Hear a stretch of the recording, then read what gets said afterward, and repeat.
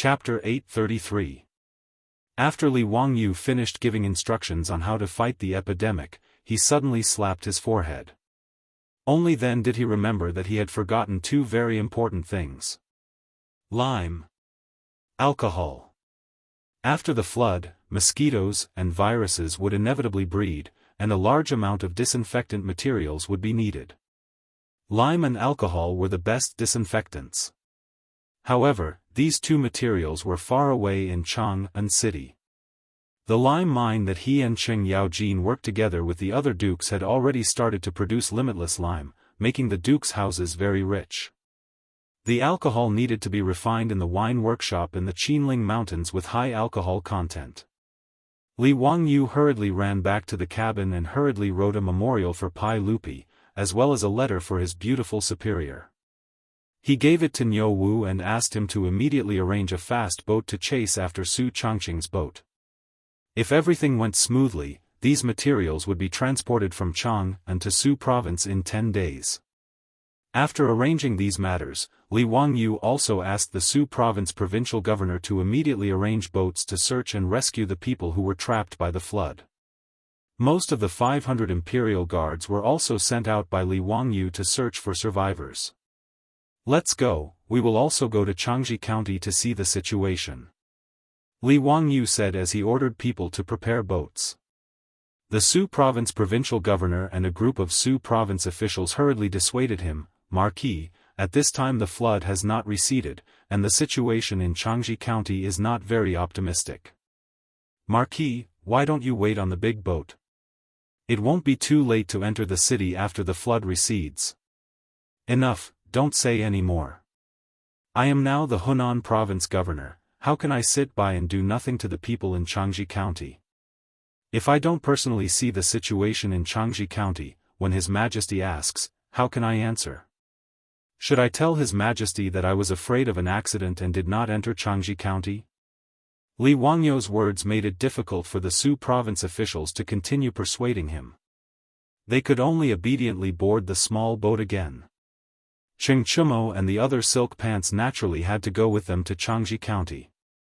In addition to Niu Wu and Lai Hat's troops, as well as the imperial guards protecting them, they rowed 4 or 5 small boats and headed for Changji County.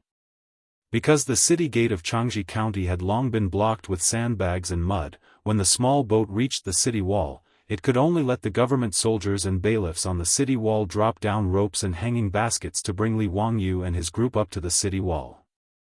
The city walls of Changji County were originally about 6 to 7 meters high, but at this time, nearly half of them were flooded. Li Wangyu estimated that the depth of the water was at least 3 meters. Changji County was the administrative area of Shuzhou, and its city walls were considered the highest. As for the other counties that were surrounded by the flood, according to the Shuzhou provincial governor, the height of the city walls was no more than 5 to 6 meters. They were only able to block the flood. If the torrential rain continued for a few more days, it was likely that even the city walls of those cities would be destroyed. The city walls of these counties of the Tang dynasty, including Chang'an City, were mostly made of rammed earth, and the outer layer was covered with green bricks. The city walls of Changji County were temporarily isolated from the flood and protected the tens of thousands of people in the city. However, there was also a great danger. If the city walls made of rammed earth were soaked in water for a long time, they would easily collapse. If the city walls of Changji County collapsed, then the tens of thousands of people in the city would have nowhere to run. Fortunately, the torrential rain had stopped. According to the observation of the Shuzhou officials, the flood outside the city walls had decreased a lot compared to yesterday. Li Wangyu could also see this. The highest mark left by the flood on the city walls of Changji County had already receded by 2 to 3 feet compared to the current level of the water. When he got on top of the city walls of Changji County, he looked up and saw a scene of devastation. The city was filled with muddy water with all kinds of filthy things floating on it. Of course, this was normal. Back in Chang'an City, it was because of the torrential rain that Li Wangyu couldn't bear it anymore and had the idea of building a public toilet. The situation of Changji County was almost the same as that of Chang'an City. Not to mention that there were no public toilets, most of the people were used to relieving themselves everywhere. If it was in the past, it would be fine. However, when the flood hit, the situation in the city became abnormally bad. The Tang dynasty was different from later generations. Most of the buildings were one-story wooden houses, and even the provincial governor's mansion was the same. The 1-foot-deep water had already made the people in the city cry, but there was nothing they could do. The officials of Shuzhou accompanied Li Wangyu and his group to patrol around the city walls of Changji County.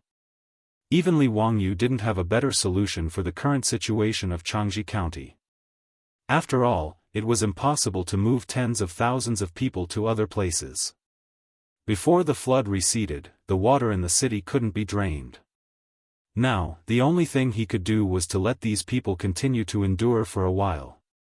When they got on top of the city walls of Changji County, it was already noon. If it was in the past, the city would be filled with smoke at this time, and every family would be cooking. However, due to the influence of the flood, Li Wangyu could only see a few wisps of smoke rising from the city walls. How is the food of the people now guaranteed? I have already ordered people to count the food in the streets. For the people who have difficulties in life, they will be given a daily quota of corn to maintain their livelihood.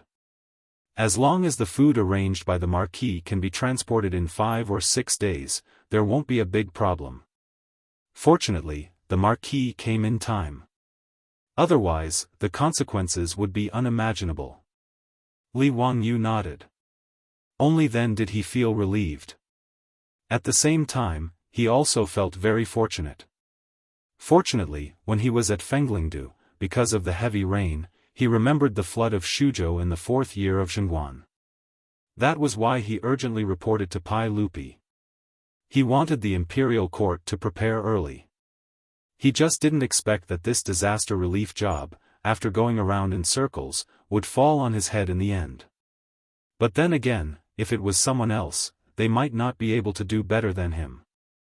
At least in the prevention and treatment of infectious diseases, although Li Wangyu was not a doctor, he knew more than the doctors of this era. He was not a saint, but he was also not a person with a heart of stone. As the saying goes, if you are poor, you should take care of yourself, if you are rich, you should help the world. Now that he was the marquis of the founding county of the Tang dynasty, he naturally had to do something for this era, for the Tang dynasty, and for the people of the Tang dynasty. Brothers, how about we live in Changji County today? Li Wangyu turned his head to the playboys and said with a smile. Cheng Chumo laughed and said, "Great. I have never lived in such an environment." Ziyu, you are not afraid, how can I frown? Of course, Brother Chumo was shot in the stomach by an arrow, but he didn't even frown. Fang Yi Ai joked. Cheng Chumo couldn't help but fly into a rage.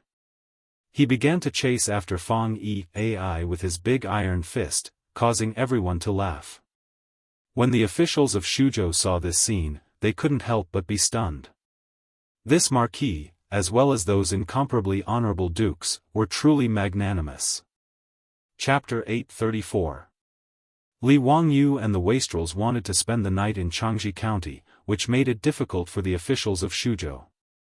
There was no other reason other than there was no place suitable for Li Wangyu and the others. Even the Shuzhou provincial governor's mansion was soaked in dirty water. If Li Wangyu and the others wanted to stay in Changji County, where to stay was a very specific problem. Li Wangyu's brain was hot. After he said that he wanted to stay in Changji County, he regretted it a little. He really couldn't stand those messy things floating in the dirty water. But since he had already said it, how could he immediately change his mind in front of everyone? Li Wangyu looked around and smiled. The city wall of Changji County was a good place for camping. Thus, he immediately ordered the imperial guards to bring over the tents and set up camp on the city wall. During this period of time, he and the wastrels were prepared to be stationed here and supervise the disaster relief in Shuzhou. Although this action was suspected of putting on a show, Li Wangyu didn't care so much. Although he wanted to help the people, he really didn't have the courage to throw himself into the dirty water and soak himself in it. Li Wangyu led a group of wastrels and moved to the city wall of Jianghu County. How could the others be negligent? Thus, including the officials of the Ministry of Civil Affairs, they all ran to the city wall of Jianghu County to set up camp. They made the city wall of Jianghu County look like a refugee cave in the future. Li Wangyu didn't care about this. Every day, he arranged for people to search and rescue the victims. He asked the officials of the Ministry of Civil Affairs to come up with practical disaster relief measures and urged them to transport food. He was also very busy. 5 or 6 days after he arrived in Jianghu County, the flood finally slowly receded. The water in Jianghu County also gradually disappeared. However, after the flood, Jianghu County was in a state of devastation. The streets and alleys were littered with all kinds of filth and garbage. At this time, the weather was clear after the rain. The sun that hadn't been seen for many days also showed its face. However, it made the entire Jianghu County emit an extremely unpleasant smell that made people want to vomit. However, including the officials of Su Province, no one seemed to feel that there was anything wrong with this situation. The commoners turned a blind eye to it and didn't find anything wrong with it. Instead, the citizens of the city took the opportunity of the sun rising and began to take out all the things that had been soaked in water from their homes to bask in the moisture. The originally dirty and messy environment became even more congested. In Li Wangyu's view, the filth piled up in Jianghu County was simply a hotbed for viruses that could erupt at any time. He immediately gave the order for the Suzhou provincial governor and the Jianghu County magistrate to immediately arrange for the bailiffs, soldiers, and civilians to work together with the citizens of the city to begin a thorough cleanup of the city. Everyone found it hard to understand and accept Li Wangyu's order. The flood had just receded and there were many things waiting to be done. Yet, the first thing they wanted to do was to ask the government to lead the people to clean up. In the eyes of the crowd, this was simply a bullshit decision made by the nobleman from Chang, and who did not know the hardships of the people. Marquis, this city is truly filthy. This official feels the same way. However, there are many people affected by the disaster in the city. There are also many houses that have collapsed due to the flood. In addition, the disaster victims outside the city are constantly pouring into Jianghu County. This official thinks that it would be better to postpone the cleanup for the time being. Before the Suzhou provincial governor finished his words, he was directly interrupted by Li Wangyu. No, we must first clean up the city and get all the filth out of the city. We must dig holes and bury them. I have already ordered people to transport lime. When the lime arrives, we must sprinkle lime on the soaked roads and corners. In addition, we must pay attention to killing mosquitoes and flies. This matter is very important and cannot be sloppy. But the Suzhou provincial governor still wanted to persuade him. Li Wangyu waved his hand. No buts. This matter is urgent and must be carried out meticulously. This marquis will let the imperial army patrol around the city. If any house is not cleaned up, then the owner will be punished. If the streets in the city are not cleaned up, then the Jianghu County magistrate will take off his official robes and get lost. This matter is not negotiable. Also, what I said before, forbidding drinking unclean water, forbidding eating unclean food, forbidding urinating and defecating, and forbidding spitting, must be carried out. If you can't do it, then don't blame this marquis for holding you accountable. Li Wangyu's words had already reached this point.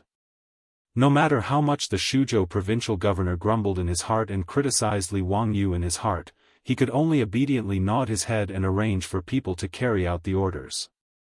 Following the Suzhou provincial governor's mansion's order, Jianghu County immediately became restless.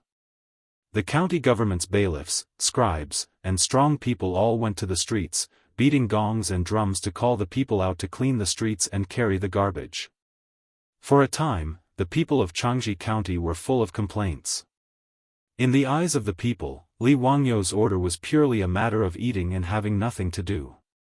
Even in Jianghu County, the people on the streets secretly called Li Wangyu, the Marquis of Hu County, Dirty Marquis, to express their dissatisfaction. These words naturally reached Li Wangyu's ears, but he only smiled and ignored them. In truth, the wastrels did not understand Li Wangyu's decision. "Zio, why are you making the people clean the streets now? You're provoking all these unreasonable curses," Cheng Chumo directly asked. Li Wangyu bitterly smiled and explained, "Brothers, you don't know. The so-called, after a great disaster, there will be a great epidemic is actually caused by these filthy things." "How is that possible?" The wastrels looked at each other in dismay. None of them could understand Li Wangyu's words. Li Wangyu also felt a headache from the wastrels' questions. It was difficult to explain. In terms of hygiene and epidemic prevention, China had been good since ancient times. Compared to other countries in the world at the same time, China was definitely a top student. But even so, in the eyes of transmigrators like Li Wangyu and Su Chongqing, they still felt that it was dirty and unsightly. Even in the Ming and Qing dynasties, because of hygiene problems, epidemics were often caused. Dysentery, cholera, plague, smallpox, as long as they appeared, a whole street would die. During the reign of Chongzhen, a plague first broke out in the Shaanxi region. It traveled all the way to the capital. Everywhere it passed, it was like a ghost town, with corpses everywhere. According to incomplete statistics, the epidemics in China's history were once in the Zhou dynasty, 13 in the Qin and Han dynasties, 17 in the Wei and Jin dynasties, 17 in the Sui and Tang dynasties, 32 in the Song dynasties, 20 in the Yuan dynasty, 64 in the Ming dynasty, 74 in the Qing dynasty. These statistics were shocking. Especially after a great disaster, when large numbers of people and animals died, if the corpses were not dealt with in time, bacteria and viruses would multiply and cause epidemics. Li Wangyu could only try his best to prevent an epidemic from breaking out in Shuzhou. Therefore, even if the officials and people of Shuzhou did not understand, he had to be firm and confident. Even if he had to mobilize the imperial army and force the people to clean, Li Wangyu would do it. As for the infamy that would come with this, Li Wangyu did not care at all. Chapter 835. In Changji County, under Li Wangyu's pressure, the Shuzhou provincial governor led the officials of Changji County and forced the people to work for 2 or 3 days. Finally, all the garbage in the city was cleared out. Good news came one after another. The grain from Chongping warehouse in Luoyang had already begun to be transported. After it reached Changji County through the Tongji Canal, it was then transported to the 8 counties in Shuzhou. After the flood receded, the Shuzhou provincial governor immediately sent people to get in touch with the other 8 counties. He learned that the situation was still stable and that there were no casualties in the 8 counties.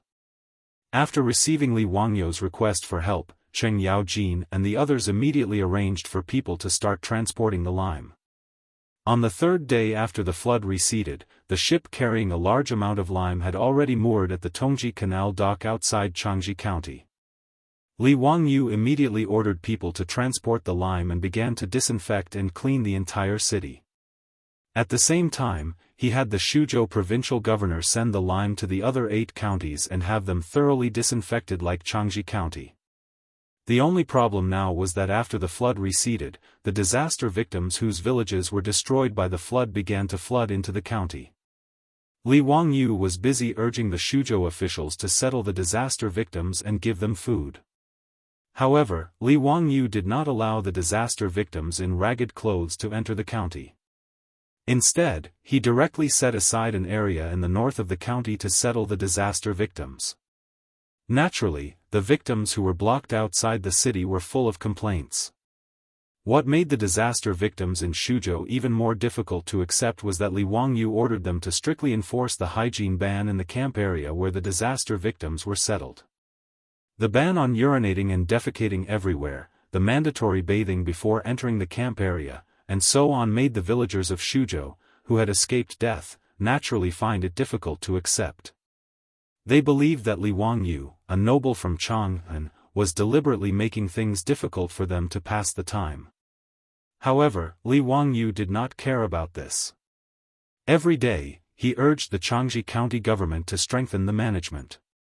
From time to time, he would send the imperial army to patrol the camp area of the disaster victims. Once they found someone violating the rules, they would be arrested and whipped in public. Under such strong pressure, coupled with the fact that there was a sufficient supply of porridge every day, there was no trouble at all. After a few days of good weather, Suzhou's situation slowly improved. Li Wangyu's heart, which had been hanging in the air, gradually relaxed. On this day, on the Tongji Canal, another large fleet went down the river and docked at the pier. Li Wangyu saw it from afar on the city wall, but he didn't think much of it. After all, in recent days, there were ships coming down the river from Jianghu, carrying corn, lime, and other supplies.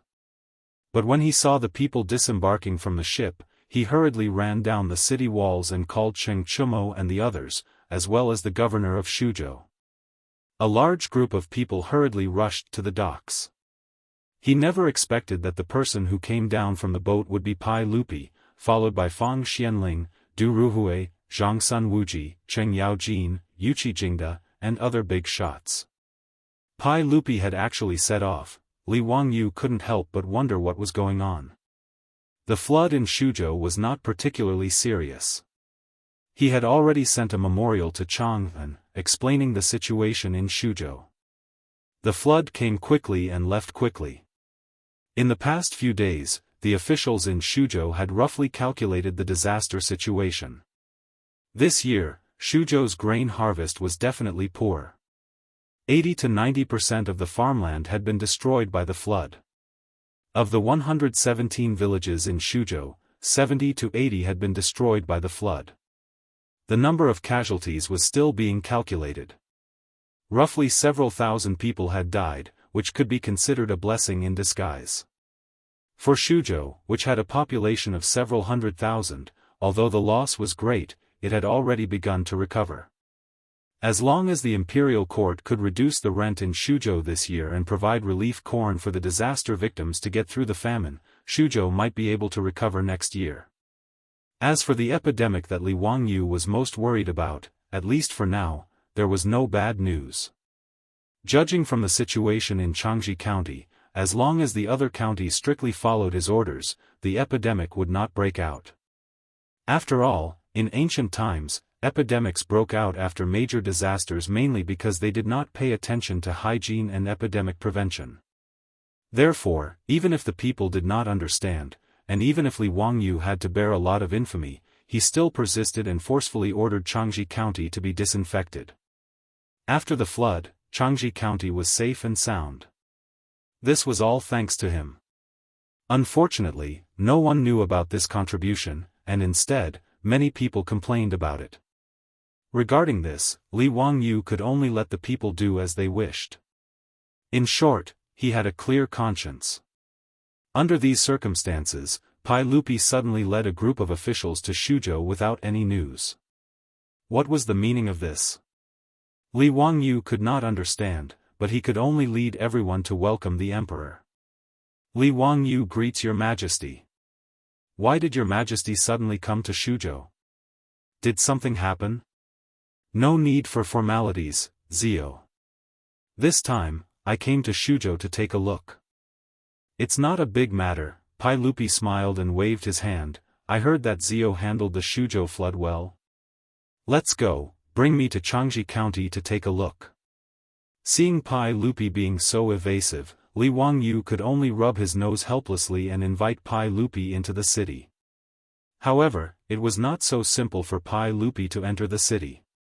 He had to wait for the imperial army to take control of the various checkpoints in Suzhou before Pai Lupi's carriage could enter the city.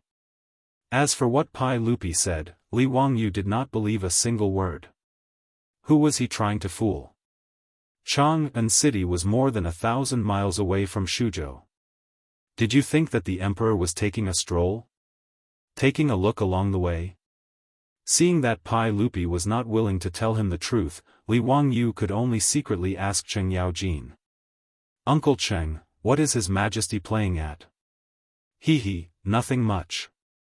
Prime Minister Zhang Baoxiang led his troops to the Sunil camp and captured that old man Shili Khan. He is sending people to Chang'an. When His Majesty learned of this matter, he was naturally delighted and decided to go up north to hunt.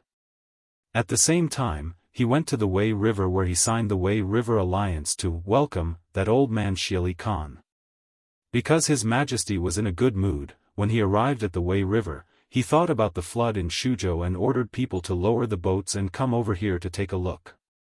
Cheng Yaojin's words made Li Wangyu suddenly understand. He had almost forgotten that the biggest thing in the 4th year of Zhengguan was the destruction of the Eastern Turks. Shili Khan was captured alive and brought back to Chang'an to report his capture to the Imperial Ancestral Temple. Li Erk had never forgotten that in the 9th year of Wuda, when the Eastern Tujue people went down south, he was forced by Shili Khan to sign the Wei River Covenant. Therefore, when he learned that his old enemy was captured, he wanted to show off a little, to show off his own political and military skill. As for him coming to Shuzhou, it was purely because he was bored waiting by the Wei River, so he sailed east to take a look at Shuzhou and see how things were handled after the flood. After understanding why Pai Lupi had suddenly appeared in Shuzhou without warning, Li Wangyu could not be bothered to think too much about it and respectfully invited Pai Lupi into the city. Li Er's ceremonial procession slowly set off.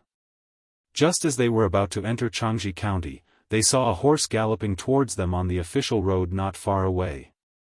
This caused the imperial guards who were guarding outside to become nervous. They all pulled out their weapons and were on high alert. Chapter 836. Only when the rider on the official road was very close did everyone notice that the person on the horse was dressed as a bailiff. Before this person could get close, he was stopped by Pai Lupi's imperial guards. They did not allow the bailiff to get close to Pai Lupi's imperial carriage. Reporting to Your Majesty, there must be news from the other counties. I will go and ask about the situation. The Shuzhou provincial governor hurriedly apologized to Pai Lupi and the others. He then hurriedly went to greet them. Not long after, the Shuzhou provincial governor walked back with a pale face. He looked as if he had lost his soul and his body seemed to be swaying a bit. What happened? Seeing him like this, Pai Lupi couldn't help but ask out of curiosity. The Shuzhou provincial governor fell to his knees and said with a trembling voice, "Reporting to Your Majesty, there is news from Yanling County. In Yanling County, the number of people infected with the disease is increasing rapidly. The symptoms are the same. Perhaps there is an outbreak of an epidemic." His words were like the rumbling of thunder in the clouds, shocking everyone on the spot. After a long time, Li Wangyu was the first to come back to his senses. He rushed in front of the Shuzhou provincial governor with a face full of anger. He grabbed his collar and said angrily, "Speak clearly. What exactly happened? Why did an epidemic appear in Yanling County? Didn't I give the order to clean up the entire city and scatter lime? Changji County is perfectly fine. Why did an epidemic appear in Yanling County?" It was no wonder that Li Wangyu was so angry. Of the 9 counties in Shuzhou, Changji County was where the provincial government was located. It had the most people and was the most prosperous. Therefore, after the flood, the people of Shuzhou chose to escape. Their first choice was Changji County. Of the 9 counties in Shuzhou, Changji County took in the most victims. It was almost as many as the other 8 counties combined. As a result, Li Wangyu had always been stationed in Changji County. He focused on regulating and preventing the outbreak of an epidemic. As for the other 8 counties in Shuzhou, Li Wangyu could not reach them. They could only be managed by the Shuzhou provincial governor's manor. However, Li Wangyu also repeatedly ordered that the other 8 counties must follow Changji County's example and must not disobey. Judging from the current situation in Changji County, it was obvious that he had done the right thing. Changji County, where most of the victims had gathered, not only was there no outbreak, but the number of people who fell ill had also decreased significantly. Illness enters through the mouth. This was a very simple principle. With Li Wangyou's strict requirements, it could be said that whether it was the people of Jianghu County or the Suzhou disaster victims gathered in the camp outside Jianghu County, their personal hygiene was definitely the best they had ever been in their lives. It was precisely because of these strict requirements that Li Wangyou felt that the Suzhou flood this time should be dealt with smoothly. Who would have thought that in front of Pai Lupi, Yanling County and Suzhou would have such shocking news? Yanling County wasn't too far away from Jianghu County, about 100 miles away. In this flood, Yanling County wasn't seriously affected. As such, Li Wangyou didn't personally go to Yanling County. He only urged the Suzhou provincial governor's manor to pass on his orders. At the same time, he ordered people to send large amounts of lime to disinfect and sterilize. Li Wangyou's angry roar made the Suzhou provincial governor not know how to reply. His voice was almost filled with tears. I don't know either.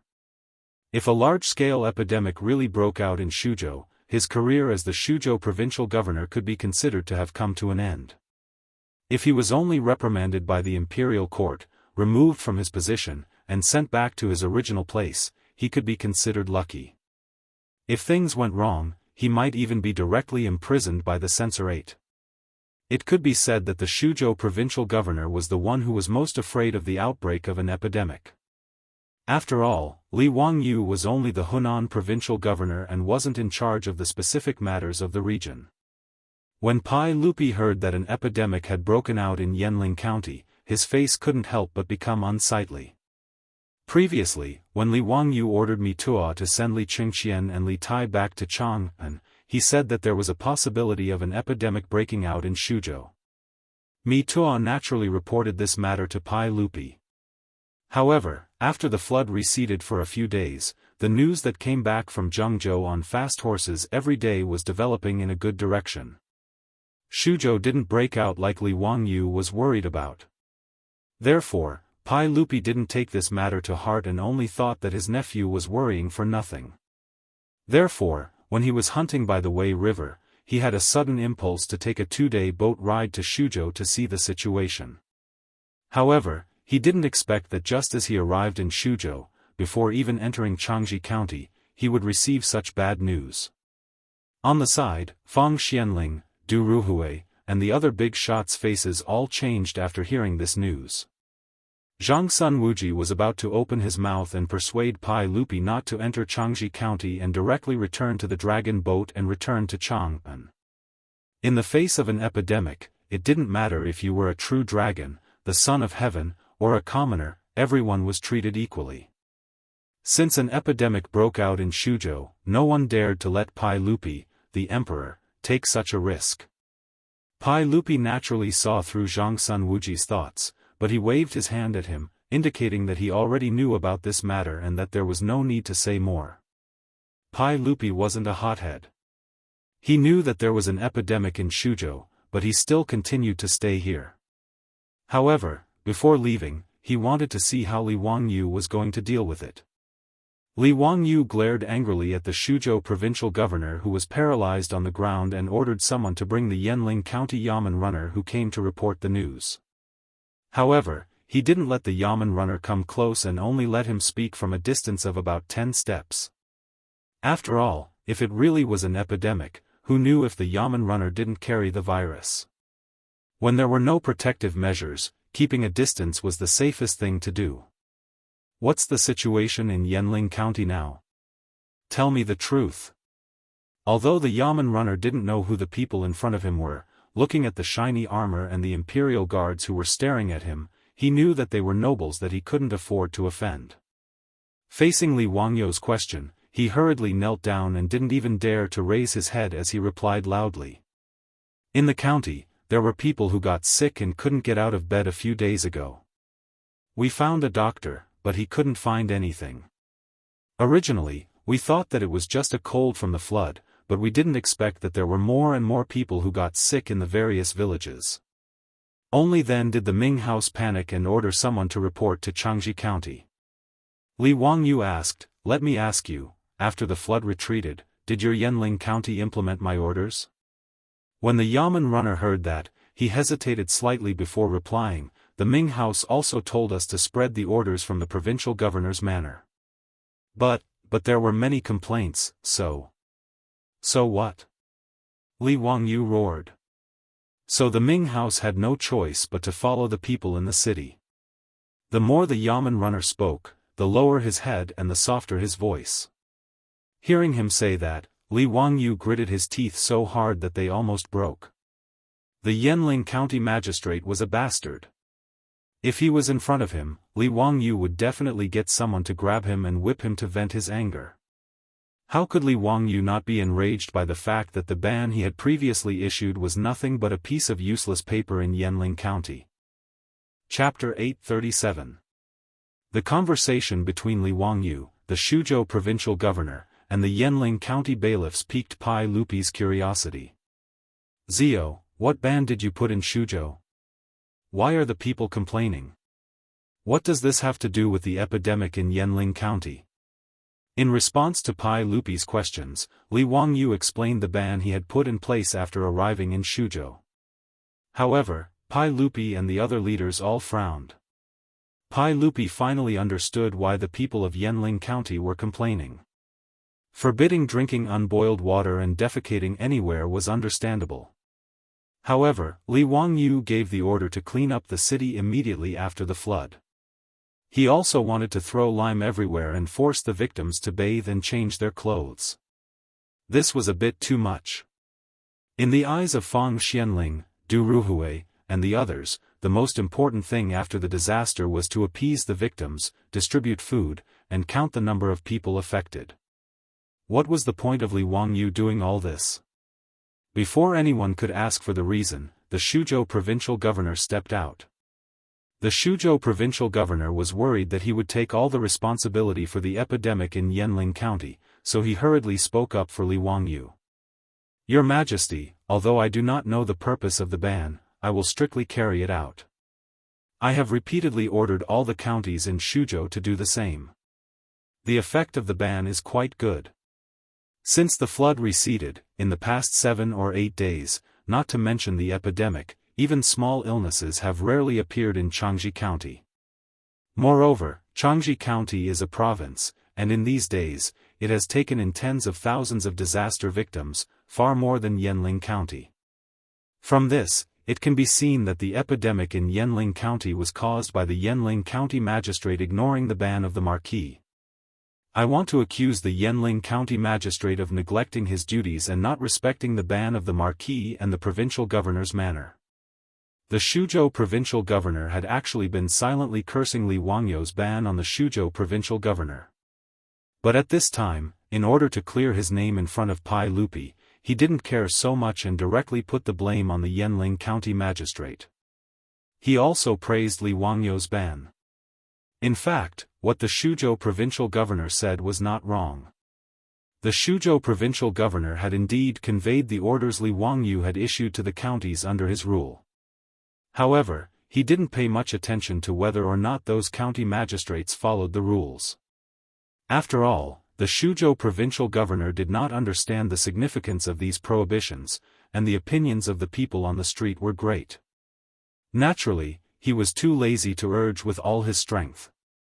However, since an epidemic had broken out in Yanling County, no matter what, the Shuzhou provincial governor would not admit that this was his responsibility. Naturally, he pushed all the blame onto Yanling County. The bigwigs present were all old foxes in the officialdom. How could they not understand the meaning of Governor Shuzhou's words? But everyone felt a lot of connotations from his words. Pai Lupi ignored the Shuzhou provincial governor and immediately turned his head to ask Li Wangyu. "Zio, what is the meaning of these prohibitions? Why is there no epidemic in Jianghu County, but Yanling County has an outbreak? Are your prohibitions really effective?" For Pai Lupi, it was more meaningful to figure out the reason why there was no epidemic in Jianghu County. After all, the Tang dynasty had a vast territory.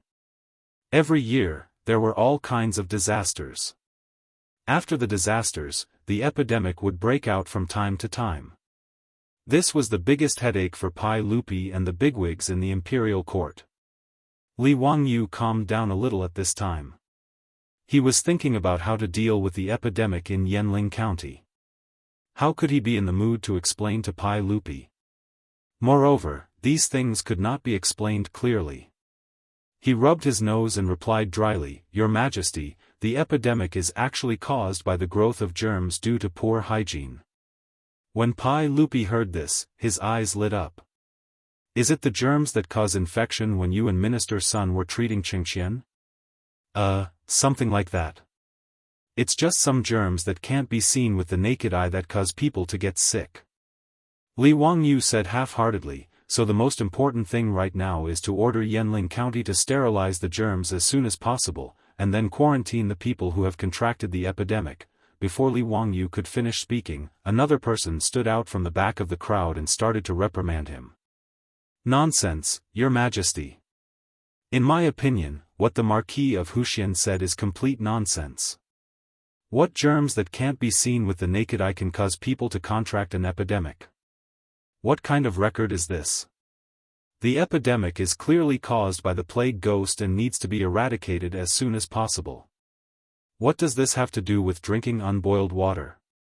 When Li Wangyu heard this, he was taken aback and could not help but look at the person who spoke. Li Wangyu knew the old man who had reprimanded him for speaking nonsense. It was Taichung Qing Wang Ying, the uncle of the head of the Wang clan of Taiyuan, Wang Renyu.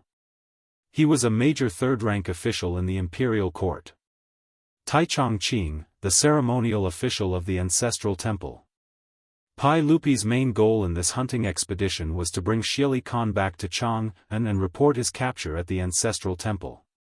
It was normal for Wang Ying, the Taichung Qing, to accompany him. But what was the meaning of this old man dissing him? Was it because of the Taiyuan Wang clan's broken engagement and that rotten sesame seed matter? In reality, Li Wangyu had wronged Wang Ying. This old man had stood out to reprimand Li Wangyu not because of the grudge between the Taiyuan Wang clan and Li Wangyu. It was because this old man, as a Taichung Qing, firmly believed that the epidemic was caused by the plague ghost.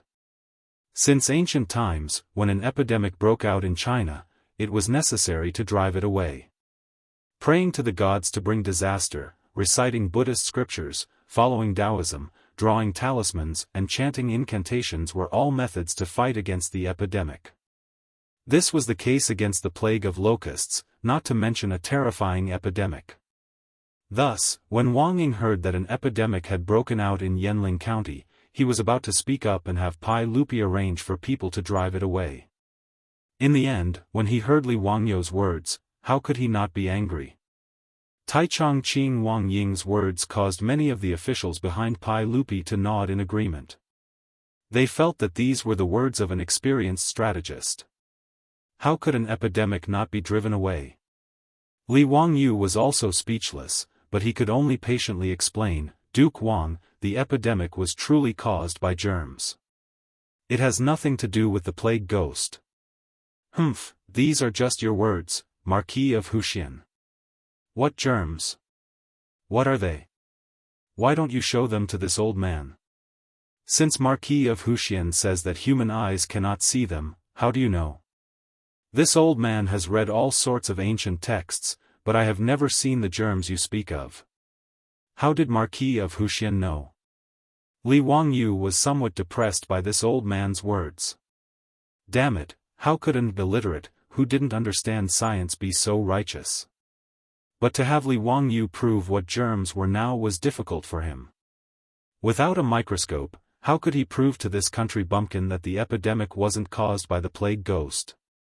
Moreover, even if he had a microscope, would these country bumpkins be able to understand? Just as he was thinking about how to explain, he heard a familiar voice. "Your Majesty, everyone, it would be better if I explain the germs that Marquis of Huxian spoke of." Chapter 838. Li Wangyu was taken aback. There was actually someone who could help him explain this problem. But when he saw the person who had spoken, he laughed. The one who had spoken was Sun Simiao's disciple, the current imperial physician of the Shangyao Bureau, Lu Shenwei. As Pai Lupi's imperial entourage, he, as the imperial physician of the Xiangyao Bureau, naturally had to accompany him. Seeing that Lu Shenwei was also present, Li Wangyu relaxed. With this imperial physician of the Xiangyao Bureau explaining, it was much more reliable than speaking on his own. Moreover, ever since he sent the microscope to Sun Simiao's Zinfei, Sun Simiao and his disciples were considered the people who understood microbes and viruses the best in the world. It could even be said that they understood microbes and viruses better than him and Su Chongqing.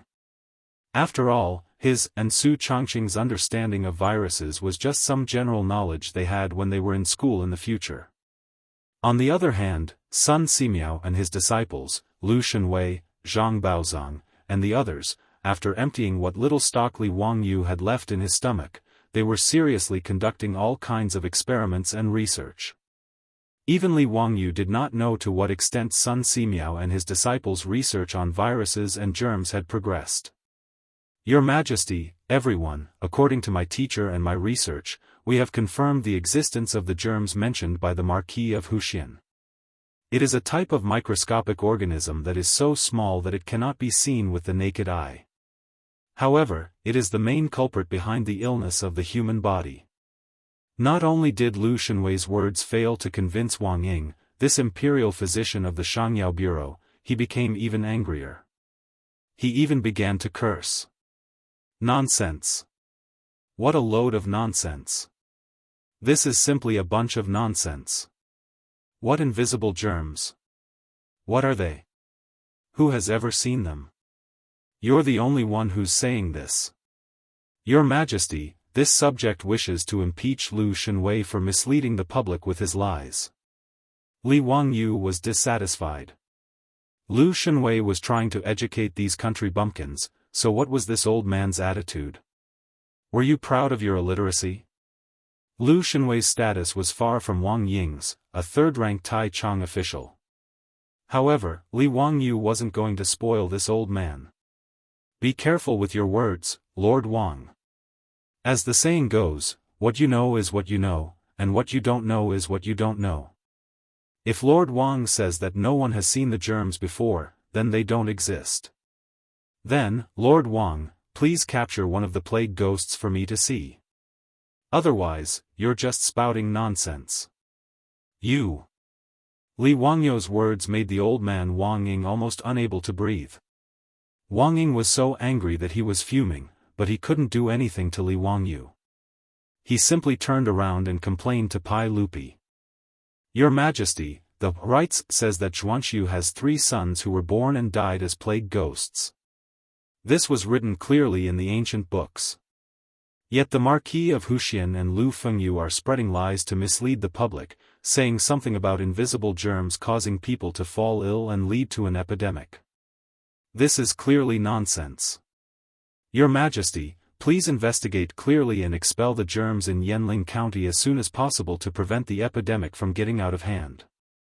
Pai Lupi actually agreed with Wang Ying's words. Not only did Pai Lupi agree, but even Fang Xianling, Du Ruhui, and Zhangsun Wuji, these big shots, didn't think so too. Expel the plague ghosts was a principle that everyone agreed with. However, after experiencing Li Wangyu, Sun Simiao, and Lu Shenwei saving Li Qingqian, Pai Lupi did not doubt his nephew's disinfection and sterilization. Especially after Sun Simiao came up with penicillin, the legendary miracle drug that could kill germs in the body, he really did treat many illnesses. On one side was his nephew, and on the other was Tai Chongqing. This made Pai Lupi somewhat hesitant, not knowing how to choose. Li Wangyu naturally scoffed at Wang Ying's words. Lord Wang's words are nonsense. How is this epidemic different from a normal illness? Naturally, you have to listen to doctors and take medicine. Don't tell me that when Lord Wang is sick, you rely on expel the plague ghosts to treat your illness? You don't look at doctors and refuse to take medicine? In Li Wangyu's opinion, an epidemic wasn't scary. What was scary was people like Wang Ying, who vainly tried to rely on God and Buddha to cure the disease. That was disregarding human life. These are two completely different things. How can you mix them together? An epidemic is an epidemic. What does it have to do with whether I look at doctors or not? The epidemic was caused by the plague ghosts. There's no doubt about this. Even if Marquis Huxian says something different, it's useless. Wang Ying stubbornly insisted that the epidemic was caused by the plague ghosts. Li Wangyu was so angry that he almost wanted to roll up his sleeves and have a real-life PK with him. Lord Wang, you're disregarding human life. When an epidemic breaks out, the patients must first be isolated, then disinfected and sterilized. Only then can doctors administer medicine. Otherwise, relying on exorcism to drive away the plague ghosts and save the people is purely a dream. Humph, ignorant child, this old man won't argue with you. Bah, you shameless old thing. You're really an old man who doesn't die is a thief. You shameless villain. You're stupid and ignorant. You don't know shit, yet you dare to criticize me. I'm the Hunan Dao's censorate envoy.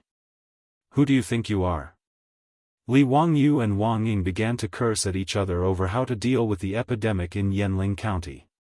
Pai Lupi felt a headache coming on as he listened. On the other hand, Cheng Yaojin, Yuchi Jingda, and the other old fellows were beaming with joy. They only hated that they weren't quarreling enough. It would be more satisfying if they started fighting. Enough. One of you is a Taichung minister, the other is the founding county marquis, the Hunan Dao's censorate envoy. Quarreling like shrews in the marketplace, where's the sense of propriety? Pai Lupi's face alternated between green and white when he heard the two quarrel. He was clearly quite angry. Seeing that Pai Lupi was angry, Li Wangyu and Wang Ying shut their mouths at the same time and stopped quarreling. Enough. The most important thing right now is to quickly resolve the epidemic in Yanling County. Whether it's disinfecting or disinfecting, just do it. Pai Lupi had a headache and could only try to smooth things over. Li Wangyu refused to relent. Your Majesty, the matter of disinfecting must not be done. This epidemic must be isolated, disinfected, and treated as soon as possible. Doing disinfecting will only cause people to gather. Not only will it not cure the disease, it will also make it easier for infected people to pass the disease to healthy people. Wang Ying was about to start spitting again but was blocked by Li Wangyu's words. Your Majesty, I dare to make a military pledge. If you do as I say, within a month, you will definitely be able to control the epidemic in Yanling County. But I don't know if Duke Wang dares to make a military pledge. If you take charge of disinfecting, will you be able to completely eliminate the epidemic in Yanling County? Wang Ying didn't know how to reply when she heard his words. When an epidemic appears, it naturally needs to be disinfected. But whether or not disinfecting will be effective, only the heavens know. If it is effective, then everyone will be happy. If it isn't, then it means that the heavens want to punish the world. But Li Wangyu wanted him to make a military pledge. How would he dare to do so?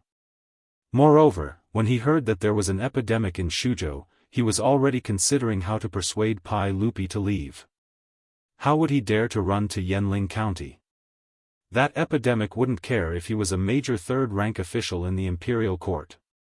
Li Wangyu saw that the old man Wang Ying was speechless and coldly snorted. If you don't dare to make a military pledge, then shut up. Stop blabbering here. He then turned his head to look at Pai Lupi.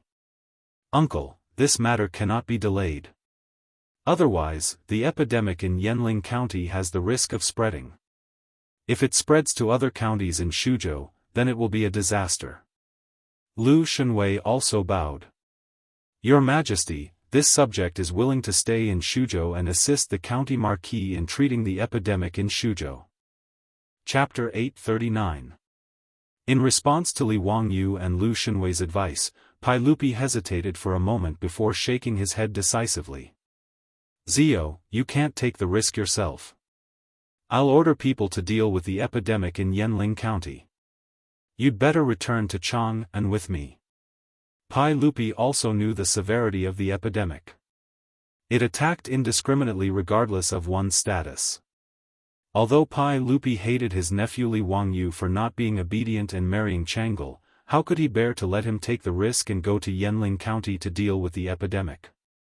Li Wangyu shook his head stubbornly. Your Majesty, I'm afraid this is not appropriate. The epidemic in Yanling County must be dealt with as soon as possible. It's not that I want to show off. It's just that no one in the Tang dynasty knows better than me how to deal with the epidemic. He smiled and pointed at Wang Ying, saying mockingly, Your Majesty, you don't really expect Lord Wang to go to Yanling County and do something to stop the epidemic, do you? His words naturally infuriated Wang Ying so much that he almost fainted from anger. However, the old man gritted his teeth and endured it. Compared to going to Yanling County, being mocked by Li Wangyu was nothing. Although he had always said that the only way to deal with the epidemic was to drive away the epidemic ghosts, Wang Ying did not have the courage to go to Yanling County himself. Wang Ying did not speak. Li Wangyu did not bother to continue mocking this ignorant old man. He just continued, Your Majesty, I'm confident that I can eliminate the epidemic in Shuzhou. Your Majesty, please don't mention letting me return to Chang'an anymore. Li Wangyu's insistence on staying wasn't because of his fearless spirit, but because the Tang of this era were truly worrisome in their methods of dealing with the epidemic. Since ancient times, Wuxia lacked sufficient understanding of the infectivity of the epidemic. At the same time, due to the influence of ethics, not only did they not take corresponding measures to isolate the victims of the epidemic, but they also sometimes increased the chances of contact by taking care of the sick, asking about the sick, and attending to the dead. Even the disgusting and contagious method of testing for disease transmission was promoted as a form of filial piety. How could Li Wangyu not be pessimistic about the Tang's management of the epidemic? Although Li Wangyu didn't understand, he had seen pigs run even though he had never eaten pork before. Isolation and disinfection were the most basic and effective measures. If doctors did not have an effective treatment method, they could at least ensure that the epidemic did not spread. That would be a great merit. In fact, when Li Wangyu said these words, his legs were also trembling a little. Who wouldn't be afraid of infectious diseases? In particular, there might not be any effective treatment methods. There were many infectious diseases in this era, and once infected, there was almost no chance of survival. Whether it was the plague, smallpox, or cholera, they were all deadly. However, Li Wangyu had no choice but to stay. Putting aside the idea of saving tens of thousands of people from the fire and water, Li Wangyu is also a man who shits in the latrine with his face facing the outside. If he were to take back the words that he had said in front of hundreds of officials, would he still have any face? Seeing Li Wangyu's firm attitude, Lu Shenwei naturally asked Pai Lupi for permission again. Your Majesty, your subject is willing to assist the Marquis of Huxian to save the people of Shuzhou. Your Majesty, please grant me permission. How could Pai Lupi agree? He still shook his head and refused to grant permission. Li Wangyu bowed again and said, Your Majesty, please board the dragon boat as soon as possible and return to Chang'an. Since Your Majesty has appointed me as the Hunan Road's Bangxi envoy, this is my duty. How can I back down? Pai Lupi coldly snorted. Then I will remove you from your position as the Hunan Road's Bangxi envoy. Don't say anything else. Quickly board the boat with me. Li Wangyu did not expect these words. Although he was somewhat annoyed, there was a trace of warmth in his heart. It was said that the emperor was the most ruthless. Pai Lupi had once killed his brother in the Xuanwu Gate, showing his cold-bloodedness. At this time, he was actually concerned about his safety and wanted to force him to leave Shuzhou. Naturally, Li Wangyu was very moved. Li Wangyu's heart was beating like a drum. He thought to himself, should I just take advantage of this situation to get off the donkey? In any case, he did not have to go to Yanling County to deal with the epidemic. It was not impossible to stay in Jianghu or Chang'an and command remotely. As long as he wrote a regulation on how to prevent the epidemic and urged the officials in Shuzhou to follow it, the effect would not be bad. However, before he could say anything, he was surprised to see that another large ship had come down from the Tongji Canal and was slowly docked at the dock. If it were an ordinary civilian boat, the imperial guards at the dock would naturally not allow it to dock. However, that boat was flying the flag of Li Wangyu, Marquis of Huxian. Li Wangyu felt that it was strange. Why would there be a boat coming to Shuzhou at this time? Could it be that his beautiful superior was in Chang'an city and had ordered people to make masks and alcohol to send over? He hurriedly apologized to Pai Lupi and quickly walked to the dock, ready to see what the boat had brought. In the next moment, a beautiful figure appeared at the bow of the boat, startling Li Wangyu. "Chongqing, why are you back?" Li Wangyu hurriedly walked over and carefully supported his beautiful superior as they walked down from the gangplank. Su Chongqing smiled and rolled his eyes at him. "I ordered people to make tens of thousands of masks in the past few days. They have activated charcoal between them, so the effect should be good. In addition, I also ordered people to distill a large amount of alcohol at the winery. I was worried about you staying in Shuzhou alone, so I came with the boat. How is it? Is there an outbreak in Shuzhou?" Li Wangyu heard this and smiled bitterly. "Originally, it was safe and sound. I was thinking about making you rush back to Chang'an in vain to prepare these masks and alcohol. Who would have thought that just before you came, news came from Yanling County that there was an outbreak of an epidemic in the county." "Ah!" Su Chongqing heard this and couldn't help but cry out softly. Although she had told Li Wangyu that there would be a pandemic after a great disaster and that they had to take precautions, she didn't expect that this epidemic would really break out. Thinking of the scene of corpses everywhere after an epidemic broke out in ancient Wuxia, Su Chongqing subconsciously hugged Li Wangyu's arm. "Wangyu, what do we do now?" Li Wangyu smiled bitterly and was about to explain to Su Chongqing that Pai Lupi wanted him to go back to Chang'an city when they heard a light cough behind them. The two of them turned their heads and saw Pai Lupi glaring at them with an ashen face. His gaze also fell on Su Chongqing's arm that was tightly hugging Li Wangyu's arm. Su Chongqing immediately reacted. Her face flushed red and she quickly let go of Li Wangyu's arm. Li Wangyu was thick-skinned and didn't feel that there was anything wrong. Instead, he didn't understand why Pai Lupi was so fierce. Even if this wasn't the future, he and Su Chongqing didn't do anything indecent. Did Pai Lupi have to have such an expression? He didn't know that in Pai Lupi's eyes, Su Chongqing was a woman who was trying to steal her daughter's husband. How could Pai Lupi not be angry when he saw the two of them being so close? Pai Lupi only coughed to warn the two of them and didn't let the imperial army capture this adulterous couple and drown them in a pig cage. This was already considered magnanimous of Pai Lupi. Chapter 840. At this moment, Li Wangyu couldn't care less about what Pai Lupi was thinking. When he heard that his beautiful boss actually brought the masks and alcohol, he was very happy. With the help of these two divine tools, the elimination of the epidemic in Yanling County would be more assured. He turned to Pai Lupi again and bowed. This time, he didn't call him, "Your Majesty, Uncle." "I'm not trying to show off. It's just that I'm afraid that I can eliminate the epidemic in Shuzhou in the shortest time possible. I know that Uncle is worried about my safety, but I'm not saying this because I'm hot-headed." Li Wangyu turned his head to look at Su Chongqing. "Bring me a mask. I'll demonstrate it to Uncle." Su Chongqing immediately agreed and called for someone to bring the masks. These masks were all made by the female workers in the lingerie shop after she returned to Chang'an.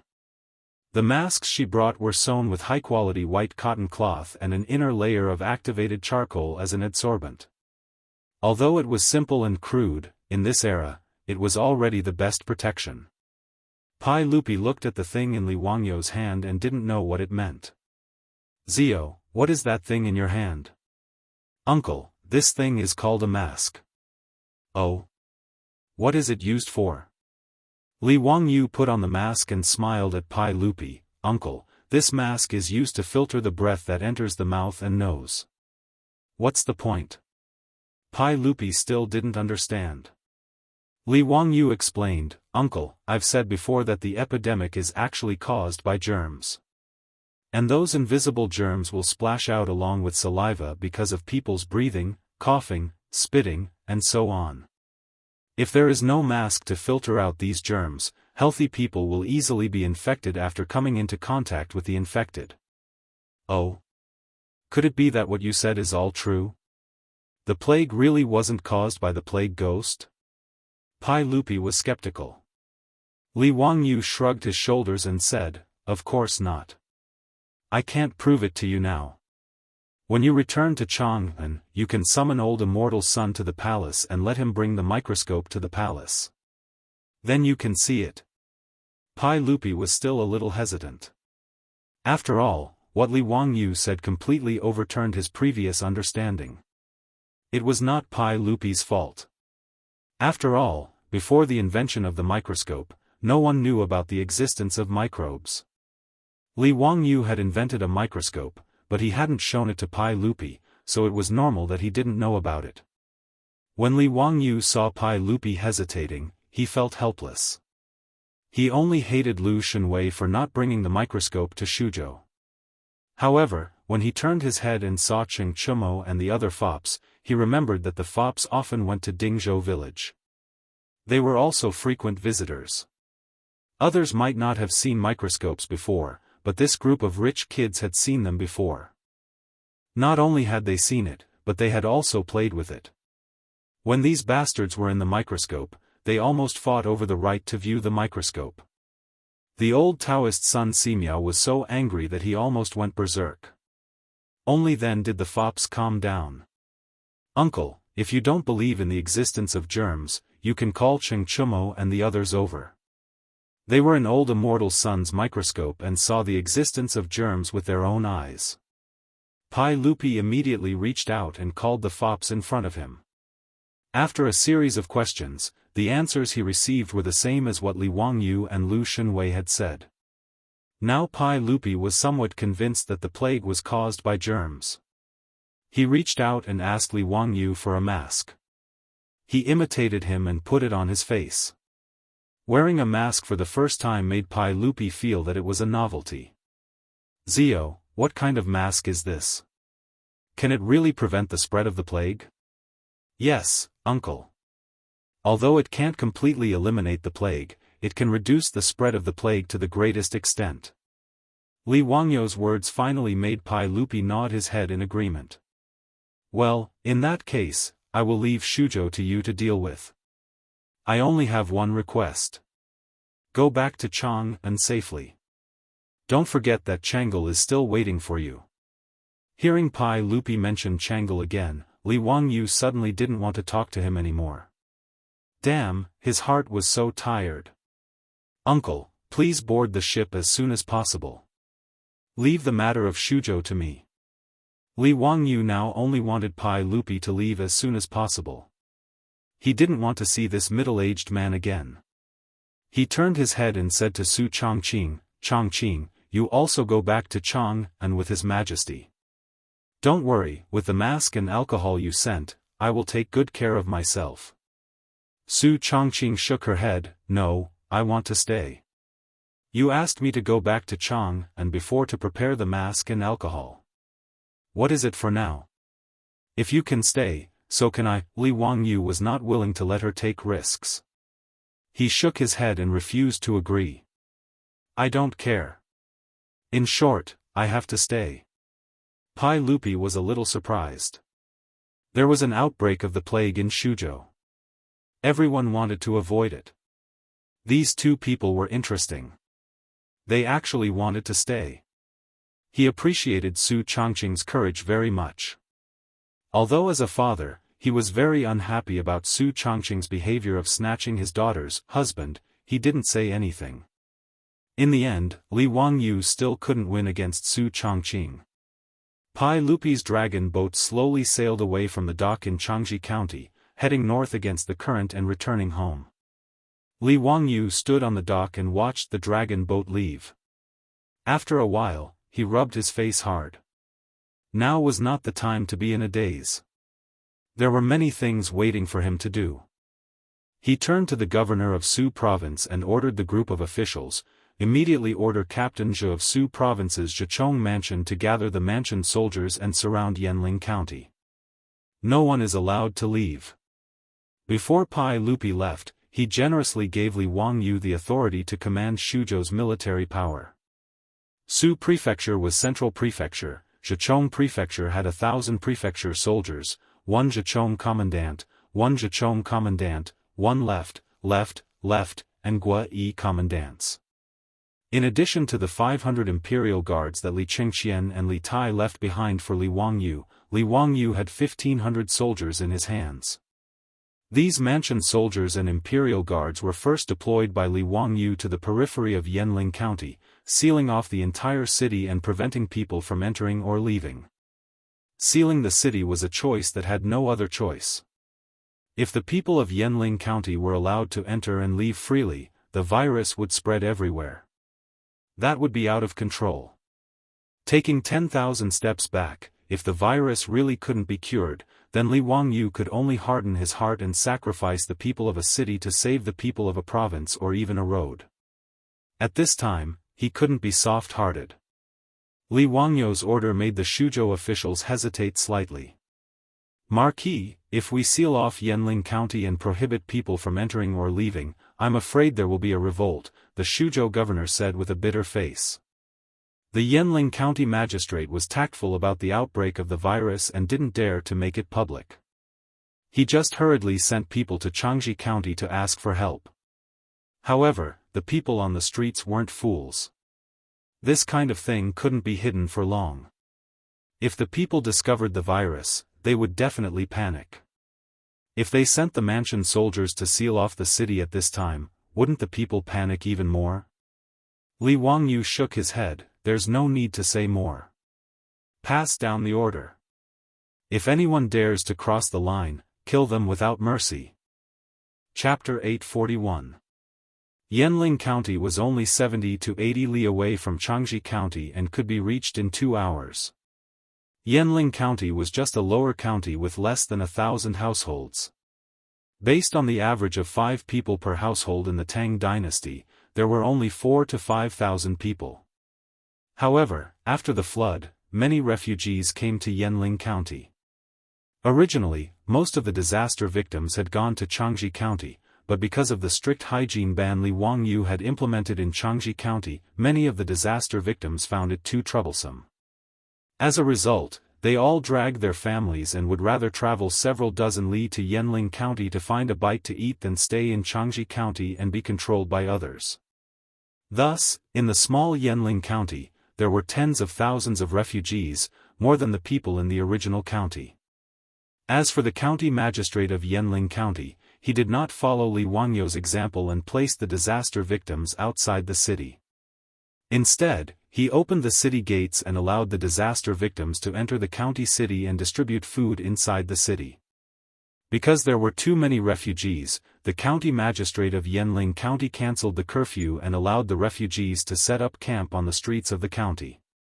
Regarding this, the county magistrate of Yanling County was very proud and felt that he was implementing a benevolent government. As for the hygiene ban from the Changji provincial governor's manor, the county magistrate of Yanling County scoffed and only ordered the bailiffs to spread the ban. As for whether the people were willing to follow it, he was too lazy to ask. It was already the beginning of summer and the weather was getting hotter. There were tens of thousands of people in the small Yanling County. There were no public toilets in the city, so one could imagine the sanitary conditions.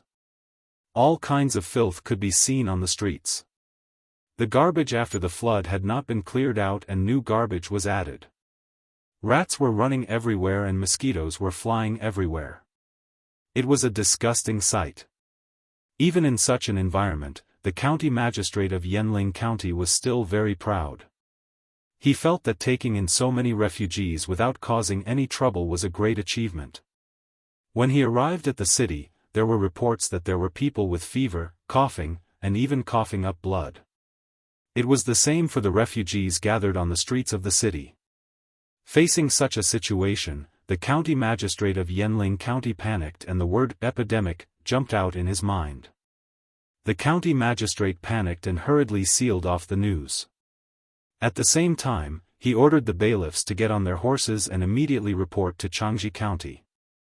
However, the county magistrate of Yanling County did not expect that a few hours after he sent the bailiff to Jianghu County to report the news, it was not the doctors sent by Jianghu County, but hundreds of government soldiers. These soldiers did not enter the city. Instead, some of them surrounded the 4 city gates of the county. When the Yanling County magistrate received the report from his subordinate, he hurriedly put on his official robe and went out to welcome them. However, before he walked in, he was shocked to find that all the soldiers were wearing a white mask that covered their mouths and noses. Only their eyes were exposed. "Stop. Stay there and don't come over." Before the Yanling County magistrate could get close, he was stopped by the soldiers. At the same time, the soldiers raised their weapons and pointed them at the Yanling County magistrate and the officers behind him. "What are you doing? I am the county magistrate of Yanling County. Why are you blocking the city gate?" The Yanling County magistrate could not help but be enraged. He pointed at the soldiers and scolded them. A Gua-yi field officer walked out from the soldiers. He also wore a white mask that covered his mouth and nose. "I am the right Gua-yi field officer of Zhejiang residence in Su province. I am under the orders of the founding Marquis of Hu County and the Zhe envoy of Hunan province to seal off the entire Yanling County. No one is allowed to enter Yanling County without permission. Violators will be killed without mercy." Gua-yi field officer's words naturally caused an uproar among the officers and bailiffs of Yanling County. "What? Why are they sealing off the county? What is the reason? Why are we not allowed to enter the county? Ming House, what is going on? Why are the soldiers sealing off the county for no reason? What is going on?" At the city gate, the commoners who were watching the commotion started to clamor when they saw this scene. Many people crowded around and walked out of the city. As more and more people gathered, the soldiers who were in charge of sealing off the city gates started to hesitate. "Field officer, what do we do now?" Gua-yi field officer gritted his teeth and ordered fiercely, "If anyone disobeys the order and tries to force their way out of the city, kill them." "Yes, sir." With Gua-yi field officer's order, the soldiers raised their weapons again and pointed them at the officers and commoners of Yanling County. The soldiers might not know about the epidemic in Yanling County, but field officers Gua-yi and Zhejiang knew about it. When Li Wangyu ordered the soldiers to seal off Yanling County, he summoned the 3 of them and told them about the epidemic in Yanling County. When they heard that he wanted them to go to the epidemic area, even Zhejiang felt nervous. Who wouldn't be afraid of the epidemic? If they accidentally contracted it, the epidemic wouldn't care if they were the emperor or commoner. Li Wangyu saw their hesitation and comforted them with a smile. "You don't have to worry too much. You just need to guard the city gate and prevent anyone from entering or leaving. That will be a great achievement. I won't let you go like this. Do you see this thing on me? It's called a mask and is used to isolate the epidemic. Wear it and you won't have to worry about being infected." In response to Li Wangyu's words, Commandant Zhejiang and Commandant Gua-yi looked at each other.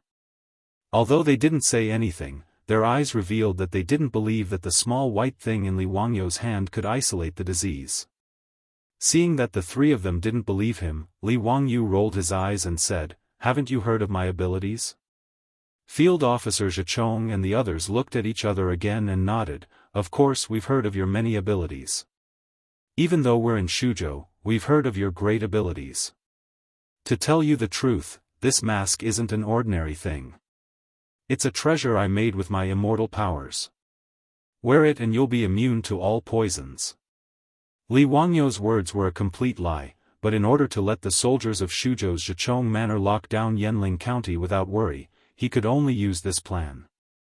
Field Officer Zhejiang and Field Officer Gua-yi field officer were somewhat skeptical of his words.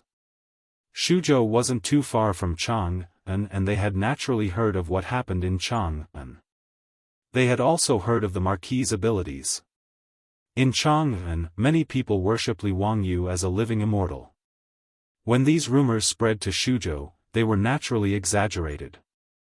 However, there was a difference between hearsay and reality. Moreover, the three of them couldn't help but be afraid of the epidemic. Seeing that they were still hesitating, Li Wangyu rolled his eyes and came up with an idea. Chapter 842. Li Wangyu ordered his men to light a bonfire. After the bonfire was lit, he ordered his men to throw a large amount of wet wood into the fire. After the wet wood was licked by the fire, it immediately emitted thick smoke. Li Wangyu threw the masks to Captain Zhichong and the two Gui captains, put on the masks and stand in the thick smoke to test the effect. He was purely fooling Captain Zhichong and the others by using the masks with activated charcoal made by their beautiful superior as gas masks. In the medical masks of the future, the filter layer in the middle was a melt-spray cloth, which could effectively filter the virus in the air. However, this kind of high-tech product was not something that Li Wangyu and Su Chongqing could make in the Tang dynasty. As for the masks with activated charcoal, strictly speaking, they were not suitable for medical protection. They were used to absorb organic gases, odors, and toxic dust. However, in the Tang dynasty, they were already the best protective products. The masks with activated charcoal could effectively absorb carbon monoxide and other harmful gases. Naturally, they could also be used as gas masks. Captain Zhichong and the two Gui captains doubtfully put on the masks and listened to Li Wangyu's orders and walked into the thick smoke. It had to be said that the masks with activated charcoal were absolutely effective in filtering the smoke. The three of them wore masks and stood in the thick smoke. Although the smoke made it difficult for them to open their eyes, they did not find it difficult to breathe at all. This discovery made the three of them pleasantly surprised. They finally believed what Li Wangyu said before. They were all experienced soldiers, so they naturally knew that it was impossible for people to breathe in this kind of thick smoke. It seemed that the masks were indeed immortal treasures. It was because of this confidence that nearly 1,000 soldiers of Zhichong's mansion in Shuzhou, under the leadership of Captain Zhichong, all put on masks and rushed to Yanling County to carry out Li Wangyu's ban. Captain Zhichong ordered his men to fetch lime and drew a white line on the ground outside Yanling County's gate with the lime. Listen carefully. Anyone who dares to cross this line without permission will be killed immediately. Do you understand? Yes, sir. The soldiers put their weapons on the ground and punched their chests with their right hand as they shouted in unison. This aura immediately forced the officials of Yanling County, as well as the noisy citizens in the city, to subconsciously take a few steps back. However, there were still some people who did not believe it. The deputy of Yanling County was an old man in his 60s with white hair and beard. He patted the dust on his official uniform and said with disdain, "I don't believe that you dare to kill the officials of the imperial court. Today, I will go to Changji and ask you to do this." "Who ordered you to do this?" "I don't believe." As he spoke, the deputy of Yanling County's mansion, he walked and stepped out. Just as he took 2 steps out of the white line drawn by the lime, he saw an arrow piercing through the air with a swoosh. It directly pierced into the county deputy's chest. The deputy of Yanling County's mansion was stunned. He looked up at Captain Zhichong, who was still holding a bow, and pointed at him with a trembling hand. However, he could not say a word and fell to the ground. His body twitched a few times and then stopped moving. Seeing that the people from the House of Subjugation actually dared to kill, and that the person they killed was an official of the royal court, no one doubted the words of the soldiers from the House of Subjugation anymore. The county magistrate of Yanling County's face was pale and his body was trembling. He stared at the deputy of Yanling County with a face full of fear. He would never have thought that something like this would happen. You all my ass. Listen carefully. The Marquis of Huxian has ordered that Yanling County immediately start removing the garbage and cleaning up the filth. All the rats, mosquitoes, and flies must be killed. I repeat the ban again. No one is allowed to drink unboiled water. No. Captain Zhichong did not give any face to the county magistrate of Yanling County. He interrupted him and read out Li Wangyou's order. It was no wonder that he was so ruthless and killed the deputy of Yanling County. The deputy of Yanling County did not deserve to die. However, before they set off for Yanling County, Li Wangyou had repeatedly ordered that no one, including the officials of Yanling County, was allowed to enter or leave Yanling County. Marquis, if the Ming House of Yanling County tries to force their way out, kill them all. Li Wangyou gritted his teeth and replied with a ferocious expression. It was no wonder that Li Wangyou was so ruthless. If he did not do so, the epidemic could not be contained within Yanling County and spread everywhere. That would be an unimaginable loss. This was the arrow that defeated the commandant and killed the deputy county magistrate of Yanling County. It destroyed the last bit of wishful thinking of everyone in Yanling County. The county magistrate of Yanling County did not dare to say anything more about this matter. He could only lead the officials and bailiffs back and finally started to seriously carry out the hygiene ban that Li Wangyou had ordered. Fortunately, Su Chongqing had transported a large number of masks. Within a few days, she had gathered all the female workers and worked day and night to make tens of thousands of masks. These masks were also sent into Yanling County by the soldiers. After they were taught how to wear them, they were forced to wear masks at all times without any mistakes. After 2 days of hard work, the county magistrate of Yanling County finally made up for it. He led the bailiffs and drove the officials of each square to force the people and victims of the disaster to clean up Yanling County from top to bottom. The filth that was cleaned up was transported out of the county under the supervision of the soldiers. They dug a hole and buried it. A large amount of lime was splashed inside to disinfect it. As for Yanling County, the air was also filled with the smell of lime water. Li Wangyou, Su Chongqing, and the wastrels had already arrived outside Yanling County. However, they were not in a hurry to enter. Li Wangyou could not be blamed for being timid. With the current level of epidemic prevention, he could not be too careful. However, he still sent the medical workers recruited from Changji County to wear masks and enter the city to check on the condition of the patients' families. Lu Shenwei also volunteered. He put on a mask and entered Yanling County with the medical workers. Half a day later, Lu Shenwei returned from Yanling County. After soaking in lime water and being sprayed with alcohol from top to bottom, Lu Shenwei sat in front of Li Wangyou. "Zio, we're in big trouble. It's the big head plague." Lu Shenwei's fingers were still trembling. The hand holding the teacup was also trembling. Big head plague? Li Wangyou was confused. What kind of infectious disease was this? He had never heard of this disease in the future. That's right, it's the big head plague. I've seen those patients. Their necks are swollen, and they're coughing up blood. They're also known as the lump plague. Li Wangyou still did not understand. Thinking back, did this disease exist in the future? Immediately, a sentence popped up in his mind. There's a big plague in summer and autumn. Once a person grows a lump of fat, they die immediately. It's known as the lump plague. 14 to 15 people suffer from it. In spring, there are people who vomit blood and die within half a day. Sometimes, a family dies together. Li Wangyou's body could not help but tremble. Plague. Chapter 843. Since those infected with the plague would cause their lymph nodes to swell, they were the names of the plague in ancient China. According to historical records, when the epidemic broke out, people with swollen necks would die in 1 or 2 days. It was known as the big head epidemic.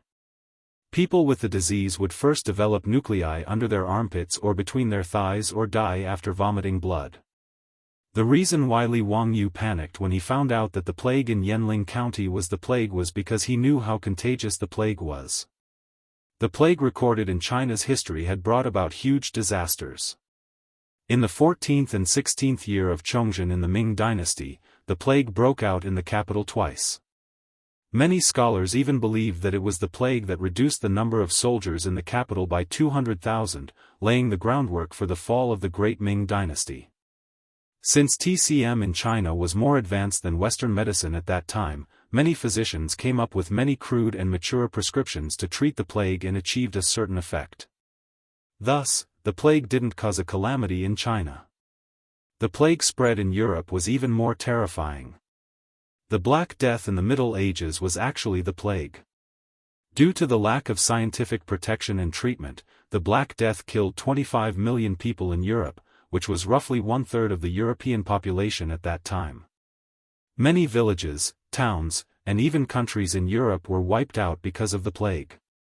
Su Chongqing didn't understand what kind of infectious disease the big head disease Lu Shenwei mentioned was, but seeing Li Wangyou's face instantly turn pale from fright, he understood that this disease must be quite serious. Wangyou, what kind of disease is this big head plague? Li Wangyou squeezed out 2 words from the gaps of his teeth, plague. When Su Chongqing heard that it was a plague, he was also scared out of his wits. He covered his mouth with his hand in disbelief, and his face was full of fear.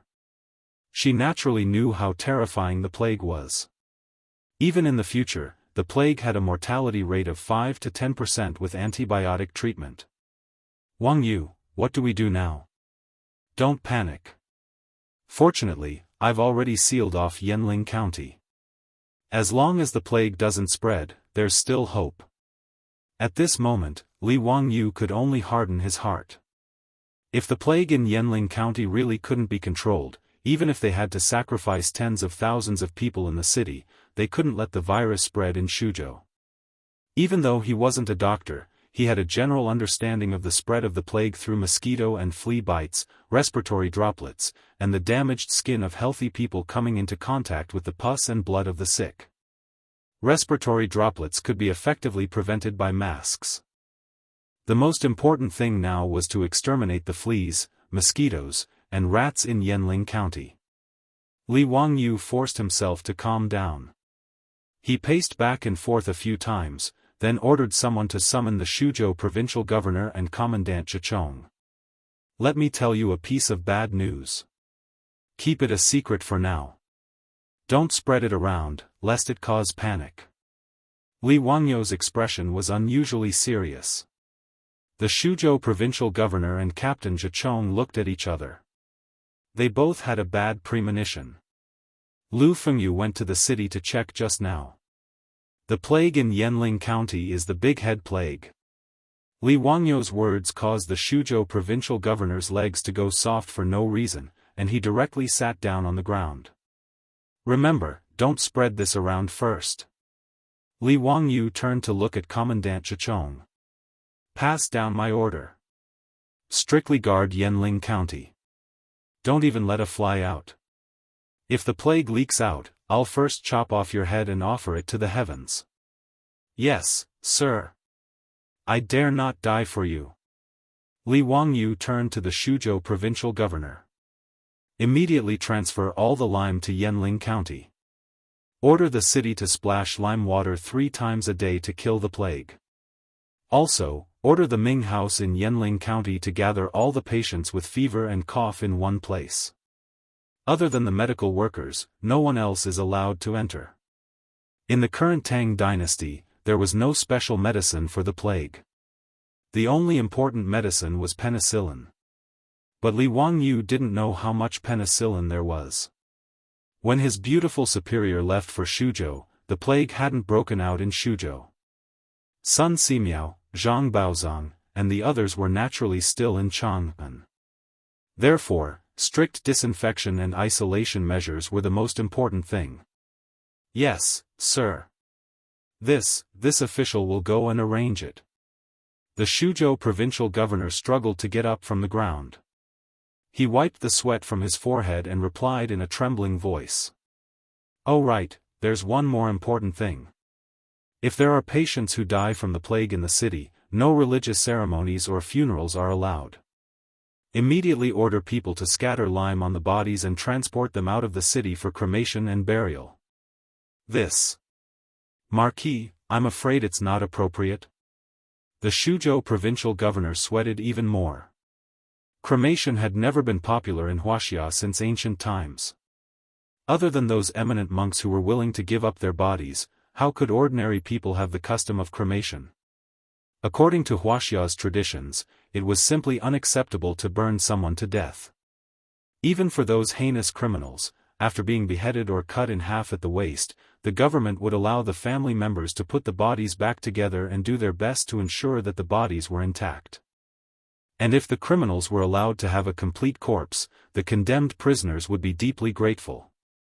In this kind of situation, Li Wangyu wanted to cremate all the people who died of illness and bury them. The Shuzhou provincial governor couldn't imagine what kind of trouble would arise when the time came. Li Wangyu didn't care about the customs. At this time, how could he care about these things? If the people who died of the plague were not cremated as soon as possible, they would be a huge source of infection. Who knew how many people would die?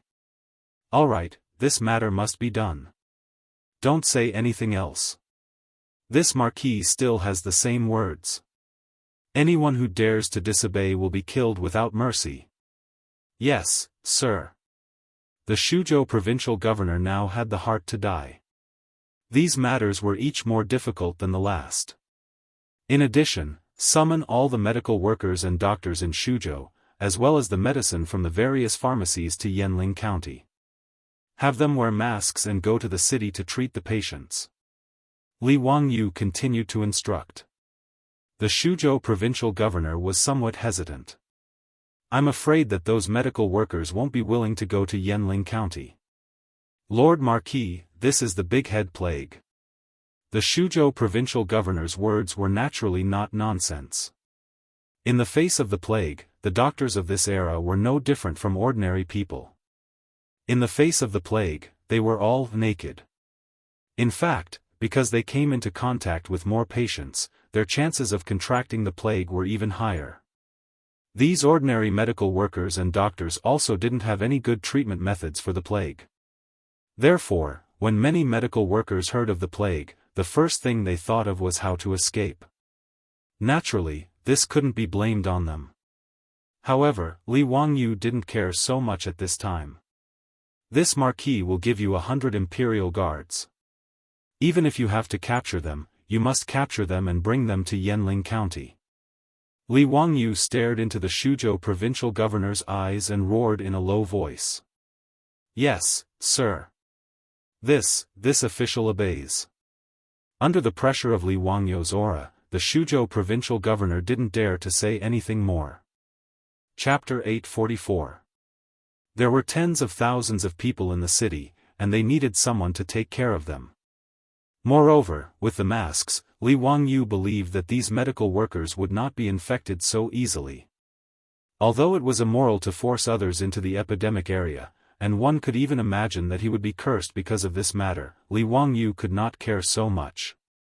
Facing the plague, Li Wangyu and the other rich kids did not dare to rashly enter Yanling County. Instead, they set up camp outside the city. Only now did the county magistrate of Yanling County feel fear, but it was already too late. This made him regret it. Why did he ignore the orders from the provincial governor and Marquis of Huxian? After receiving the orders from the provincial governor's manor, he did not dare to be negligent.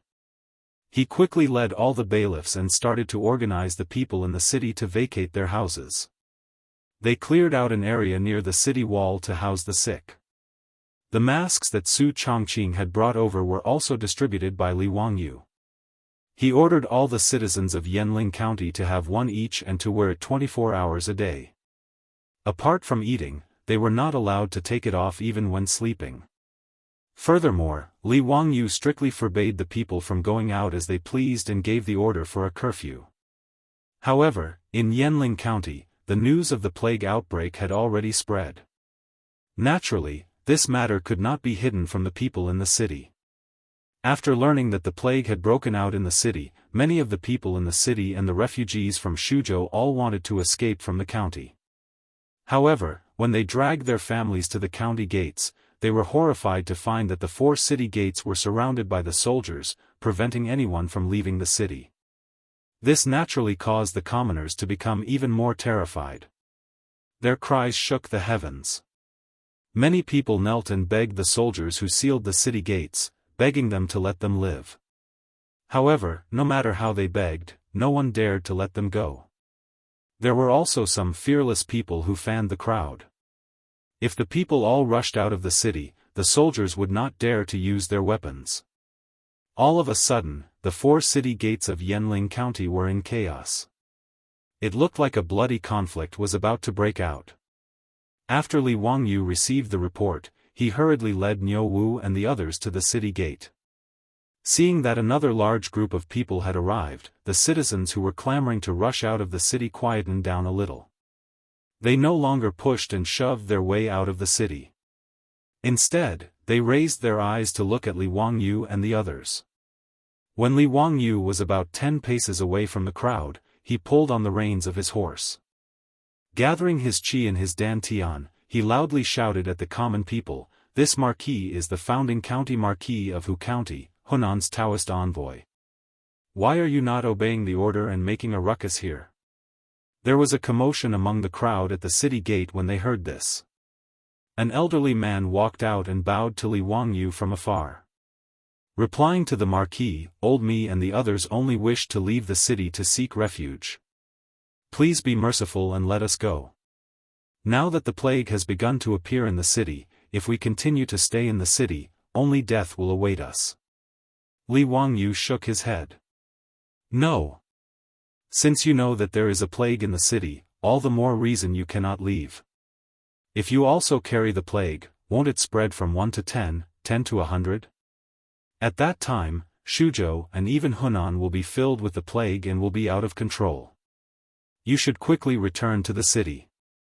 This marquis has already arranged for medical workers to come and ensure your safety." How could the common people listen to his words? In the eyes of the common people, the plague was spread by plague ghosts. Since the plague had appeared in Yanling County, it naturally meant that there were plague ghosts in Yanling County. If they stayed in the city, only death would await them. Moreover, there was no market in the Tang dynasty for this kind of common sense that people in the future would spread from one person to another. No one would believe that the plague could spread from one person to another. The common people at the city gate once again fell to their knees, kowtowing to Li Wangyu and complaining tearfully. Li Wangyu also had a headache, but he didn't dare to show the slightest bit of mercy. As the saying goes, a pitiful person must have a hateful side. At the end of the day, the plague in Yanling County was caused by the common people in the city finding the hygiene ban troublesome and unwilling to strictly enforce it. If he became soft-hearted because of the pitiful common people, he would only harm more common people. Not to mention the distant ones, if Jianghu County was infected by the plague, the consequences would be unimaginable. After all, Yanling County only had a few thousand common people and tens of thousands of disaster victims, while Jianghu County's population was 10 times that of Yanling County. Li Wangyu still understood the principle of choosing the lesser of two evils. Therefore, no matter how the common people begged, Li Wangyu would never relent. Seeing that begging was useless, some people in the crowd began to make a ruckus. "Everyone, don't listen to this dog official. He wants to kill all of us. Everyone, let's charge out. I don't believe that they can shoot all of us to death. Yes, we're going to die either way. Why don't we fight it out with them? It's better than staying in the city and waiting for death like a ghost." Following the ruckus from the crowd, the common people who were kneeling on the ground all stood up. They looked like they were ready to charge out of the city and fight the prefecture soldiers outside. Li Wangyu's back was covered in a layer of white sweat. If he didn't control it well today, who knew how many people would die? A bodhisattva's heart needed thunderous methods. He suddenly turned his head to look at Niu Wu beside him. "Niu Wu, did you see the people who were talking in the crowd earlier?" Niu Wu nodded. "Those bastards, I've been watching them. Lang Jun, do you want to capture them?" Li Wangyu shook his head, gritted his teeth, and said, "No need. Do you have the confidence to kill them directly?" Li Wangyu had seen Niu Wu's archery skills before. He could shoot from 50 to 60 steps away.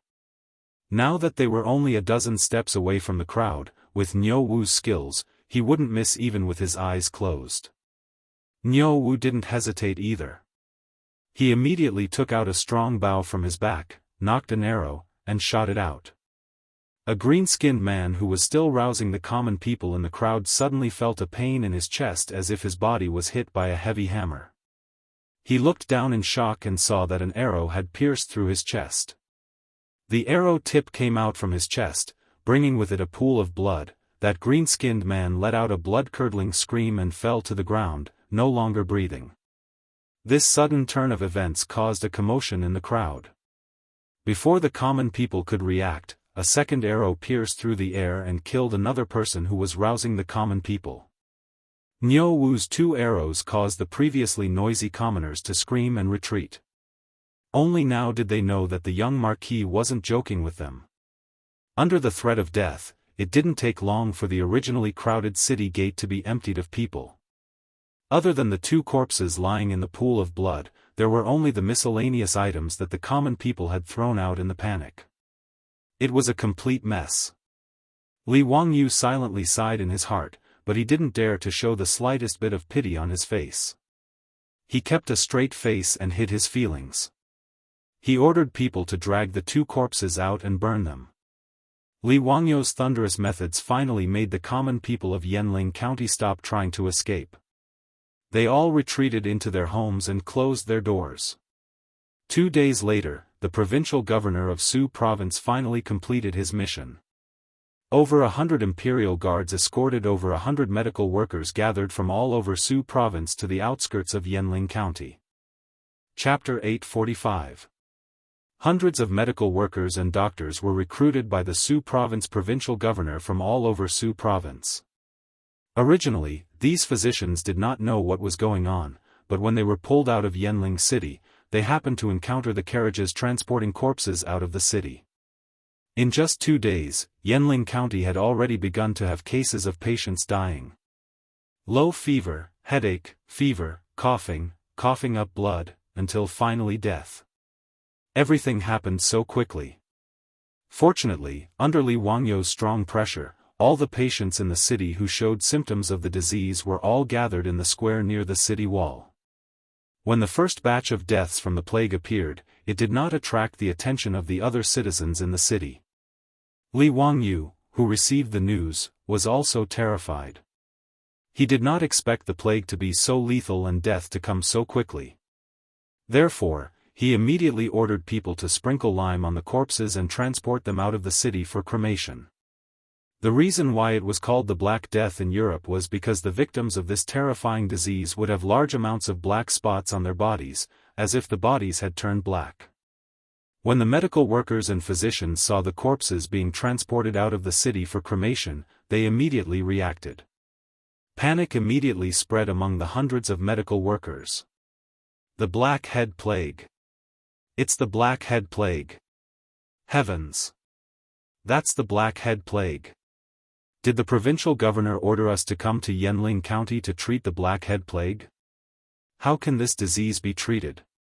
I'm not going, I want to go home. Yes, once infected with the Black Head Plague, death is certain.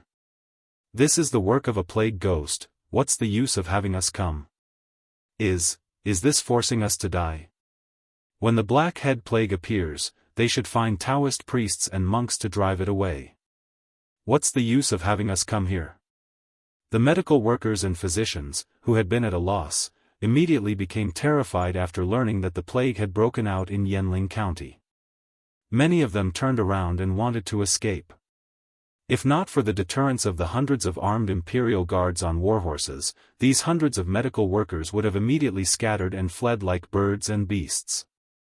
Even so, the medical team of hundreds of people was in chaos. Cries and begging for mercy could be heard everywhere. Li Wangyu and the others who had received the news also rushed over at this time. Seeing this situation, they couldn't help but frown. Shut up. If he dares to make any more noise, I'll chop him up. Seeing the medical workers making a ruckus, the Imperial Army captain in charge of escorting them couldn't help but feel annoyed. He pulled out a shiny saber from his waist and waved it around to threaten the medical workers. When all of the Imperial guards had unsheathed their weapons, the noisy medical workers finally quieted down. Li Wangyu also had a headache dealing with these medical workers and doctors. The doctors and nurses of the later generations were known as the most beautiful ones. Regardless of whether it was an epidemic or a disaster, they would rush to the front line to save people without hesitation. How could they be as unbearable as the doctors of the Tang dynasty? Of course, the medical workers couldn't be blamed. After all, the status of medical workers and doctors today was too low. Medicine was one of the middle 9 paths, a level lower than scholars, farmers, workers, and merchants. It was known as the lowly profession and had no social status to speak of.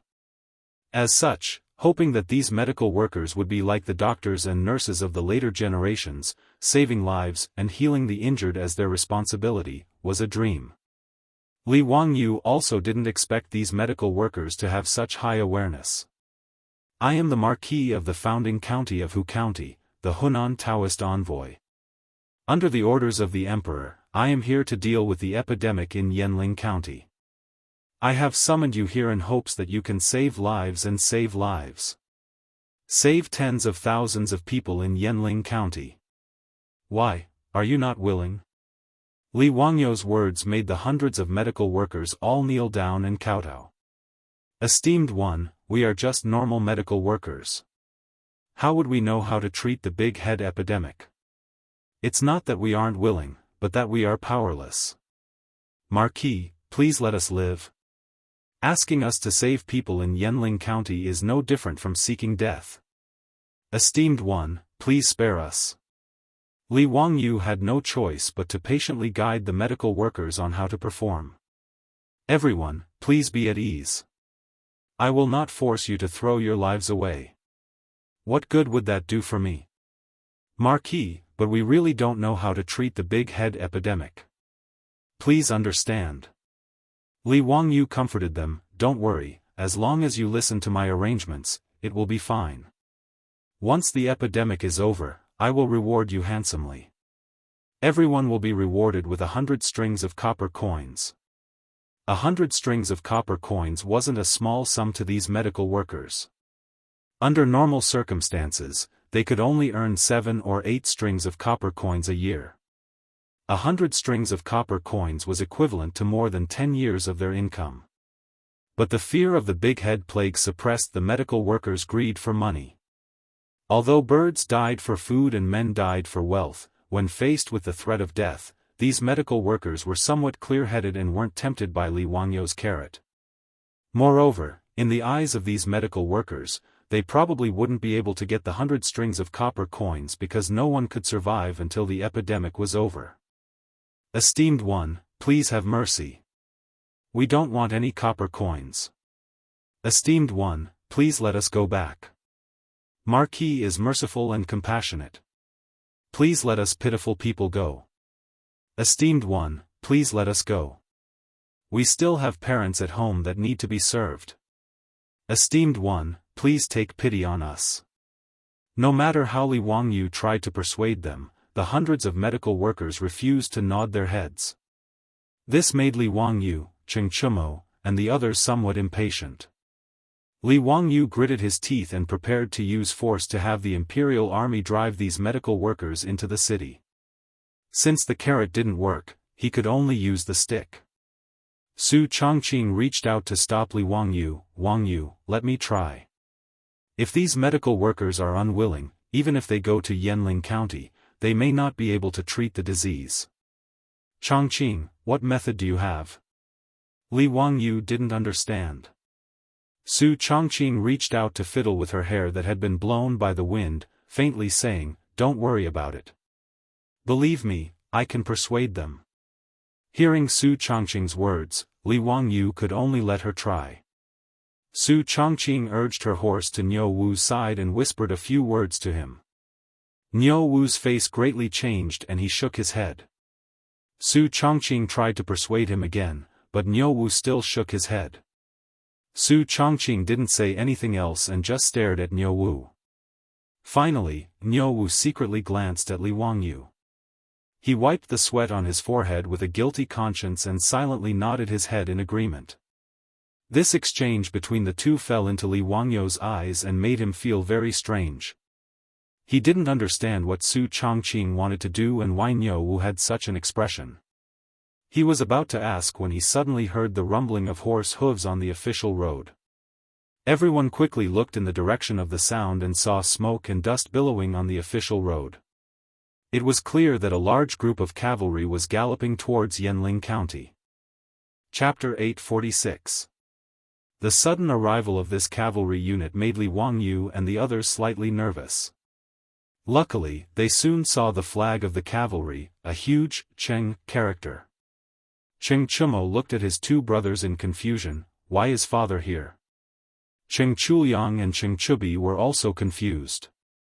They did not understand why Cheng Yaojin, who had returned to Chang, and with the saint, would suddenly lead a large group of imperial guards back to Shuzhou. On the other hand, Li Wangyu could vaguely guess the reason.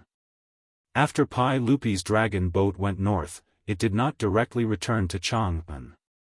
Instead, it returned to Zhengzhou and temporarily stayed there. When Li Wangyu learned that the outbreak in Yanling County was actually the most terrifying plague, he immediately ordered people to send a secret report to Pai Lupi. In these few days, Li Wangyu would order people to send the report to Zhengzhou about the situation in Yanling County every day. Pai Lupi was obviously worried that the epidemic in Shuzhou would go out of control, which was why he sent Cheng Yaojin over. As for the large group of imperial guards, needless to say, they were here to seal off the entire Shuzhou to prevent the epidemic from spreading. In the secret report that Li Wangyu presented to Pai Lupi, he had already explained in detail how the epidemic spread, which made Pai Lupi somewhat believe that the epidemic was not caused by the plague ghost. As for Li Wangyu's suggestion of quarantine, Pai Lupi also expressed his approval, which was why Cheng Yaojin led the troops over. Cheng Yaojin led thousands of imperial guards to the front of the crowd and shouted with a hoarse voice, "Nephew, I'm here to help you. Sorry to trouble Uncle Cheng." Li Wangyu was naturally happy to see Cheng Yaojin lead the troops to Yanling County. He only had 1,000 prefecture soldiers and 500 imperial guards.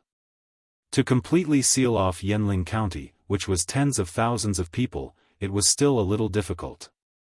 If the epidemic broke out in the city, the people would not care about anything and rush out of the city. With so few people, they might not be able to stop them. Now that Cheng Yaojin had led thousands of imperial army soldiers over, they could at least guarantee that the virus wouldn't spread out if the epidemic in Yanling County couldn't be controlled. In Li Wangyu's heart, he had already prepared for the worst, which was to sacrifice the tens of thousands of people in Yanling County to save the entire Shuzhou and even Hunan province. It wasn't that he had a heart of stone, but that he had no other choice. After all, he was not an immortal. If he really could not save the people in the city, he could only do this even if he had to bear the infamy. Of course, this was Li Wangyu's bottom line. He didn't mention this to anyone. After all, even Pai Lupi, the greatest emperor of all time, could make up his mind to abandon tens of thousands of people. Cheng Yaojin looked at the doctors and workers kneeling on the ground, then looked at Li Wangyu. "Nephew, what are you doing? These people seem to be medical workers?" "Yes, these are the medical workers and doctors that I ordered people to recruit from all over the Su province. I am preparing to arrange for them to enter Yanling County to treat those patients. However, these people are unwilling to enter the city no matter what. I am trying to persuade them." "Bastard, what time is it now? Why are you still being so wishy-washy? If it was up to me, I would just chop off anyone's head that doesn't listen." Cheng Yaojin was indeed a devil incarnate. When his words fell into the ears of those doctors, it made them cry even louder. "Even if the noble orders the military to kill us, we have nothing to say. However, we can really go to Yanling County. Why are you so pitiful? Please spare us. We have not done anything that offends the heavens and reason. Why is the Marquis forcing us? Rather than going to Yanling County, becoming neither human nor ghost, and finally being burned to ashes, it is better to die now. The words of the medical workers gave Li Wangyu a headache. This had become the people are not afraid of death, so why use death to scare them? These medical workers were not even afraid of death, so how could they be forced?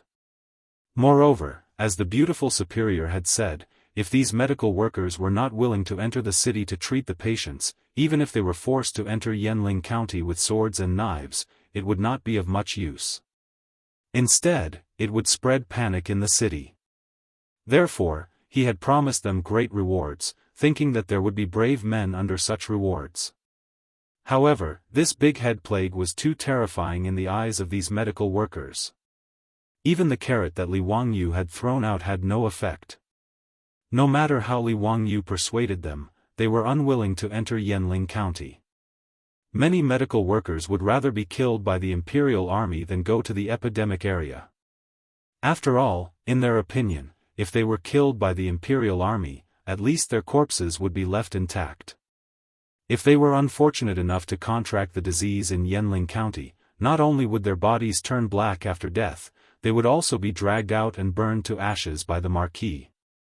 As a result, there were even fewer medical workers willing to enter the city.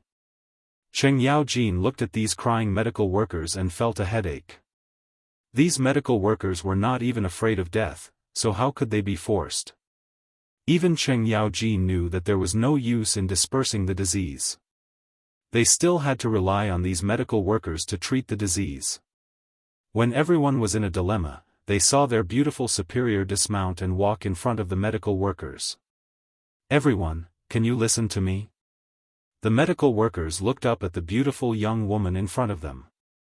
In front of a real woman, they did not have the nerve to continue crying. A white-haired old man walked out of the medical workers and cupped his hands towards Su Chongqing. "This lady, what can I do for you?" Su Chongqing pointed at Li Wangyu, turned around, and said in a loud voice, "I am the wife of the Marquis of Huxian, and I have a few words to tell everyone." The medical workers did not feel that there was anything wrong with her words, but Cheng Yaojin was stunned. Cheng Chumo and the other rich playboys winked at Li Wangyu, meaning to ask Li Wangyu when he married Lady Su and why they did not know. The beautiful superior claimed to be his wife. Li Wangyu naturally did not have any objections, but he was also a little surprised. He did not understand why the beautiful superior would say this in front of everyone. Su Chongqing continued, "Everyone here is a medical worker, so you should know that the big head epidemic is not a plague, but a disease. Since it is a disease, it can be cured. How can you doctors bear to watch the tens of thousands of people in Yanling County die of illness because of a lack of medicine? Won't you doctors have a conscience?" Her words naturally made the group of medical workers somewhat ashamed, but there were still people who argued, "Marquise, it's not that we don't have empathy, but we don't know how to treat that big-headed plague. Even if we go, it won't help." "That's right, it is not that we do not want to save the patients, but that we are also helpless." Su Chongqing smiled sweetly, "I naturally have a treatment method to pass on to you doctors, how about it? Are you doctors willing to go into the city to save people?" This. Su Chongqing's words made the medical workers speechless. They did not know how to answer. "Marquis, don't make fun of us. How can there be a cure for the big head epidemic? We have read all the medical books and classics, but there is no record of it." Su Chongqing saw that everyone did not believe her, so she pointed at Lu Shenwei, "I naturally would not joke about this matter. If you do not believe me, you can ask Lu Fengyu. Lu Fengyu is the Fengyu of the Medicine Bureau. How is his medical skill compared to yours?" Chapter 847. After hearing Su Chongqing's introduction, the group of medical workers and doctors hurriedly bowed to Lu Shenwei. In the medical profession, the saying, "the one with the most experience is first," was still very important. This was especially true in an era where knowledge was passed down from master to disciple through word of mouth. Many of the medical school's secret prescriptions were only passed down to sons and not daughters, and they would not easily show it to others. In this era, doctors would not write prescriptions for patients because they were worried that their secret prescriptions would be leaked.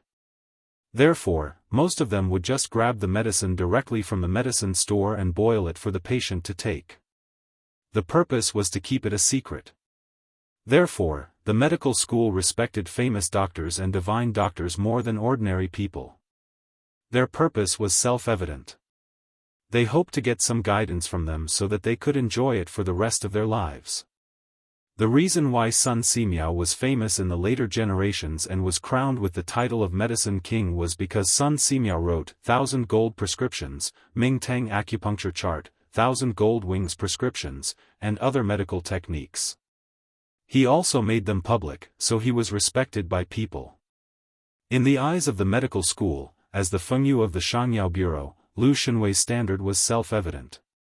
Su Chongqing waited for everyone to greet Lu Shenwei before continuing. If everyone is willing to enter the city to save the people, since Lu Fengyu is willing to teach everyone how to treat the big head plague, what do you think?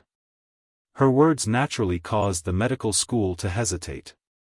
If they could receive guidance from the Fengyu of the Shangyao Bureau, it would naturally be a good thing.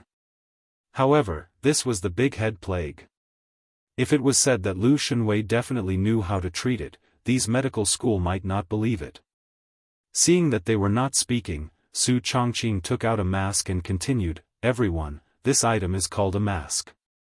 It is a protective device created by the Marquis of Huxian with his immortal skills.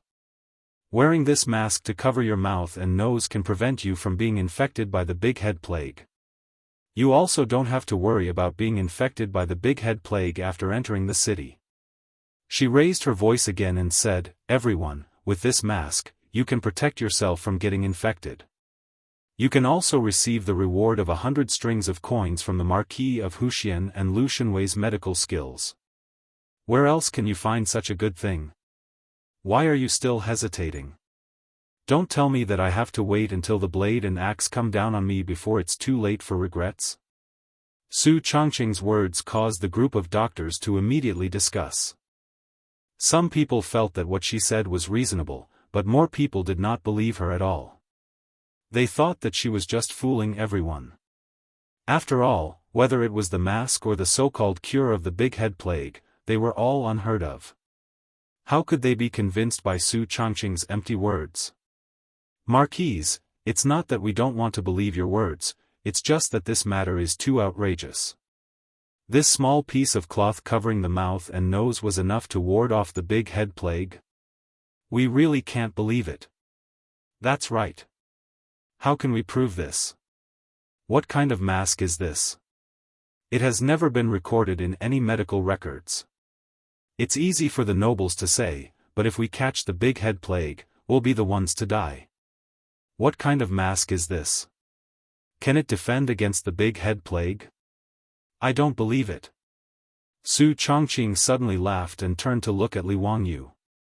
She then turned to the group of doctors and shouted, "If you don't believe me, I'll enter the city with you. As the wife of the Marquis of Huxian, I even dare to enter the city. Don't tell me you're still worried. If I catch the big head plague, I won't be able to avoid it either." When she said this, the hundreds of doctors and workers were all stunned. No one spoke at the scene. Only Li Wangyu was stunned when he heard this. He then shouted, "No. This can't be done. I don't agree." In Li Wangyu's opinion, even if all the people in Yanling County died, he would not let his beautiful superior take the risk. This was not Li Wangyu being selfish, but human nature. Letting his woman take the risk for a group of people he had never met before, Li Wangyu would not do such a Virgin Mary bitch even if he was beaten to death. Whether or not their self-made masks were effective, who could say for sure? Moreover, even if these masks could achieve the protective effect of the medical masks of the future, it was not 100% immune to the threat of the plague. Li Wangyu remembered seeing the records of the plague in the northeast during the Beiyang period. The chief professor of the Beiyang Medical School, the Frenchman Mini, went to the epidemic area to check the situation. He wore a white robe, a white hat, and rubber gloves to isolate all parts of his body that might come into contact with the rats. Of course, unfortunately, he did not believe what the Chinese medical official said, that the plague could be transmitted through breathing and saliva. Therefore, he did not wear a mask. Only 9 days later, the chief professor of the Beiyang government died of the plague. Although they had prepared masks, they did not wear rubber gloves or protective clothing. Under such circumstances, how could Li Wangyu let his beautiful superior enter Yanling County? Even if he had a protective suit from the future, Li Wangyu would not agree to let his beautiful superior enter the epidemic area. Li Wangyu's objection had long been within Su Changqing's expectations. She urged her horse to go to Li Wangyu's side and whispered in his ear, "Wangyu, did you forget that before I transmigrated to the Tang dynasty, I went to Africa on a business trip?" So what? Li Wangyu seemed to remember that there was such a thing.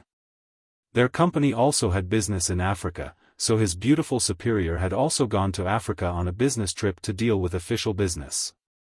Did you forget that all employees who went to Africa had to go to the hospital to get vaccinated first? Li Wangyu recalled and said with uncertainty, "I think so. I remember that they had to get vaccinations for cholera, yellow fever, epidemic encephalitis, hepatitis A, and so on." No, you don't want to say that you were injected with the plague vaccine, right? I don't remember needing such a vaccine. Su Changqing fiddled with the hair in front of her bangs, smiled charmingly at Li Wangyu, and nodded. That's right, I was also injected with the plague vaccine. How is that possible? Su Changqing shrugged, it's just a test. Su Changqing was naturally not lying. She had indeed been injected with the plague vaccine. But there was one thing that Li Wangyu did not know. The plague vaccine had been widely used, but it had not been proven to be effective in preventing the plague. Even doctors did not think that the plague vaccine could be used to directly protect the human body in the case of a plague outbreak. Moreover, the plague vaccine was not a one-time injection that gave lifelong immunity. Generally speaking, the plague vaccine needed to be injected again about a year after it was injected. Su Changqing had transmigrated to the Tang dynasty for more than 2 years. Even if the plague vaccine she had been injected with was effective, it had already reached the expiration date of her immunity. Li Wangyu did not know about these things, but Su Changqing was well aware. As early as when she was vaccinated, the doctor had already explained these things to her. The reason Su Changqing used this as an excuse to deceive Li Wangyu was naturally to save the tens of thousands of people in Yanling County. She was not a saint, but she also could not watch as the people in the city all died because of the disease.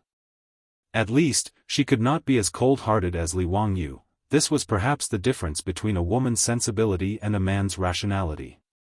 Therefore, when Su Changqing saw that the medical workers and doctors were unwilling to enter the city to save the patients, she decided to step forward and personally enter the city to lead the medical workers to save the patients. In order to increase her persuasiveness, she deliberately announced in front of everyone that she was Li Wangyu's wife, using her identity as the Marquise to express her attitude. Chapter 848. But Su Changqing's words moved the group of medical workers and doctors. What kind of noble status did the Marquise Madam have? She actually wanted to enter the city with them? At this time, Lu Shenwei also stood out. "I will also enter the city with you to treat the patients, how about it? Do you all dare?" The Marquise Madam, a woman, dares to enter Yanling City to treat the patients. As doctors, are you all so cowardly? If this matter were to spread out, would you still have the face to enter your ancestral tombs? Su Changqing and Lu Shenwei's words caused the hundreds of doctors to be speechless. Each and every one of them was so embarrassed that their faces turned red. Li Wangyu pulled Su Changqing and growled in a low voice, "Changqing, don't mess around. That's the plague, you can't joke about it." "No, I definitely won't agree to let you enter Yanling County." Su Changqing's beautiful eyes glanced at him. She didn't care about shocking the world. She leaned over and gently kissed Li Wangyu's face. "Be good, be obedient, it's fine. You.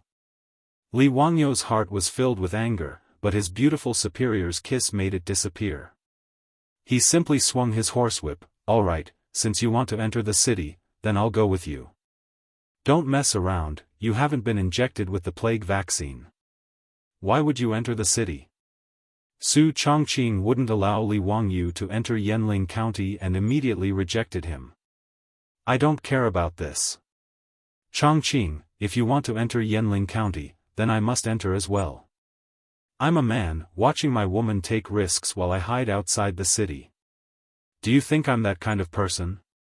This matter is settled. If you want to enter Yanling County, then I'll go with you. If we get infected with the plague, then we'll die together. Who knows, we might even be able to travel back to the modern world together. Li Wangyou didn't care what Su Chongqing said. Naturally, he wouldn't relent. Li Wangyou would never do something as despicable as to let him stay in the safe zone outside the city and watch his beautiful boss enter the infected area. Su Chongqing helplessly reached out his hand and touched Li Wangyou's face. With a doting expression, he said, "Hey, what should I do with you?" After she finished speaking, her eyes looked behind Li Wangyou. She met Niu Wu's eyes and nodded slightly. Niu Wu hesitated for a moment. In the end, he clenched his teeth and extended his palm, which was as large as a palm leaf fan, and slapped down towards the back of Li Wangyou's neck. Li Wangyou would never have thought that Niu Wu would attack him from behind. He didn't even have time to groan before he was knocked unconscious by Niu Wu's palm. This scene shocked Cheng Yaojin and the other rich playboys. They couldn't understand why Niu Wu, a loyal and devoted member of the Li family, would suddenly attack their Langjun. Cheng Yaojin even subconsciously pulled out the sword at his waist and prepared to urge his horse forward to save Li Wangyou. Su Chongqing hurriedly smiled and extended his hand to stop Cheng Yaojin and the group of silk pants. He smiled and said, "Uncle Cheng, brothers, it was I who had Niu Wu knock Worryless out." Cheng Yaojin was stunned. "Lady Su, why are you doing this? If I didn't knock him out, he would have followed me into Yanling County. How can that be? Uncle Cheng and brothers, please take good care of Wangyou. Don't let him find trouble with Niu Wu after he wakes up, and don't let him enter the city." Cheng Yaojin and the other rich playboys looked at each other. "Lady Su, do you really want to enter Yanling County?" "That's..." In front of the medical workers, Cheng Yaojin didn't finish his words, but everyone naturally understood what he meant. The current Yanling County, in everyone's eyes, was no different from the netherworld. Entering the county was almost a matter of life and death. Su Chongqing leisurely raised her eyes and looked at the dark city walls of Yanling County not far away. Someone has to save those people. Those are tens of thousands of people of the Tang dynasty. They didn't do anything wrong. How can I bear to watch them be mercilessly swallowed up by the disease? As for my personal safety, it's not worth mentioning. As the saying goes, who doesn't die since ancient times? Let my loyal heart shine in the annals of history. Historically, plagiarizing poems had always been Li Wangyou's patent. Su Chongqing couldn't memorize many of those Tang and Song poems. But this poem by Wen Tianxiang, Crossing the Lingding Ocean, was familiar to the later generations, so she casually recited it. But she didn't expect that the sentence, "Who doesn't die since ancient times?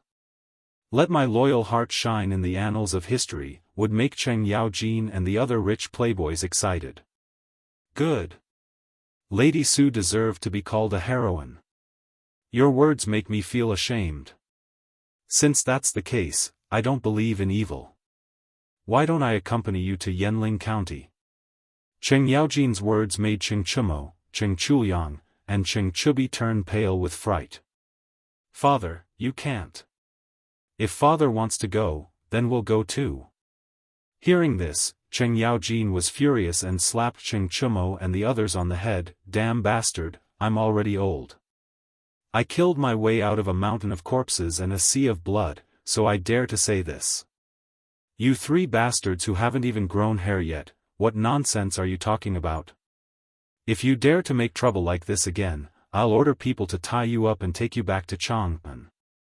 Although Qing Yaojin was the #1 troublemaker in the Tang dynasty, he was also protective of his children. He could take the risk himself, but if his 3 sons dared to take the risk, he would definitely explode. Su Chongqing covered her mouth and chuckled, "Uncle Cheng, you shouldn't go into the city. You're not a doctor, so what's the use of going into Yanling County? Why don't you help mobilize resources and manpower outside the city to support the patients in Yanling County?" Hearing this, Cheng Chumo and his brothers hurriedly persuaded Cheng Yaojin. Lu Shenwei also persuaded him from the side, making Cheng Yaojin embarrassed and give up the idea. "Lady Su, you really want to go into the city? If you go into Yanling County, I'm afraid Zio will go crazy when he wakes up." Su Chongqing smiled, "Then we need Uncle Cheng to suppress him even more. Don't let him be confused and do anything stupid." Cheng Yaojin sighed, "Okay, I'm here. I won't let this bastard fool around." He turned his head to look at the group of wastrels. "You bastards, keep an eye on Zio 24/7. Even if he's sleeping or defecating, you're not allowed to leave your sight. Do you understand?" How could the wastrels dare to disagree? They hurriedly agreed, but everyone looked at Su Chongqing with admiration. Even these fearless wastrels felt their legs tremble when they heard the words, "Big Head Plague," let alone take the initiative to enter Yanling County. And Su Chongqing actually wanted to lead a group of medical workers into Yanling County to save the people. This made the wastrels feel a little ashamed, but they were also full of admiration for her. Actually, Su Chongqing was not a saint who had to sacrifice herself to save the people. She had also seriously considered this matter. With the protection of a mask, it was not impossible to defend against an airborne infectious disease like the plague.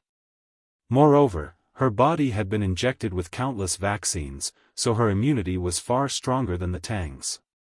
Moreover, she had been injected with the plague vaccine, so she more or less had a certain level of immunity.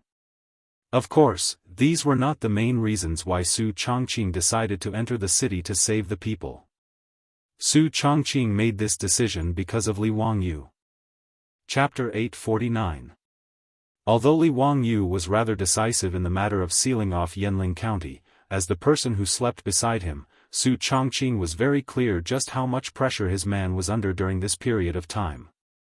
Although Li Wangyu was now in a high position in the Tang dynasty, in his bones, whether it was Li Wangyu or Su Chongqing, they were just ordinary modern people. When faced with such a matter of life and death, how could he really be at ease and not feel any pressure? At least, Su Chongqing knew that Li Wangyu had been waking up in the middle of the night many times in the past few days, sweating profusely in his dreams.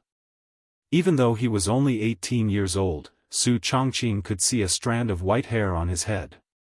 If he ignored it, or even because the people in the city lacked medical treatment and no one taught them how to isolate and fight the epidemic, causing countless people to die of disease, Su Chongqing suspected that Li Wangyu would really collapse because of this.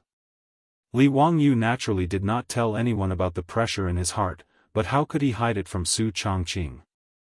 Therefore, Su Chongqing made this decision after thinking about it from left to right. She knew that Li Wangyu would definitely not agree to let her enter Yanling County, so she forced Niu Wu to agree to knock Li Wangyu out. She planned to do what was done and forcefully enter Yanling County before Li Wangyu woke up. With Su Chongqing's statement, the group of medical workers and doctors could not refuse anymore. Cheng Yaojin stared at the group of medical workers with a ferocious expression. "Damn it, you bunch of bastards, give me a straightforward answer. Are you going to enter the city or not? If you don't enter the city, I will chop you all to death right now."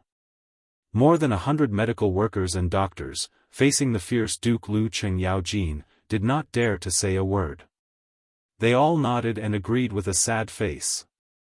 After all, if they followed the Marquis and the Minister of Medicine into the city to treat the patients, they might die, but there was still a glimmer of hope and a huge reward.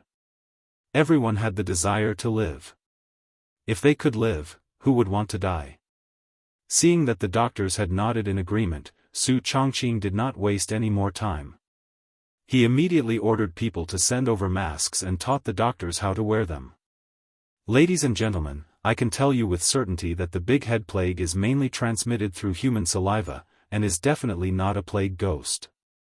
Therefore, as long as you wear a mask, cover your mouth and nose, and be careful not to come into contact with the blood of the patients, you won't be infected easily.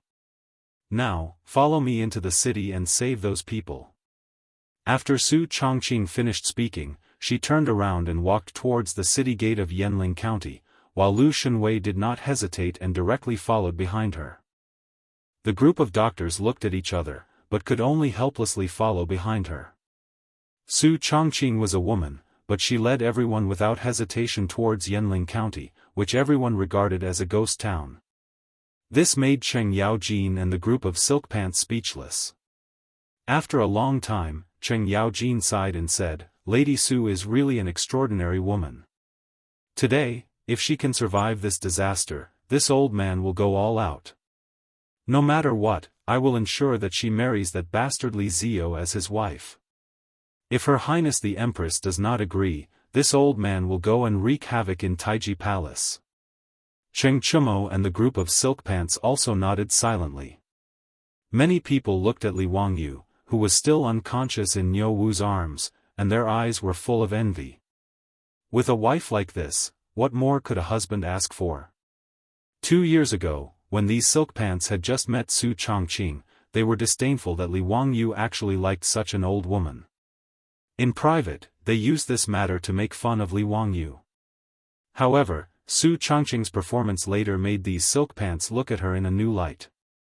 She was such a capable woman. Countless officials and nobles in Chang'an were drooling over this goddess of wealth, who was famous throughout Chang'an. If it wasn't for Li Wangyu's increasingly prominent position and his close relationship with Pai Lupi, it wouldn't be just the two brothers from Xinjiang family who had designs on their beautiful boss.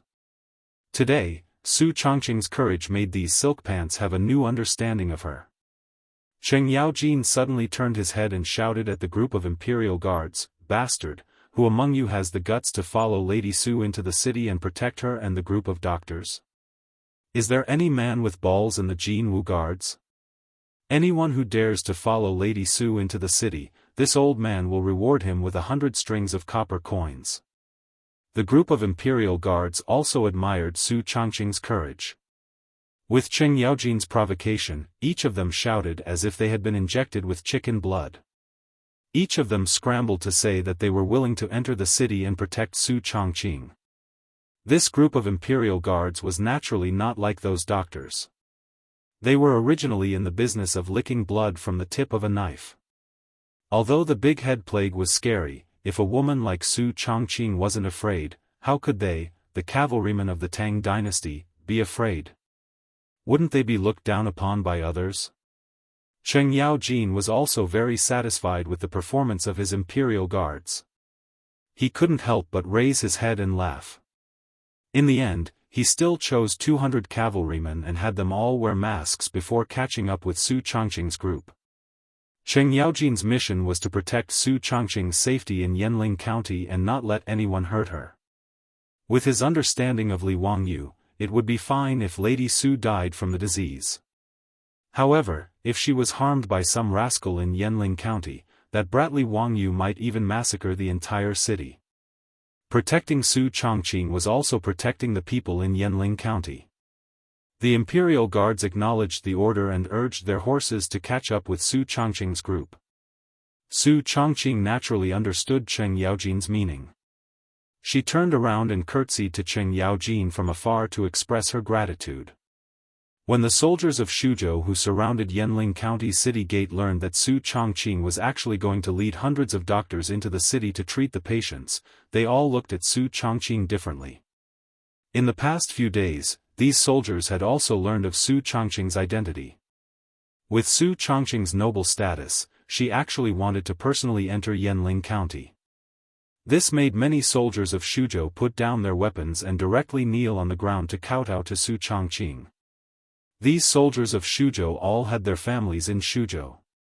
Among the 1,000 soldiers, there were even dozens of people whose families were in Yanling County.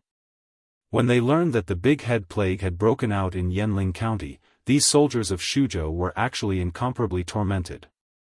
On one hand, they also knew that the Marquis of Huxian and the Hunan Circuit Commissioner Li Wangyou's order to seal the city was correct. However, from an emotional point of view, they could not accept it. Many soldiers even felt a trace of hatred for Li Wangyou. However, due to the Tang army's strict military orders, no one dared to express it. After all, Li Wangyou's order to seal the city was cutting off their family's path to survival. However, today, Li Wangyou's woman was actually going to personally lead a group of doctors into the city to treat the people in Yanling County. How could these soldiers not be moved to tears? Chapter 850.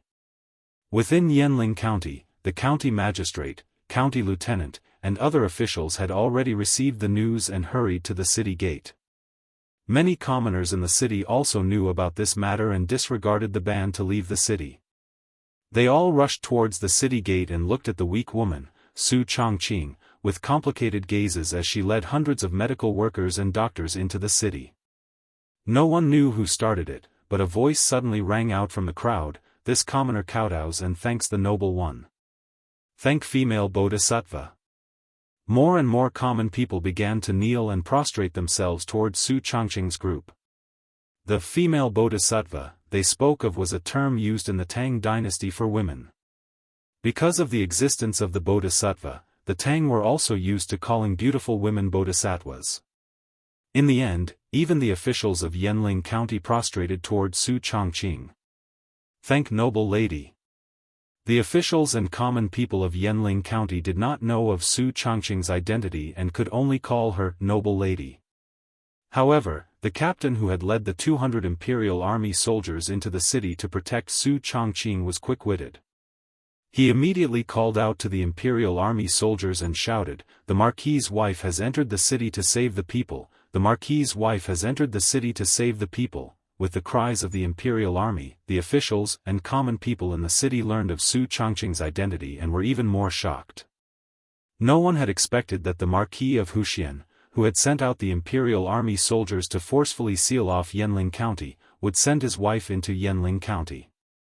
Because of the several bloody conflicts in Yanling County, the common people, including the officials of Yanling County, feared and even hated Li Wangyou. No matter who it was, after being cut off from their escape route and trapped in an epidemic county, they would not feel any gratitude toward Li Wangyou. Even though Li Wangyou had ordered people to deliver masks and various grains and herbs, he could not stop the common people and officials from hating him. But at this moment, Su Chongqing's appearance had caused the common people and officials of Yanling County to feel less hatred for Li Wangyou. To be able to let his wife lead hundreds of doctors into the city to treat the patients, this naturally caused the commoners to be deeply grateful. This commoner thanks the Marquis. The Marquis is a living Bodhisattva, a living Buddha. We're saved. The Marquis has led the medical family into the city. In the small Yanling city, the cheers grew louder and louder. The citizens trapped in the city had finally vented the fear in their hearts for the past few days. The officials of Yanling County hurriedly and respectfully invited Su Chongqing to rest in the county office, but were rejected by Su Chongqing. She knew that it was a race against time. The sooner they could implement the strictest quarantine measures, the sooner they could reduce the spread of the plague virus. It was absolutely unacceptable for the citizens to gather together because of her entry into the city today. As Su Chongqing's order was passed down, the commoners who had run out to watch the commotion were driven back to their own houses by the bailiffs and imperial guards. In order to control the epidemic, Su Chongqing divided the entire Yanling County into 4 areas for quarantine and monitoring. He sent the hundreds of medical workers and doctors to the various workshops to treat the patients. Patients with fever, cough, or swollen necks had to be sent to special quarantine houses once they were diagnosed with the Big Head Plague. No one was allowed to visit them. Apart from the bailiffs and the 200 imperial guards who had risked their lives to patrol the streets, no one was allowed to walk on the streets. When Su Chongqing began to deploy anti-plague measures in the city, Li Wangyu finally woke up outside the city.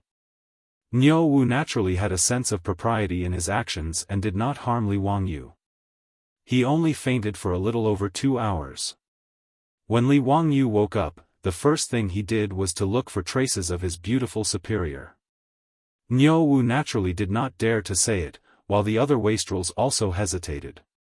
No one dared to tell Li Wangyu that his woman had led hundreds of doctors into Yanling County. What exactly happened? Niu Wu, tell me honestly, where did Chongqing go?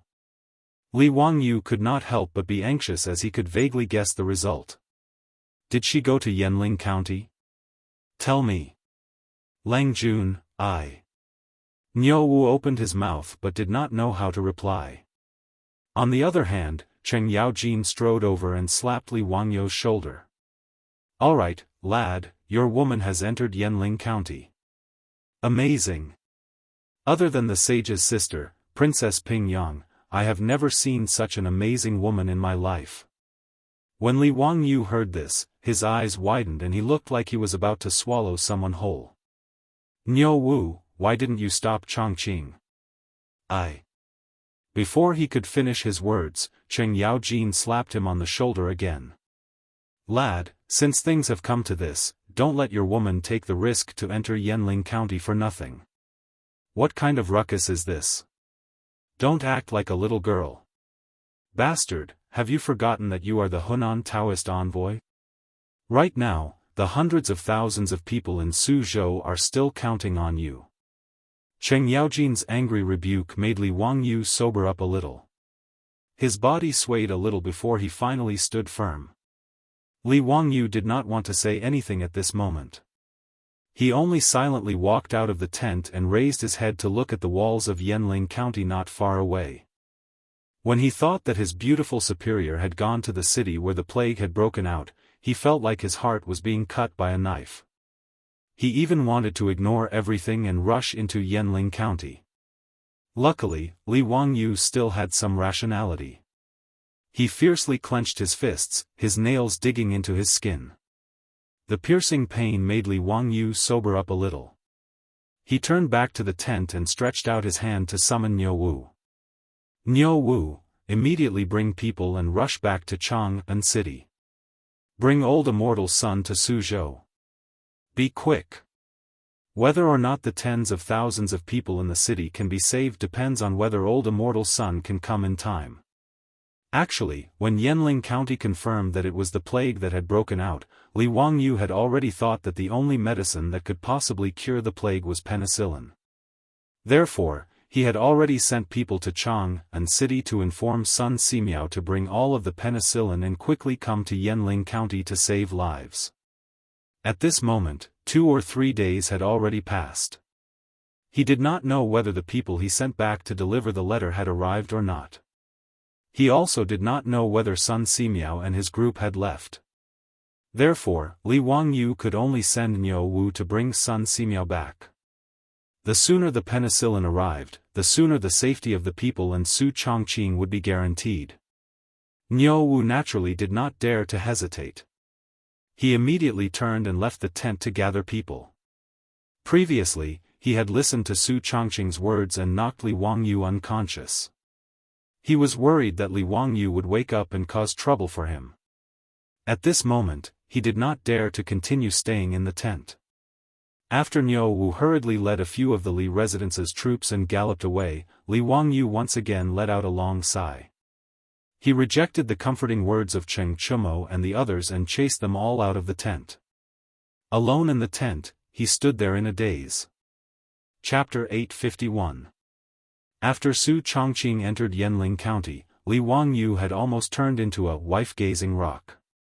Every day when he was free, he would stare at the walls of Yanling County in a daze, making Cheng Chumo and the others nervous.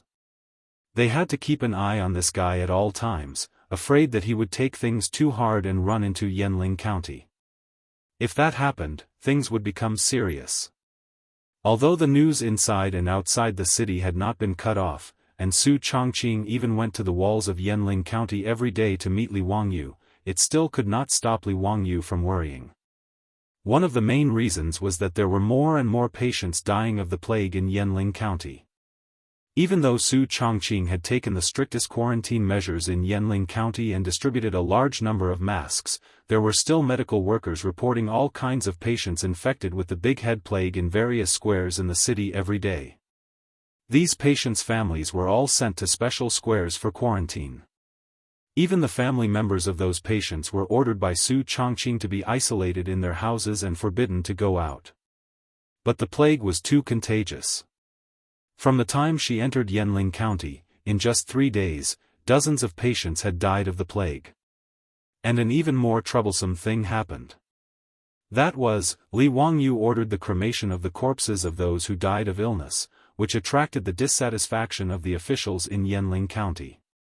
In fact, Li Wangyu was not at all surprised that such a situation would happen. Even in the future, there were often conflicts over burials and cremations in the countryside, not to mention the Tang dynasty more than 1,000 years ago. The few victims of the plague that had appeared in Yanling County before were all forcefully dragged out of the city by Li Wangyu and burned with firewood. The people in the city did not know about this.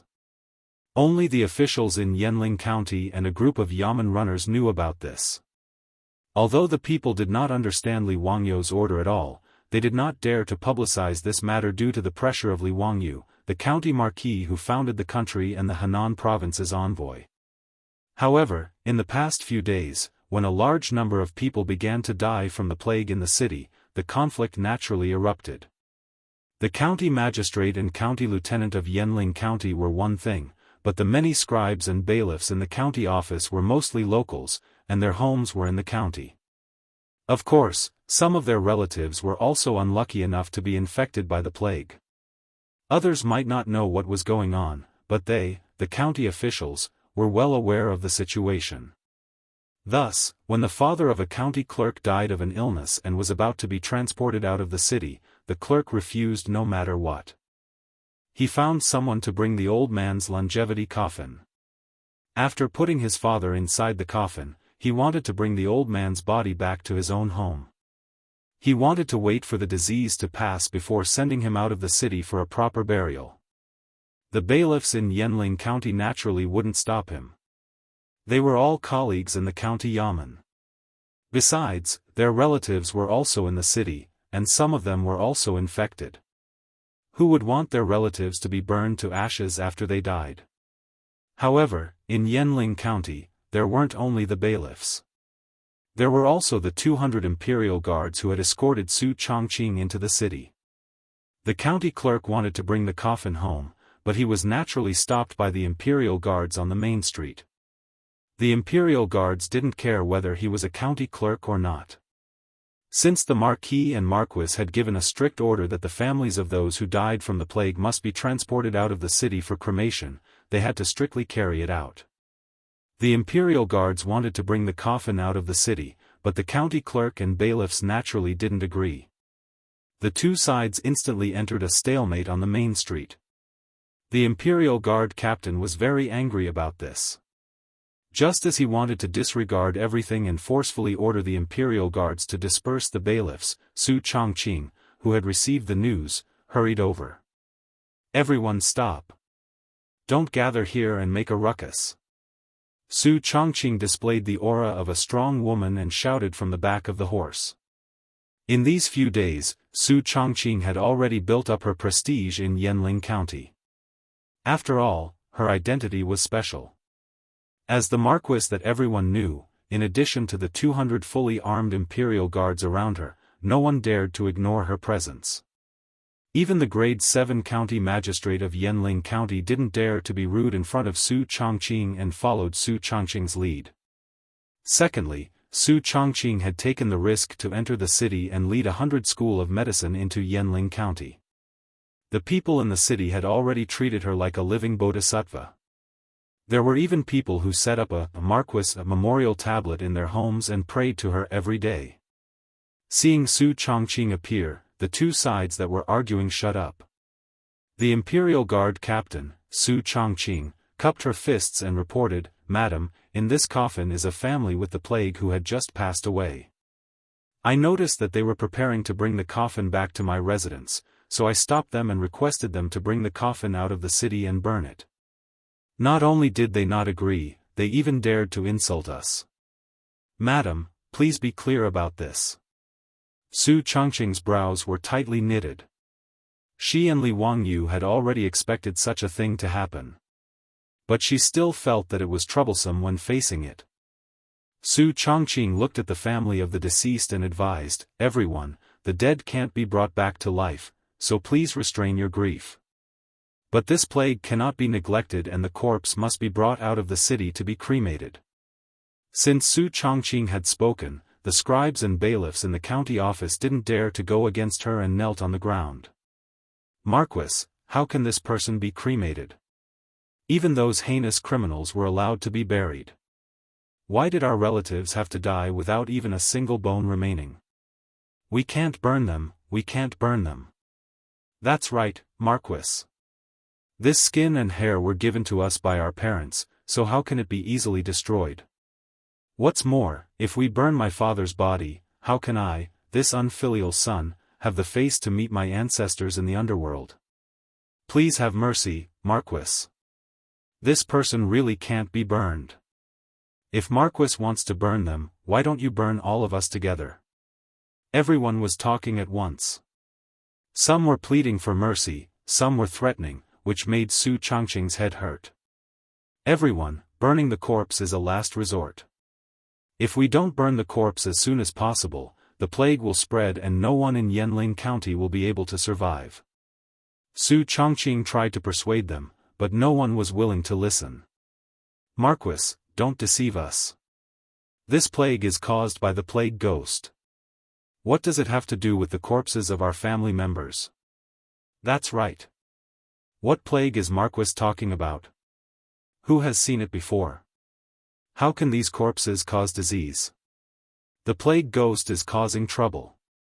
Marquis, please arrange for people to come to Yanling County as soon as possible. We have asked those doctors. They don't know how to treat the plague. Marquis, don't deceive us anymore." It turned out that in these few days, the bailiffs and scribes of Yanling County had come into contact with the hundreds of doctors. They already knew that these people didn't know how to treat the plague. In fact, Li Wangyu and Su Changqing didn't expect these doctors to treat the disease and save people. They only used them as nurses. After all, compared to ordinary people, these doctors more or less knew medical knowledge and were familiar with taking care of patients. They didn't expect that these bailiffs and scribes would bring up this matter. Su Changqing didn't know how to explain for a moment. Chapter 852. In order to prevent the conflict from intensifying, as well as the fact that there were many things in Yanling County that needed the bailiffs and scribes to handle, Su Changqing could only temporarily put the matter aside after a few failed attempts. She planned to discuss with Li Wangyu how to deal with it. However, she did not allow the scribes to bring the coffin back to her residence as it was too dangerous. In the end, Su Changqing agreed to temporarily not bring the coffin out of the city as a condition. She allowed the scribes and bailiffs to bring the coffin back to the square that was used to isolate the sick. However, this matter had to be resolved as soon as possible.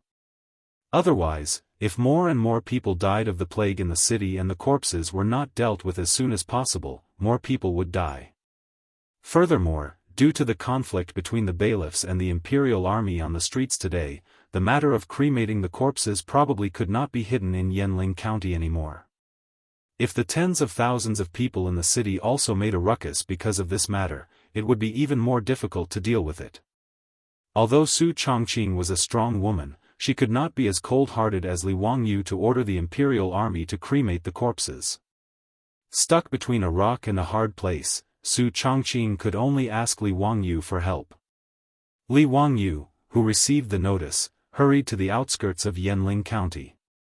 Ever since Su Changqing entered Yanling County, Li Wangyu, in order to make it easier to communicate with her, took out the copper wire and bamboo tube phone that he had used to trick Shen Kongbua in the eastern market. A copper wire was stretched from the top of the city walls to the outside of the city, and a bamboo tube was fixed at the two ends for communication. After all, he and Su Chongqing only shared their thoughts. There were some things that he was embarrassed to say in front of everyone, right? Even if Li Wangyu was thick-skinned, he still had to consider the face of his beautiful superior. Li Wangyu couldn't help but feel a lump in his throat as he looked at his beautiful superior's increasingly thin figure on the city wall. He said to Bamboo Tube, "Chongqing, are you all right?" "I'm fine, Wangyu. Listen to me. There's a bit of trouble in the city right now.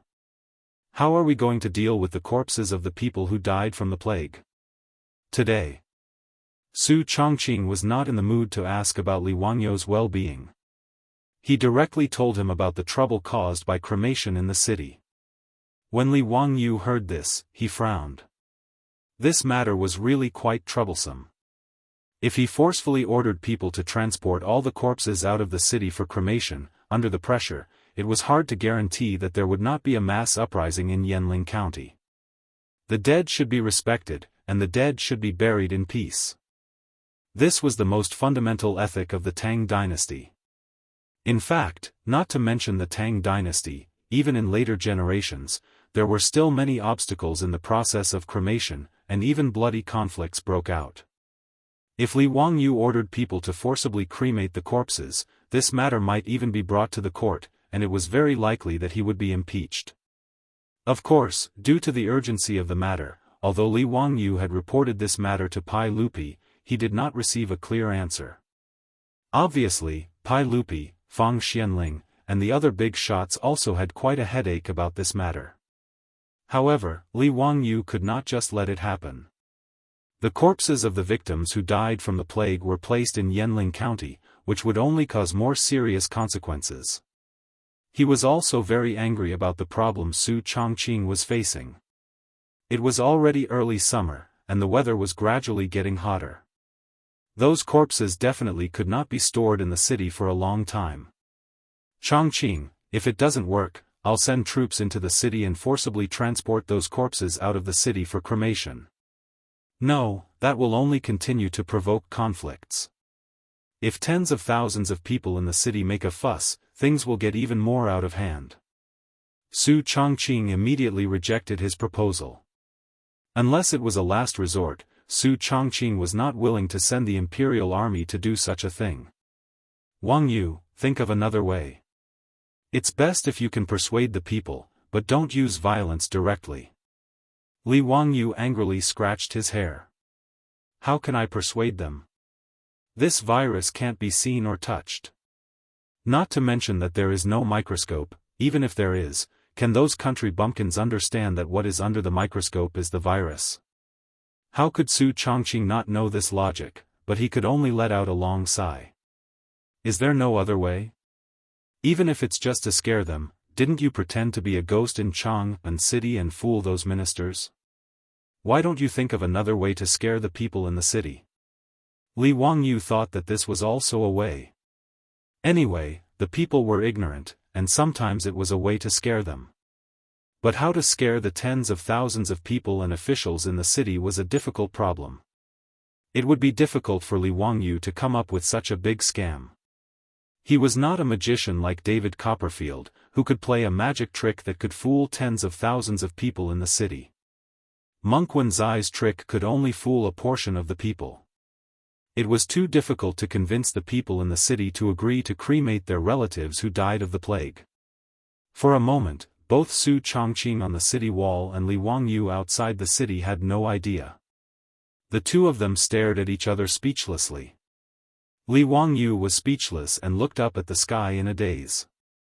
The early summer sun was already a little glaring, and he could not help but raise his head to block the sunlight. Suddenly, Li Wangyu thought of something. He turned his head and shouted to the foppish sons behind him, "Brothers, what day is it today?" The foppish sons looked at each other, not understanding why Li Wangyu would suddenly ask about this. "Fourth year of Zhengguan, 27th of the 4th month, Ziyu, why are you asking about this? Have you become muddle-headed?" Li Wangyu ignored the foppish sons and turned his head to Su Chongqing, who was on the city wall, and grinned. "Chongqing, I have an idea, haha." "What idea? Tell me." The two of them whispered for a long time on the phone, making the foppish sons very curious. When Su Chongqing returned to the city, he immediately summoned the captain of the Imperial Guard and had him immediately order the Imperial Guard to announce something to the entire city. Due to the plague ghosts causing havoc in Yanling County, the Big Head Plague had broken out. However, the plague ghosts were rampant. After killing the families of the victims, they hid their filthy energy in the corpses of the victims. This was also why the corpses of the victims of the Big Head Plague were black. The filth of the plague ghost could only be cleansed by burning it with fire. If the filthy energy left in the corpses of the plague ghosts wasn't burned, the plague ghosts would use this filthy energy to pollute the earth and eventually devour the sun. The commoners in the city, including the yamen runners and scribes, naturally didn't believe these words. Although the corpses of the victims of the Big Head Plague had large amounts of black spots, they didn't believe that it was the filthy energy left behind by the plague ghosts. The yamen runners and scribes of the Wuxia County Yamen even suspected that the Marquis was using this excuse to deceive them. Her goal was to force them to burn the corpses of the victims. However, on the second day, the Imperial Guard in the city sounded the gong again and rode fast horses around the city to announce that the plague ghosts were causing havoc in Yanling County. If the corpses were not burned and the filthy energy removed, the heavens would be furious and a great disaster would soon descend. Naturally, no one believed these words. On the third day, the Imperial Guard in the city was out on the streets again. Chapter 853. This time, the Imperial Army was beating gongs and drums all over the city. Their words caused the commoners, bailiffs, and scribes to be slightly shocked. Originally, they didn't believe the words of the Imperial Army and felt that the Marquise was just fooling them. The Wuxia County Yamen scribes and bailiffs were afraid that they couldn't win against the Marquise, so they simply spread the news that the bodies of the victims of the plague were going to be burned. They wanted to incite the commoners to oppose this matter and cause them to panic. In this day and age, no one was willing to see the bodies of their family members being burned. If someone dared to do this, they would even fight with their lives on the line. Thus, 2 days ago, when the Imperial Army was beating gongs and drums to announce that the bodies were contaminated by the plague ghosts, no one believed it. They even snorted in disdain, feeling that the Marquise was playing them like fools. Although no one knew why the bodies of the victims of the Big Head Plague would turn black after death, no one believed that it was the work of the plague ghosts that contaminated the bodies with filth. However, early in the morning, the 200 Imperial Army soldiers were on the streets again. After beating the gongs to attract everyone's attention, they loudly shouted, "Everyone, listen well." The Dao ancestor asked the Marquis of Wuxia County to inform him that because the plague ghosts are causing trouble in Yanling County, the corpses have been contaminated by filth and have not been dealt with quickly. Thus, the sun and the sky will be swallowed by the plague ghosts for some time because of this matter. Although the Dao ancestor's magic power is great and can quickly disperse the plague ghosts, if the contaminated corpses are not quickly burned, the world will fall into chaos. The plague ghosts will take this opportunity to wreak havoc in the world. When that time comes, even the gods and Dao ancestors in the heavens will be helpless. Over and over again, the Imperial Army announced loudly in the city, but the commoners all frowned when they heard it. Plague ghosts swallowing the sun? How was this possible? Many people subconsciously raised their heads to look at the rising sun and couldn't help but silently say, "Dao ancestor bless us, Dao ancestor bless us." Regardless of whether the commoners believed it or not, there was a large question mark in their hearts. This was because if the Marquis of Wuxia and the Marquise were still trying to trick them, it would be too easy to expose them. If the plague ghosts did not appear today, wouldn't that mean that this was all a scam? Since that was the case, what was the point of the Marquis of Wuxia ordering people to spread the news? Yanling County instantly became lively because of the Imperial Army's announcement. Although everyone was strictly forbidden from leaving the square, the people in the square still could not suppress the shock in their hearts. They all walked out of their own houses and discussed with their neighbors in low voices. "Dalong, do you think this is true?" Could it be that the corpses of the people who died because of the plague ghost were really contaminated by the filth? Bah, I don't believe such nonsense. In my opinion, this is definitely something that the Huxian Marquis is saying to trick us. None of these officials are good. Everyone, you still don't know, right? A few days ago, many people had died in the inner square beside the city wall that was specially used to house the sick. The Marquis had ordered his men to drag them out of the city and burn them. Because of this, many family members of the patients are crying at the county yamen. TSK, do you think that the Marquis is crazy? He actually wants us to burn the corpse. This is something that has never been heard of since ancient times. If this corpse is burned to ashes, I'm afraid it will be even more torturous down there, right? Isn't that right? We are not the eminent monks in the Buddha's gate who can be led to the Western paradise after death. If this corpse is burned, our ancestors won't even receive incense offerings in the future. In my opinion, what plague ghost swallowing the sun? It's just nonsense. The yamen runners and scribes also gathered in the county yamen and whispered to each other about this matter. But no matter what, almost no one believed the imperial army in the city even though their throats were about to break from shouting. What the imperial army had been spreading in the city for the past 2 days was naturally what Li Wangyu had taught Su Chongqing. At that time, his mind was full of how to trick the people in the city, but his eyes were blinded by the sunlight in the sky. When Li Wangyu covered the sun with his hands, a sentence suddenly popped up in his mind. In the 4th month of the 4th lunar month, there will be a solar eclipse. This was recorded in the Comprehensive Mirror for Aid of Governance, about the solar eclipse that occurred in the Tang dynasty in the 4th year of Jianghu. The 1st lunar month of the 4th lunar month was April Fool's Day in the future. After Li Wangyu asked the wastrels and found out that it was March 27th of the 4th year of Jianghu, he immediately thought of using the solar eclipse to trick the tens of thousands of people in the city. In the future, even elementary school students could clearly explain the principles behind solar eclipses. But in China, it was an ominous sign since ancient times. Under normal circumstances, people called solar eclipses the heavenly dog eclipse. The sun represented the emperor of heaven, and the emperor was the son of heaven. If there was a solar eclipse, it would be an ominous sign of a demon invading the emperor's rule. Solar eclipses were not only ominous, but also extremely ominous. In fact, it was not only China that was like this. In the era when astronomy was not perfect, the attitude of the various countries towards solar eclipses was not very different. Therefore, when a solar eclipse occurred, these events would be recorded seriously in the history books. Li Wangyu recalled that there would be a solar eclipse on April 1st of the 4th year of Jianghu, so he immediately thought of using this solar eclipse to solve the problem of cremating the corpses in the city.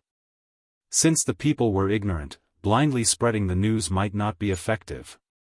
Moreover, time waited for no man. At this time, using the solar eclipse to fabricate the story of a plague ghost swallowing the sun, to scare them was the most effective method. Li Wangyu not only planned to scare the people of Yanling County, but he also immediately wrote a memorial and had it sent to Jianghu. He wanted to present it to Pai Lupi, who had been stationed in Jianghu to observe the situation in Shuzhou. In the memorial, he also attributed the solar eclipse that would happen in 3 days to the plague ghost swallowing the sun. Li Wangyu wrote this memorial to Pai Lupi to pave the way for himself in advance. In the future, in the imperial court, those bored imperial censors would use the matter of him cremating the corpses to impeach him. At the same time, Li Wangyu was also helping Pai Lupi to get out of trouble. After all, a solar eclipse in the Tang dynasty was an ominous omen. Moreover, it was usually attributed to the emperor's lack of virtue and the power of the traitors. Li Wangyu sent a memorial to Pai Lupi 3 days in advance, stating that it was a plague ghost that was causing trouble in Shuzhou. Naturally, this would prevent the officials from criticizing him in the future. After all, although Pai Lupi and Li Wangyu, uncle and nephew, used the gold theft case to ruthlessly scam the aristocratic families and sweep Wang Renyu, Zheng Yuanshou, and the others out of the imperial court, the aristocratic family's power in the imperial court could not be underestimated. This kind of trouble should be avoided if possible. Moreover, other than being very stubborn about marrying Changle to him, Pai Lupi was sincere to Li Wangyu.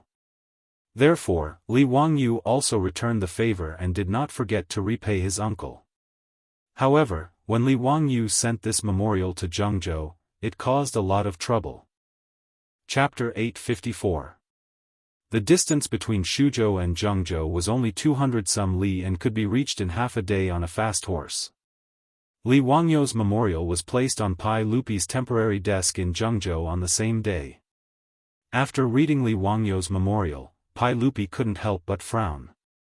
After some hesitation, he ordered for Fang Xianling, Du Ruhui, Zhang Sun Wuji, and the other important officials of the imperial court to discuss this matter. After everyone read through Li Wangyu's memorial, their faces were filled with bewilderment. Your Majesty, Zio's memorial says that in 3 days, a plague ghost will appear in Jianghu. This is far too absurd.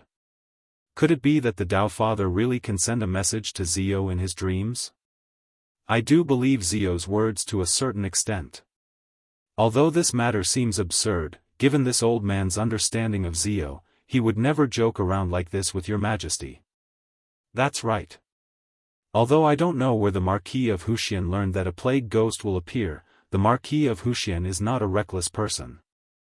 Since he dared to submit a memorial to Your Majesty, he must have some assurance. Although the important officials found the contents of the memorial hard to believe, out of their trust in Li Wangyu, they reluctantly believed it. Pai Lupi was even more silent. Li Wangyu had already used this excuse of the Dao Father's dream to fool Pai Lupi several times. Although he didn't believe it, he had no choice but to believe it.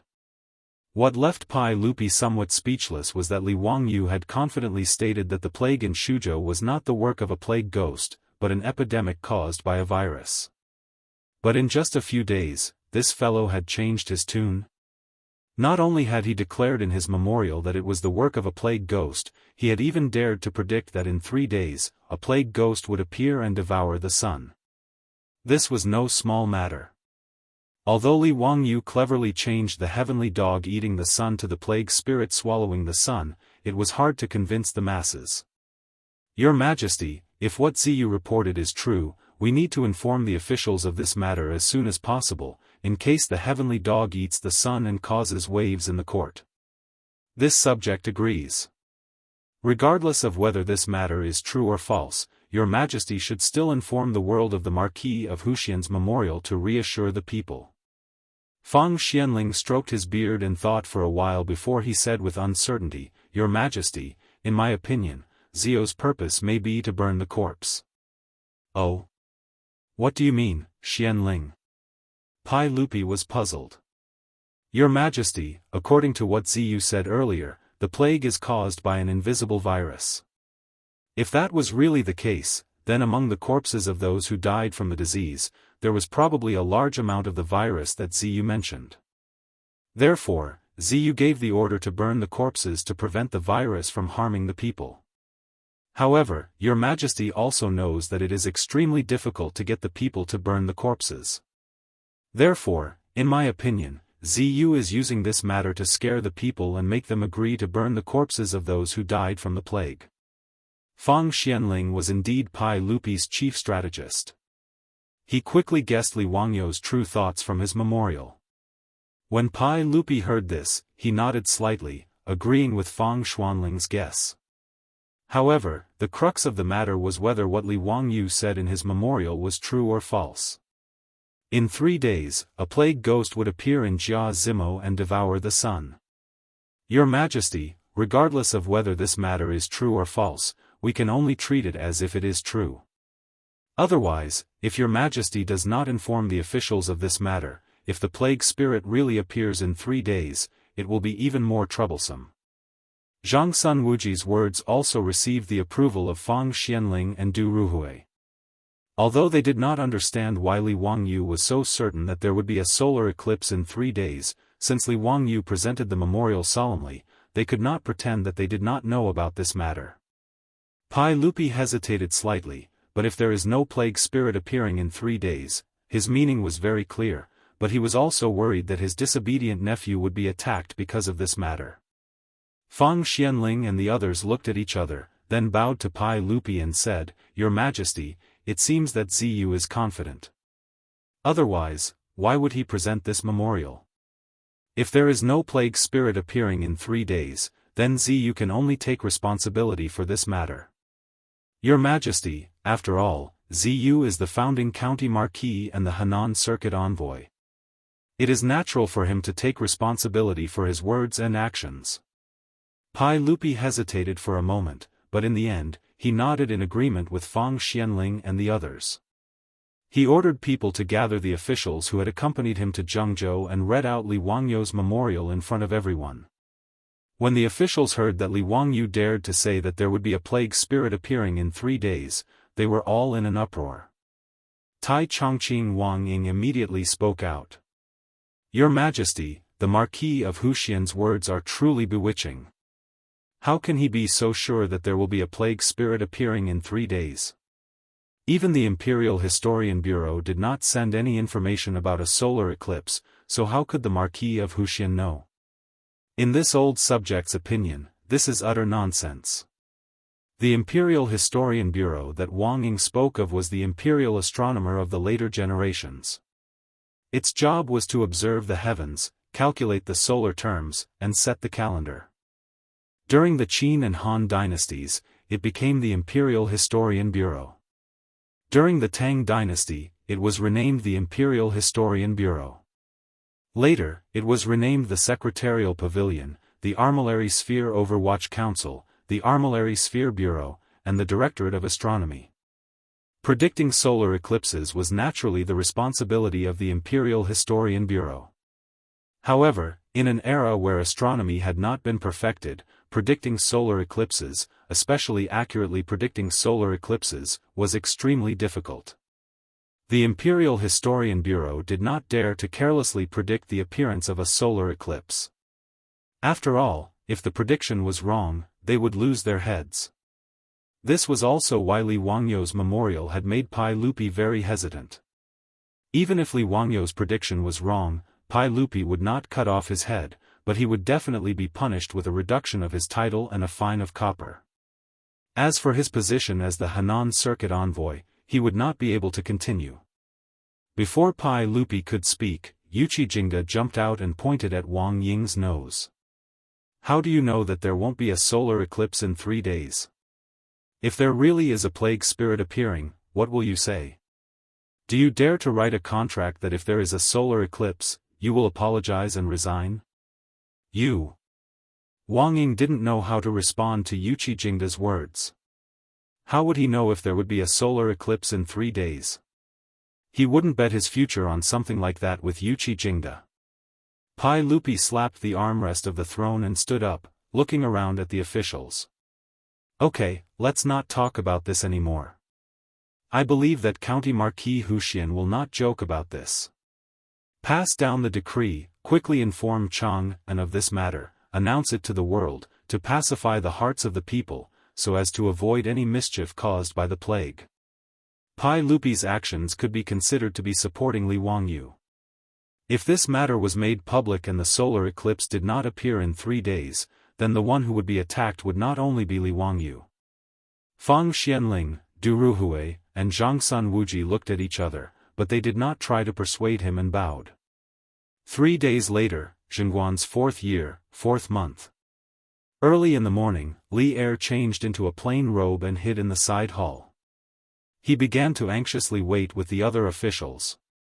Chapter 855. In Jianghu, Pai Lupi, accompanied by Fang Xianling and other big shots, waited anxiously in the side hall. "Zio, this bastard, won't mess things up." Pai Lupi was a little irritated. After looking up at the sun countless times, he finally couldn't help but speak. Fang Xianling and Du Ruhui looked at each other, bowed and said, "Your Majesty, it's still early. Let's wait patiently. I still believe that Zio won't joke about this kind of thing." "Ah, I hope so." Pai Lupi sighed and continued to pace back and forth in the side hall uneasily. In Yanling County, Shuzhou, after the Imperial Army announced that there would be a plague ghost today, tens of thousands of people in the county were not in the mood to do anything. They all looked up at the sun from time to time. Many people in the city chose to believe Li Wangyu's words.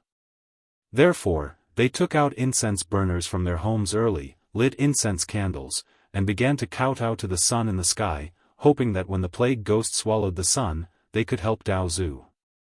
Outside Yanling County, the playboys all wore sunglasses and looked at the sun in the sky from time to time.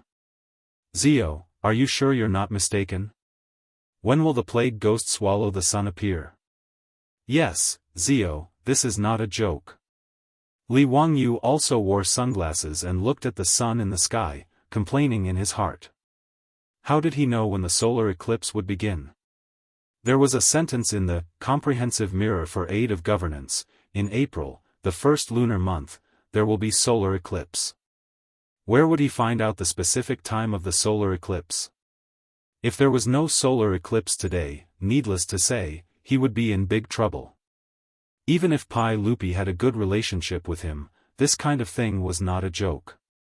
Li Wangyu couldn't help but shiver. Sima Guang, who smashed the vat, couldn't be so unreliable, right? After all, Sima Guang was from the northern Song dynasty, hundreds of years away from the Tang dynasty. If there was a mistake in the Comprehensive Mirror for Aid of Governance, and the accurate time was not today, then he would be in trouble. But now it was too late to say anything. He couldn't regret it. Just you wait. The Dao ancestor told me in a dream. It definitely won't be wrong. It's still early, why are you in such a hurry? Li Wangyu looked very calm on the surface, but in fact, he was panicking inside. Su Chongqing also climbed up the city wall and looked at Li Wangyu from afar. His eyes were also filled with worry. On this day, everyone felt that time passed very slowly. The sun in the sky was almost motionless, and there were no signs of a solar eclipse. They had been waiting since sunrise, and this wait lasted until afternoon. The sun was still firmly hanging high in the sky. With the trip to Jianghu, Pai Lupi was not even in the mood to have lunch. He waved his hand and asked Mitua to take away the food. Mito looked at the untouched food on the table and said carefully, "Everyone, it's still early. Let's eat first. This servant has been keeping an eye on the sun in the sky. Once there are any changes, this servant will immediately report to everyone. Alright, take it away. I have no appetite today." Yes. Mitua didn't dare to try and persuade him again. He could only signal for the servants to take away the food. The officials in the side hall saw that Pai Lupi was not in a good mood, so no one said anything. Only the Grand Chancellor, Wang Ying, jumped out again and impatiently criticized Li Wangyu in front of Pai Lupi. "Your Majesty, in this old servant's opinion, the Marquis of Huxian's words about a plague being devoured today are complete nonsense. It's already past noon, and there are still no signs of a solar eclipse. Your Majesty should not continue to wait here." Pai Lupi gave him a sidelong glance and was too lazy to talk to this guy. Wang Ying made a fuss and could only mutter a few words to himself before continuing to wait on the side. However, Wang Ying had already made up his mind. There were only a few more hours before the sun set. He had to properly impeach Li Wangyu and take revenge for the insults he had received from Li Wangyu. In Yanling County, the common people were discussing spiritedly, and the scribes and bailiffs in the county government snorted disdainfully at the plague being devoured by the sun. "Bah, this old man already said, what dog fart plague being devoured by the sun? It's just a trick to trick us. That's right, that's the logic. In the end, they just want to trick us into giving them the corpses of our relatives and burning them. In short, if they want to burn my lord's corpse, this old man will fight it out with them. Yes, that's the logic. That Marquis of Huxian outside the city is probably regretting it by now. To think that he would use such a childish excuse to trick us. Does he think that we are all ignorant children? Bah! If some plague being devoured by the sun appears today, this old man will go to the streets and bark like a dog and crawl in a circle. If the plague being devoured by the sun doesn't appear today, can you make that dog fart marquis crawl in a circle on the ground? I heard that in Jianghu County, that marquis was called the Marquis of Dirty Marquis. Now it's even worse. After coming to Yanling County, not only did he not allow us to leave the city to seek refuge, but he also forced us to burn the corpses. The way I see it, that bullshit marquis can't wait for us to all die in this city. Damn it, if that dog fart marquis doesn't give us a way out, why don't we fight it out with them? Anyway, staying in this city is a dead end. That's right, if that marquis doesn't give us a way out, we'll fight it out with them. The more the scribes spoke, the more excited they became. It looked like they were ready to rebel at any moment. Of course, this group of yamen runners and scribes also knew that they were just making empty promises.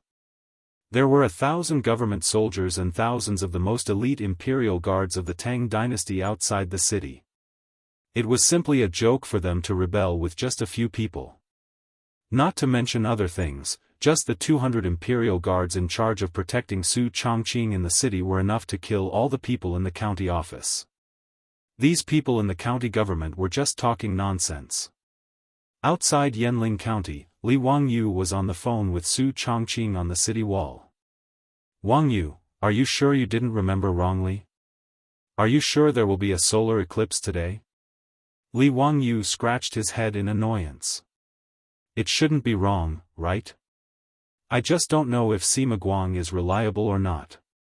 Su Chongqing pondered for a moment and said worriedly, I remember that a total solar eclipse takes a few hours from the first eclipse to the second eclipse, but a total solar eclipse only takes a few minutes. It's already past 2:00 in the afternoon. If there are no signs of the first eclipse, I'm afraid there won't be a solar eclipse today. Li Wangyu looked up at the sun in the sky again. Even though he was wearing sunglasses, his eyes were still hurt by the bright sun in the sky.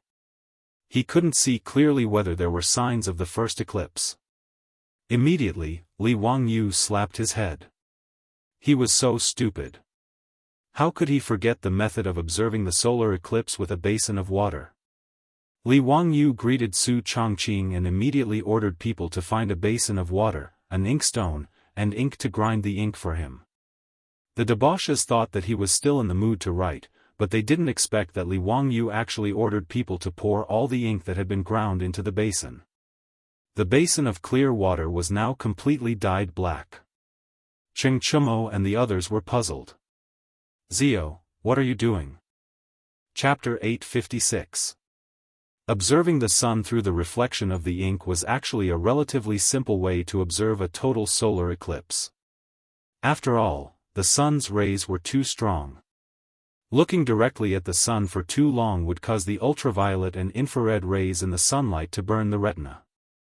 But wearing sunglasses to observe the sun was one of the most widely spread methods in the future. It was also the most dangerous method to observe the sun. Of course, Li Wangyu's method of observing the sun through the ink would still reflect a lot of sunlight into his eyes. But with the sunglasses he was wearing, it was enough to protect his eyes for a short period of time. Li Wangyu was not in a hurry to answer the wastrel's questions. Instead, he ordered people to move the basin of ink to an empty space. He put on his sunglasses and looked inside. When he found the right angle and saw the sun through the reflection of the ink basin, he could not help but be happy. After carefully observing a few more times to make sure he was not mistaken, Li Wangyu hurriedly made an OK sign to his beautiful superior who was anxiously waiting on the city wall. Thank the heavens, that guy who smashed the vat was still reliable. Seeing this, Su Chongqing's hanging heart finally settled down. But Cheng Chumo, Fang Yai, and the others became more and more confused. Ziyu, what are you trying to figure out? Brothers, I'm trying to see if the solar eclipse has started. Li Wangyu confirmed the existence of the solar eclipse and was in a good mood. What? You can see it with this basin of ink? Hurry up and tell us how to observe it. How could the wastrels let go of such a fun thing? They all squeezed to the side of the basin and surrounded it so tightly that not even a drop of water could leak out. Li Wangyu was speechless. This group of idiots was simply hopeless.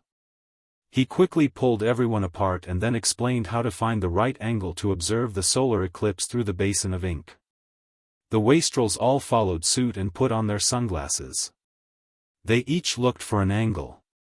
Wahaha, I see it, I see it. Why is the sun in the sky missing a piece? I see it too, a piece of the sun has been bitten off. Ziyu, is this the plague ghost swallowing the sun? It has already started? Where? Quick, point it out to me. Didn't he see the silk pants jumping up and down anxiously? When all of the silk pants confirmed through the reflection in the water basin that a piece of the sun was missing, they were all speechless. His gaze towards Li Wangyu was even more speechless. What this guy said that there would be a plague demon swallowing the sun in 3 days was actually true. Cheng Chumo stared at Li Wangyu for a long time. Zio, tell me honestly, are you an immortal from the heavens? You even know when the solar eclipse will occur. How are you going to explain that? Fang Yai and the rest also had the same expression, looking at Li Wangyu with an expression of looking at a celestial being. If it weren't for the fact that everyone was so familiar with each other, they might have even kowtowed to Li Wangyu at this moment. Li Wangyu rolled his eyes silently, too lazy to explain. In any case, there was no way he could explain it clearly. Could he really tell them that he and his beautiful boss had transmigrated from more than 1,000 years in the future? It would be better to just say that he was an immortal. It would be more acceptable. He couldn't be bothered with the silk pants and ran straight to the base of the city wall. He used the phone to inform Su Chongqing that they could begin according to plan. According to his observation of the speed of the solar eclipse, the total eclipse would arrive in about an hour. Su Chongqing nodded, turned around, and found the captain of the Imperial Army. He whispered a few words to him. Not long after, the sound of drums and gongs once again rang out in Yanling County, attracting the attention of the people in the city. Only then did he yell at the top of his voice. Citizens of the city, listen well. The plague demon has already begun to swallow the sun. In another hour, it will swallow the entire sun. Everyone, do not be afraid when the time comes. The heavenly Dao ancestor will disperse the plague demon. The Marquis of Huxian has already prepared a divine item to ward off the plague demon. When the time comes, we will lend a hand to the heavenly Dao ancestor to ensure the peace of the world. The voices of the Imperial Army quickly spread throughout the small Yanling County. The citizens of the city were in an uproar. What? Could it be that the plague demon is really going to swallow the sun? How could that be? I see that the sun in the sky is still as bright and dazzling as ever. How could there be a plague demon swallowing the sun? It must be that dog's hit Marquis trying to deceive us again. None of these dog officials are speaking the truth. I think that in the end, they just want to deceive us into burning the corpses of our family members. Bah! Don't even think about it. If anyone dares to do this, this daddy will fight it out with him. Who cares if he's a Marquis or not? But the Imperial Army clearly said that in an hour, the plague demon will swallow the sun. How could this be fake? Then let's wait and see. This daddy wants to see if that dog's hit Marquis is lying or not. There were also many citizens who completely believed the Imperial Army's words. They began to light incense sticks and kowtow to the sun in the sky. In the Yanling County Yamen, after hearing the Imperial Army's announcement, all the scribes and bailiffs, including the Yanling County Magistrate and the County Lieutenant, stopped mocking Li Wangyu and walked to the open space to look up at the sky. However, even though the solar eclipse had already happened, it was difficult to see it with the naked eye. Even though everyone's eyes hurt from looking at it and they were tearing up from the sunlight, they still could not see it clearly. However, since the imperial army had already announced that the plague demon would arrive in an hour, regardless of whether they believed it or not, they could only wait and see. Time passed by slowly. An hour was almost up, but the sky was still bright. Those who did not believe Li Wangyu in the first place began to make a ruckus again. Their words were full of mockery towards Li Wangyu. Just as everyone was talking, they suddenly felt their vision darken.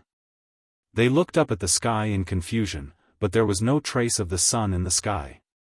In a few breaths, the originally bright land seemed to have turned into night. Many of the scribes' teeth began to chatter. It's a solar eclipse. It's really the plague demon swallowing the sun. Everyone in the county yamen, including the Yanling county magistrate, knelt down as their legs turned to jelly. Dao Ancestor, please forgive us, Dao Ancestor. We were ignorant and did not know that the plague demon was causing trouble, causing the plague demon to swallow the sun. Dao Ancestor, please save all living beings, save us. The tens of thousands of citizens in Yanling County had the same reaction. No matter how much they had cursed Li Wangyu earlier, they all knelt on the ground, their hearts filled with fear. Just as everyone was panicking, they heard an uproar in Yanling County. It was as if thunder had exploded in their ears. The entire city was filled with the sound of thunder. The commotion scared the citizens so much that they all buried their heads in the ground and kowtowed as if they were pounding garlic. Some people were so frightened that they let out ear-piercing screams. For a moment, there were crackling sounds of explosions, babies crying, men and women shouting, and prayers everywhere. Chapter 857. At the same time, in Jianghu, the atmosphere in the side hall grew more and more oppressive as time passed. Not only was Pai Lupi silent, but even Fang Xianling, Du Ruhui, and the others were shaking their heads and smiling bitterly. Even Wuxia Xianxia, who had supported Li Wangyu, was furious. On the other hand, Grand Chancellor Wang Ying couldn't help but smile. He was clearly in a good mood. At this moment, the door to the side hall was suddenly pushed open with a loud bang. Pai Lupi immediately raised his head in anger. Just as he was about to explode, he saw Mi Tuo scrambling in. Everyone, the solar eclipse, the plague ghost swallowing the sun, has begun. Only now did everyone come to their senses with astonishment, and when they raised their eyes to look over, the outside of the side hall had suddenly become pitch black like night. Because the candles in the side hall had been lit the entire time, they hadn't noticed. Li Er suddenly got up and walked to the door of the side hall in 2 or 3 steps. He lifted his foot and wanted to walk out, but he was blocked by Mi Tuo. Everyone, don't go out, don't go out. According to Chinese tradition, a solar eclipse was very unfavorable to the emperor. Thus, when a solar eclipse appeared, the emperor had to wear plain clothes and avoid the main hall in order to avoid disaster. Under these circumstances, Mi Tuo naturally couldn't let Pai Lupi go out, lest he meet with misfortune. Pai Lupi also didn't force his way out of the side hall. He just stood at the door and looked up at the sky that had become as dark as night, not saying a word. The plague ghost swallowing the sun. It really is the plague ghost swallowing the sun. Fortunately, the Marquis of Huxian had already submitted a memorial, otherwise who knows how much trouble it would have caused. There's no news from the Grand Historian Bureau. Could it really be as the Marquis of Huxian said, that this was a dream from the Dao Ancestor? This old man doesn't know where the Marquis of Huxian heard this, but this plague ghost swallowing the sun is absolutely true. The discussion of the officials in the side hall caused Grand Chancellor Wang Ying's old face to turn red. Every word was like a slap to his face. Wuxia Xianxia even deliberately moved in front of him. Wang Gong, what else do you have to say now? Wang Ying was rendered speechless by his words. She almost covered her face and left. Pai Lupi also glanced at Wang Ying. He was too lazy to say anything more to this old thing. He only rejoiced that he believed his nephew Li Wangyu's words and announced this matter to the world 3 days in advance. Otherwise, as the officials had said, the aristocratic families might take advantage of this solar eclipse and cause some trouble. Now, Pai Lupi was not afraid, and he even started to think about what benefits he could obtain from this. He still needed to discuss this matter with Fang Xianling, Du Ruhui, and the others. Not mentioning the Zhengzhou trip, all the officials had their own thoughts. Shuzhou Yanling County was bustling with noise and excitement. The thunderous sounds coming from all over the city were actually the firecrackers that Li Wangyu had made in the past 2 days. The purpose was naturally to further shock the people in the city. Now, there were not many people in Chang and who had heard the sound of firecrackers, let alone Yanling County thousands of miles away. The plague ghost swallowing the sun was already shocking enough, but now there were thunderous sounds coming out of nowhere, scaring everyone out of their wits. Even the bailiffs in the county government were prostrating themselves on the ground, their bodies trembling with the sound of the firecrackers. Those who had spoken disrespectfully to Li Wangyu earlier were now left with nothing but fear in their hearts. The plague ghost swallowing the sun is actually real.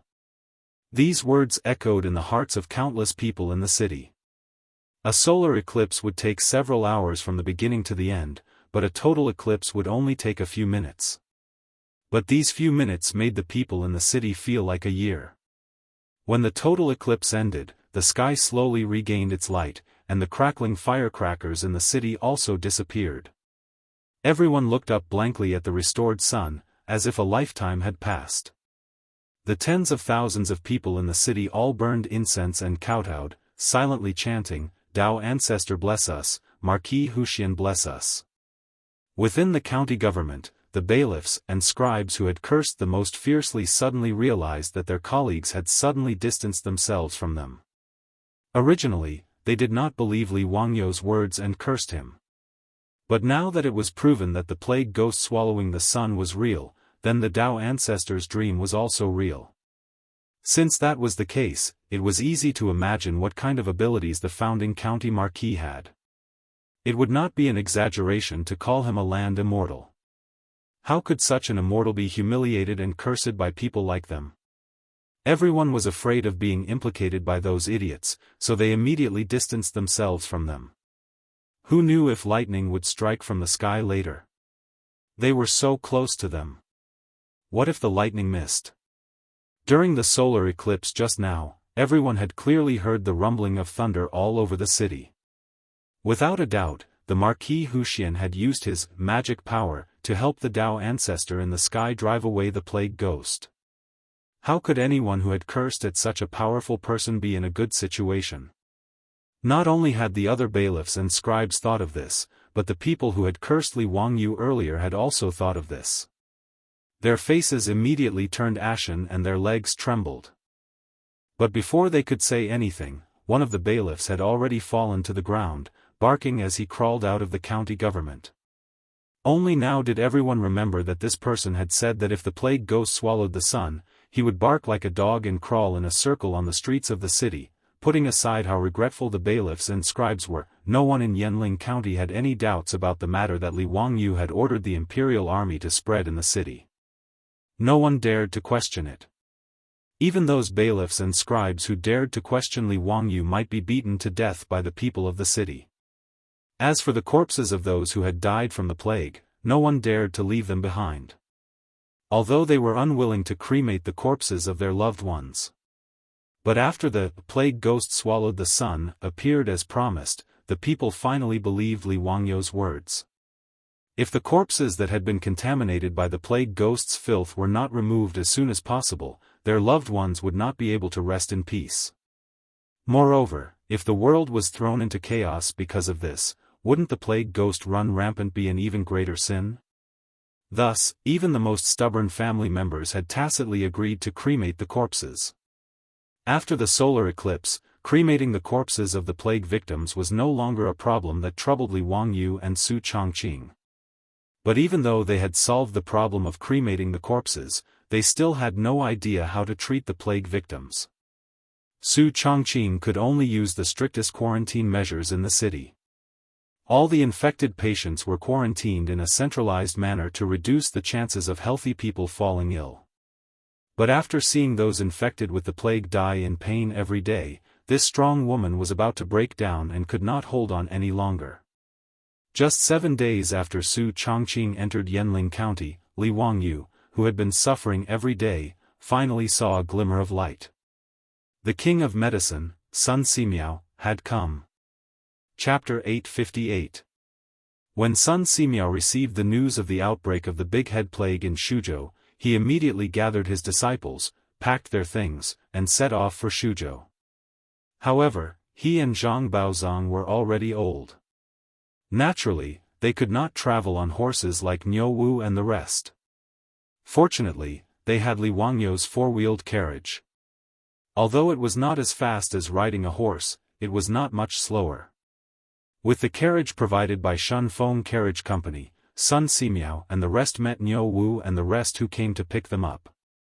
After they met up, they hurried towards Shuzhou again.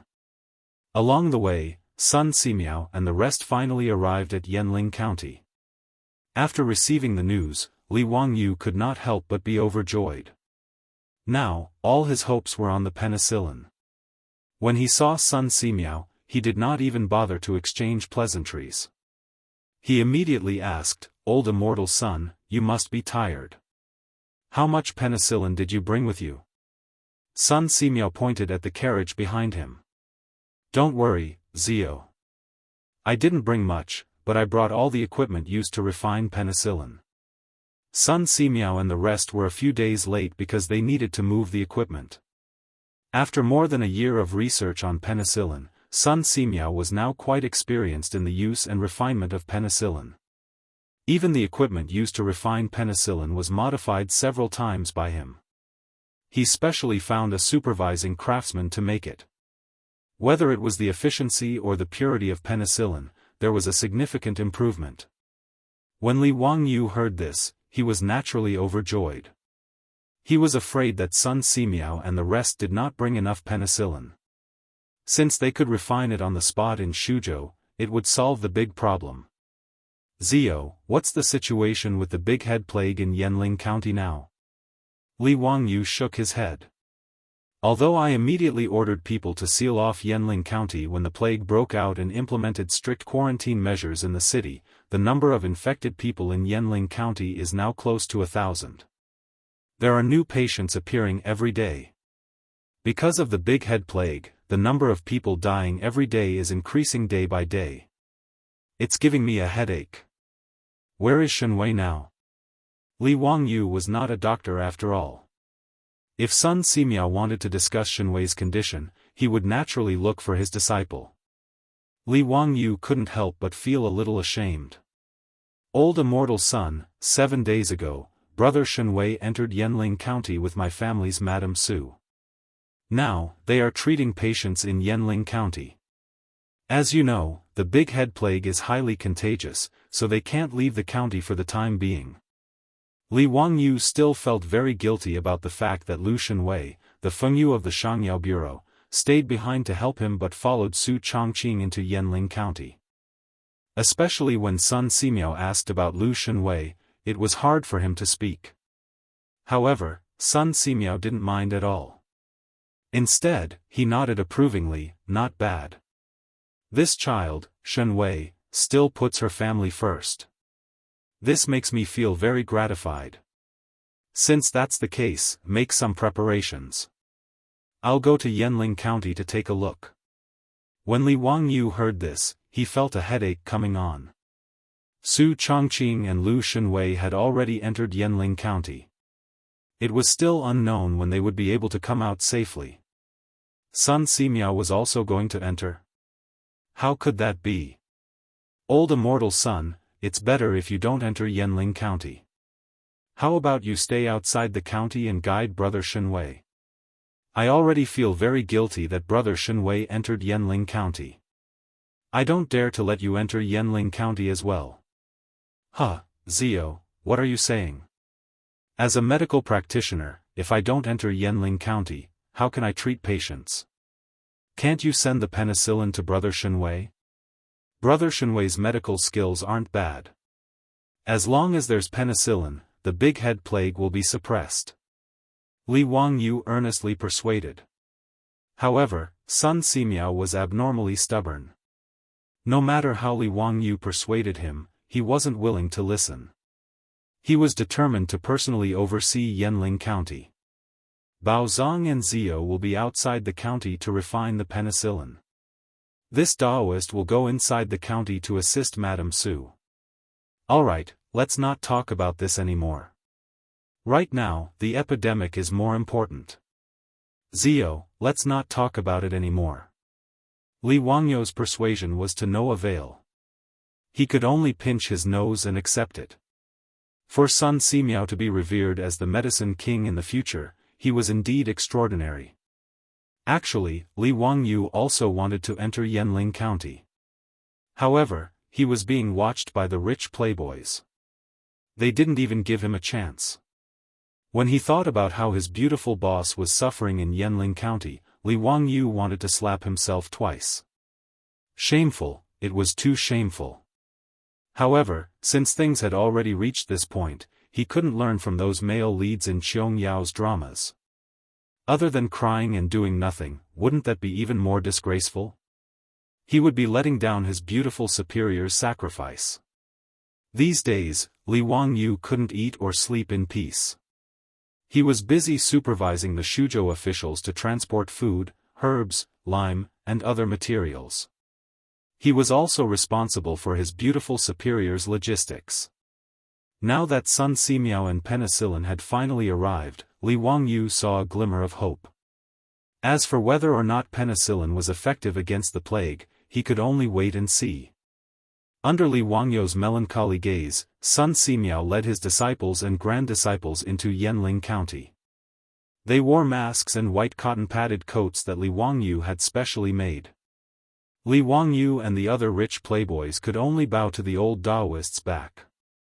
After Sun Simiao entered the city, Li Wangyu could only urge Zhang Baozong and the other disciples of Sun Simiao to hurry up and extract the penicillin. The number of sick people in the city was close to 1,000, and it was still increasing every day. If Sun Simiao confirmed that the penicillin was effective, then they couldn't drop the ball outside the city. They had to be able to supply enough penicillin for the sick families. When Sun Simiao entered the city, Su Chongqing naturally went to the city gate to welcome him. In the past few days, she had been mentally and physically exhausted. Even though she was wearing a mask, Sun Simiao could clearly see that Madame Su's eyes, which were usually bright, were now bloodshot. "Thank you for your hard work, Lady Su. I'll be fine here, you can go and rest." Su Chongqing didn't reject him.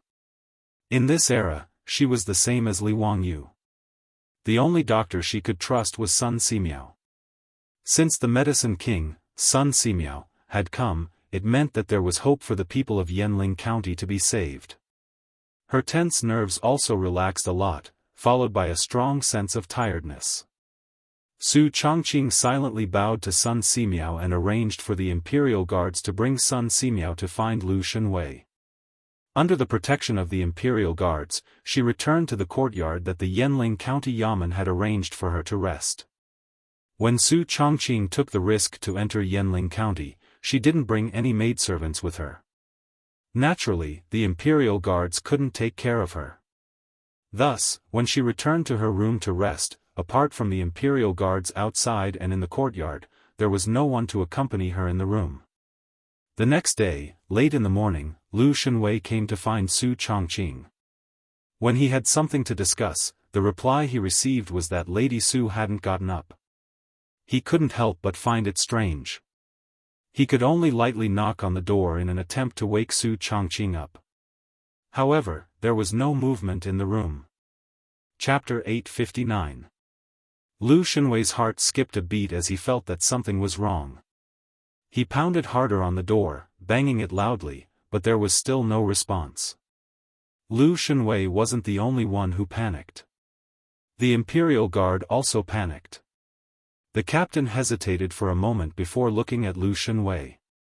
"Lu Fengyu, is Lady Su sleeping too deeply, or did something happen?" They wanted to break into the room, but they felt that it was inconvenient. After all, the person inside was the Marquis of Huxian's woman. It would be unreasonable for them to break in like this. The captain of the imperial army reacted quickly and immediately ordered someone to go to the county yamen and call for 2 maidservants. In truth, when Su Chongqing brought a group of doctors into the city, the Yanling county magistrate didn't dare to be negligent and immediately prepared several servant girls to take care of Su Chongqing. However, Su Chongqing was worried that she would bring the plague germs back and infect the servant girls. Thus, she tactfully rejected the Yanling county magistrate's good intentions. Other than having someone send her food every day, she didn't have the servant girls take care of her daily life. Soon, the Yanling county magistrate and the county magistrate who had received the news rushed over with a few servant girls.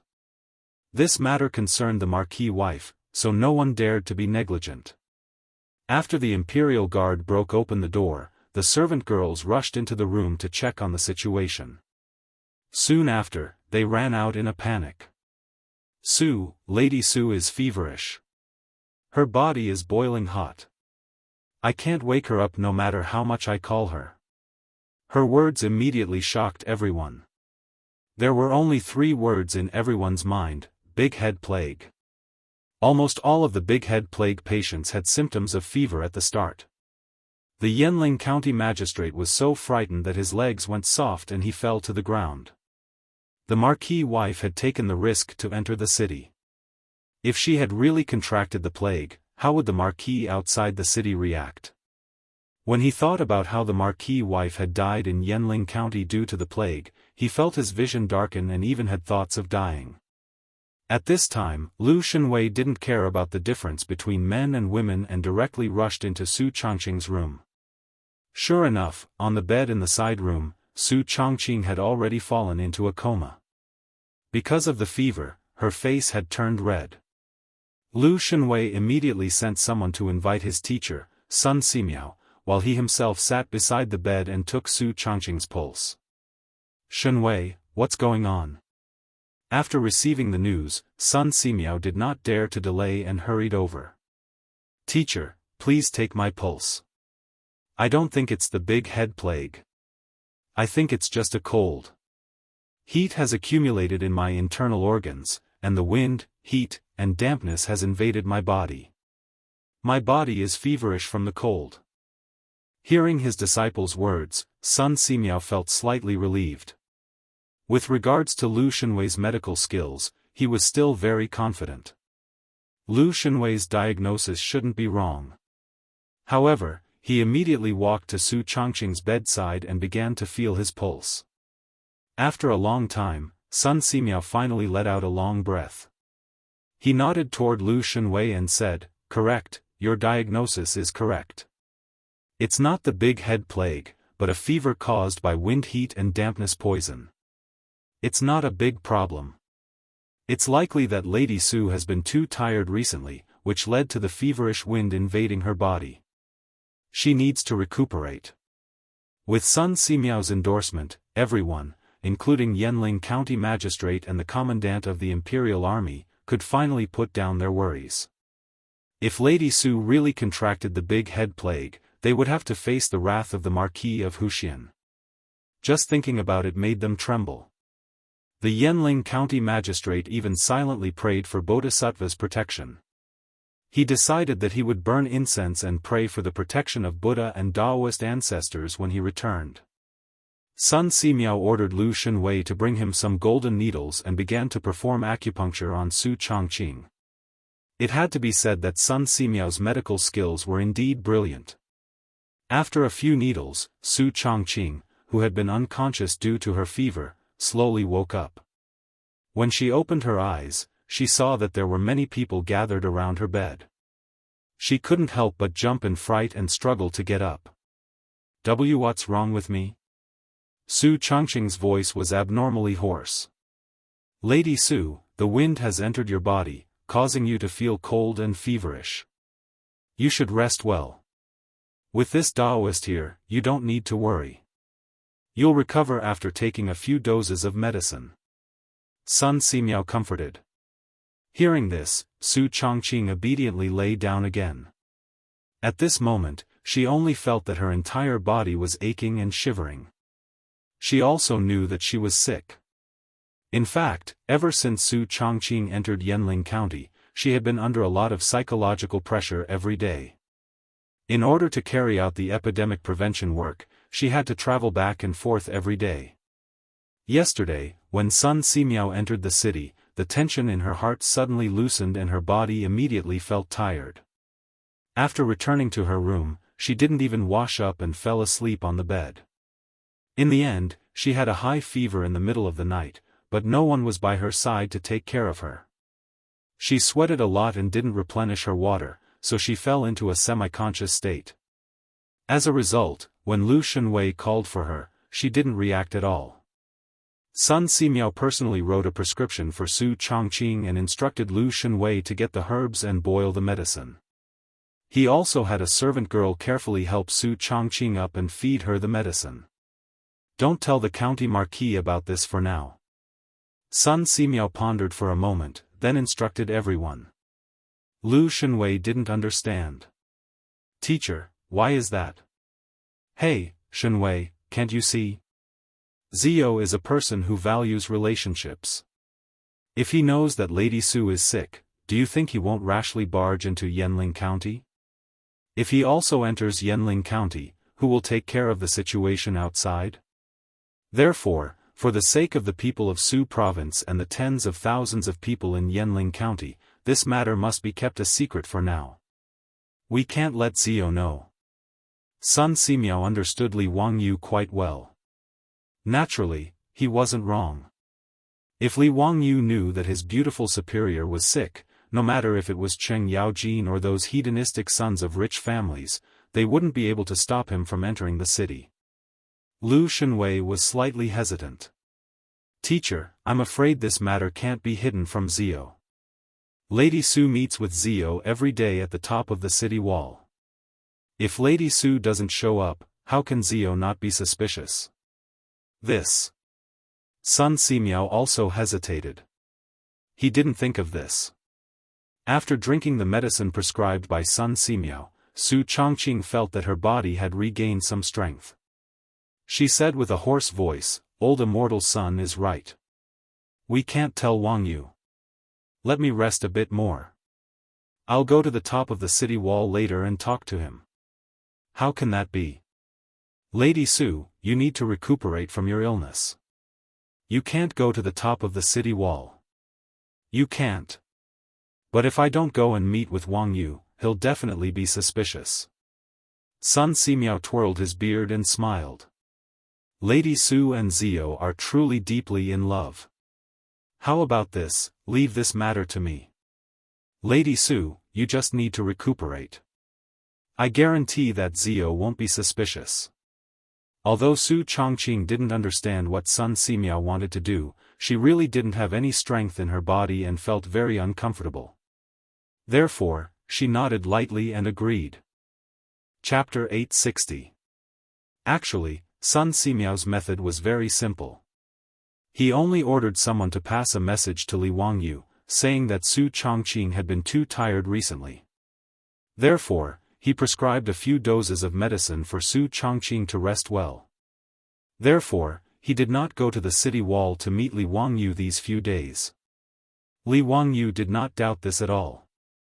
Instead, he agreed with Sun Simiao's method. It was not until a few days later that Su Chongqing had basically recovered that she met Li Wangyu again across the city. This did not arouse Li Wangyu's suspicion at all. Li Wangyu only found out about Su Chongqing's illness from others after Yanling County's ban was lifted. He could not help but feel heartache.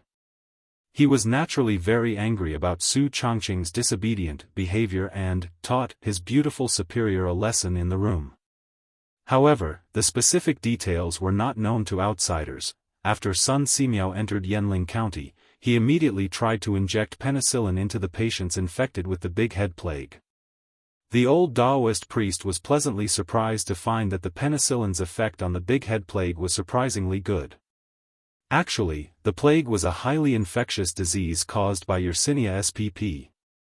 And the most effective treatment drugs were streptomycin and gentamicin. However, there was no streptomycin in the Tang dynasty. Li Wangyu did not know what streptomycin was and had never even heard of it. However, as an antibiotic, penicillin was not without effect. At least for the Tang people who had never been exposed to antibiotics, the effect of penicillin was not weaker than streptomycin. After injecting penicillin, except for a few old and frail patients, the rest of the patients gradually showed signs of improvement in the originally incurable big head plague. This discovery stunned the doctors who had been forced into the city. Naturally, they did not know what penicillin was and had never seen the treatment method of injection. Therefore, they could only understand penicillin as some kind of miracle drug.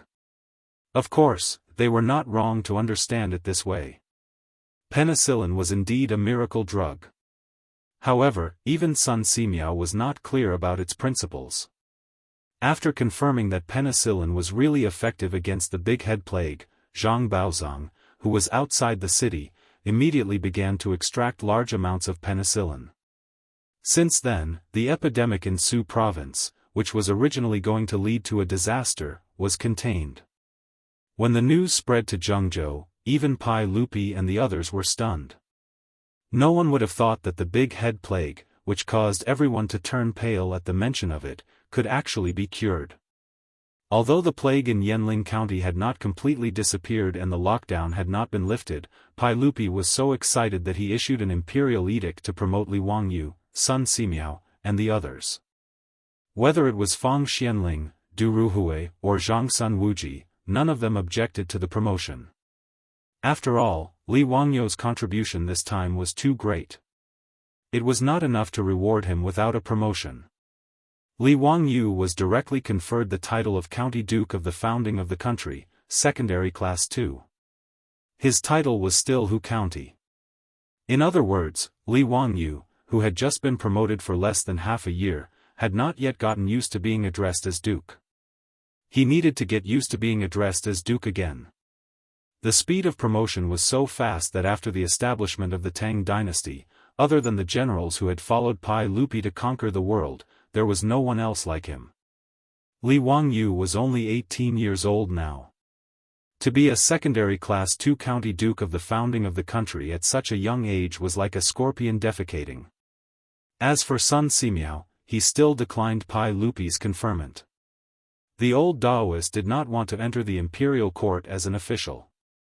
He only wanted to continue to stay in his Xianwei temple and study those new things. Ever since Li Wangyu created a microscope for him, the old Daoist was even more interested in studying all kinds of medicine. If it was not for the epidemic in Su province, Sun Simiao would not have left the Xianwei temple.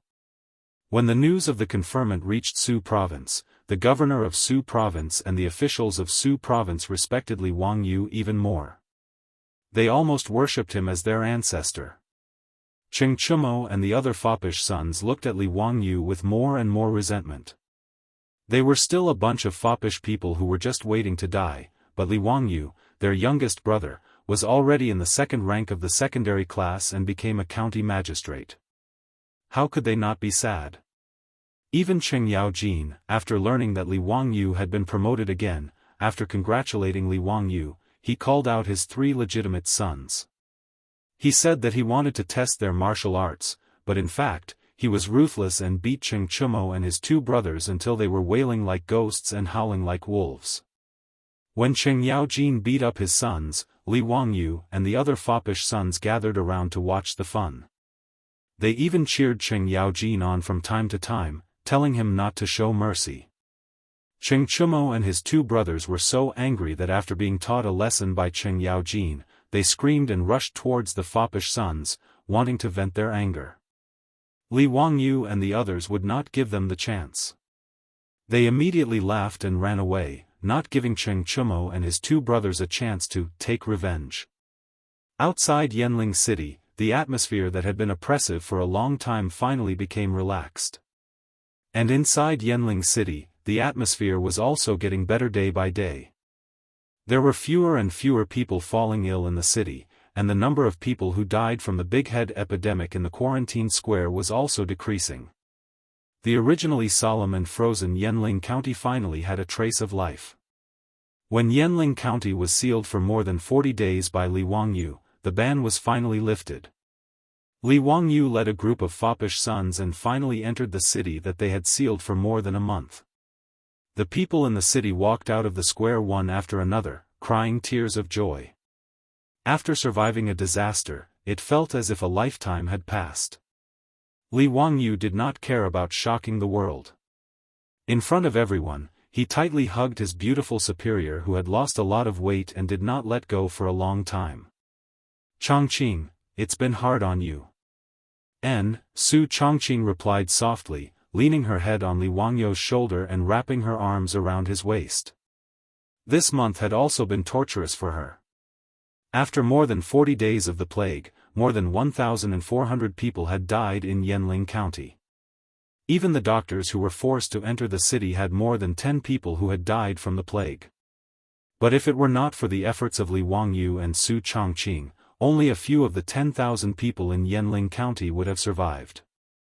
In other words, they had saved more than 10,000 lives from the hands of the Grim Reaper.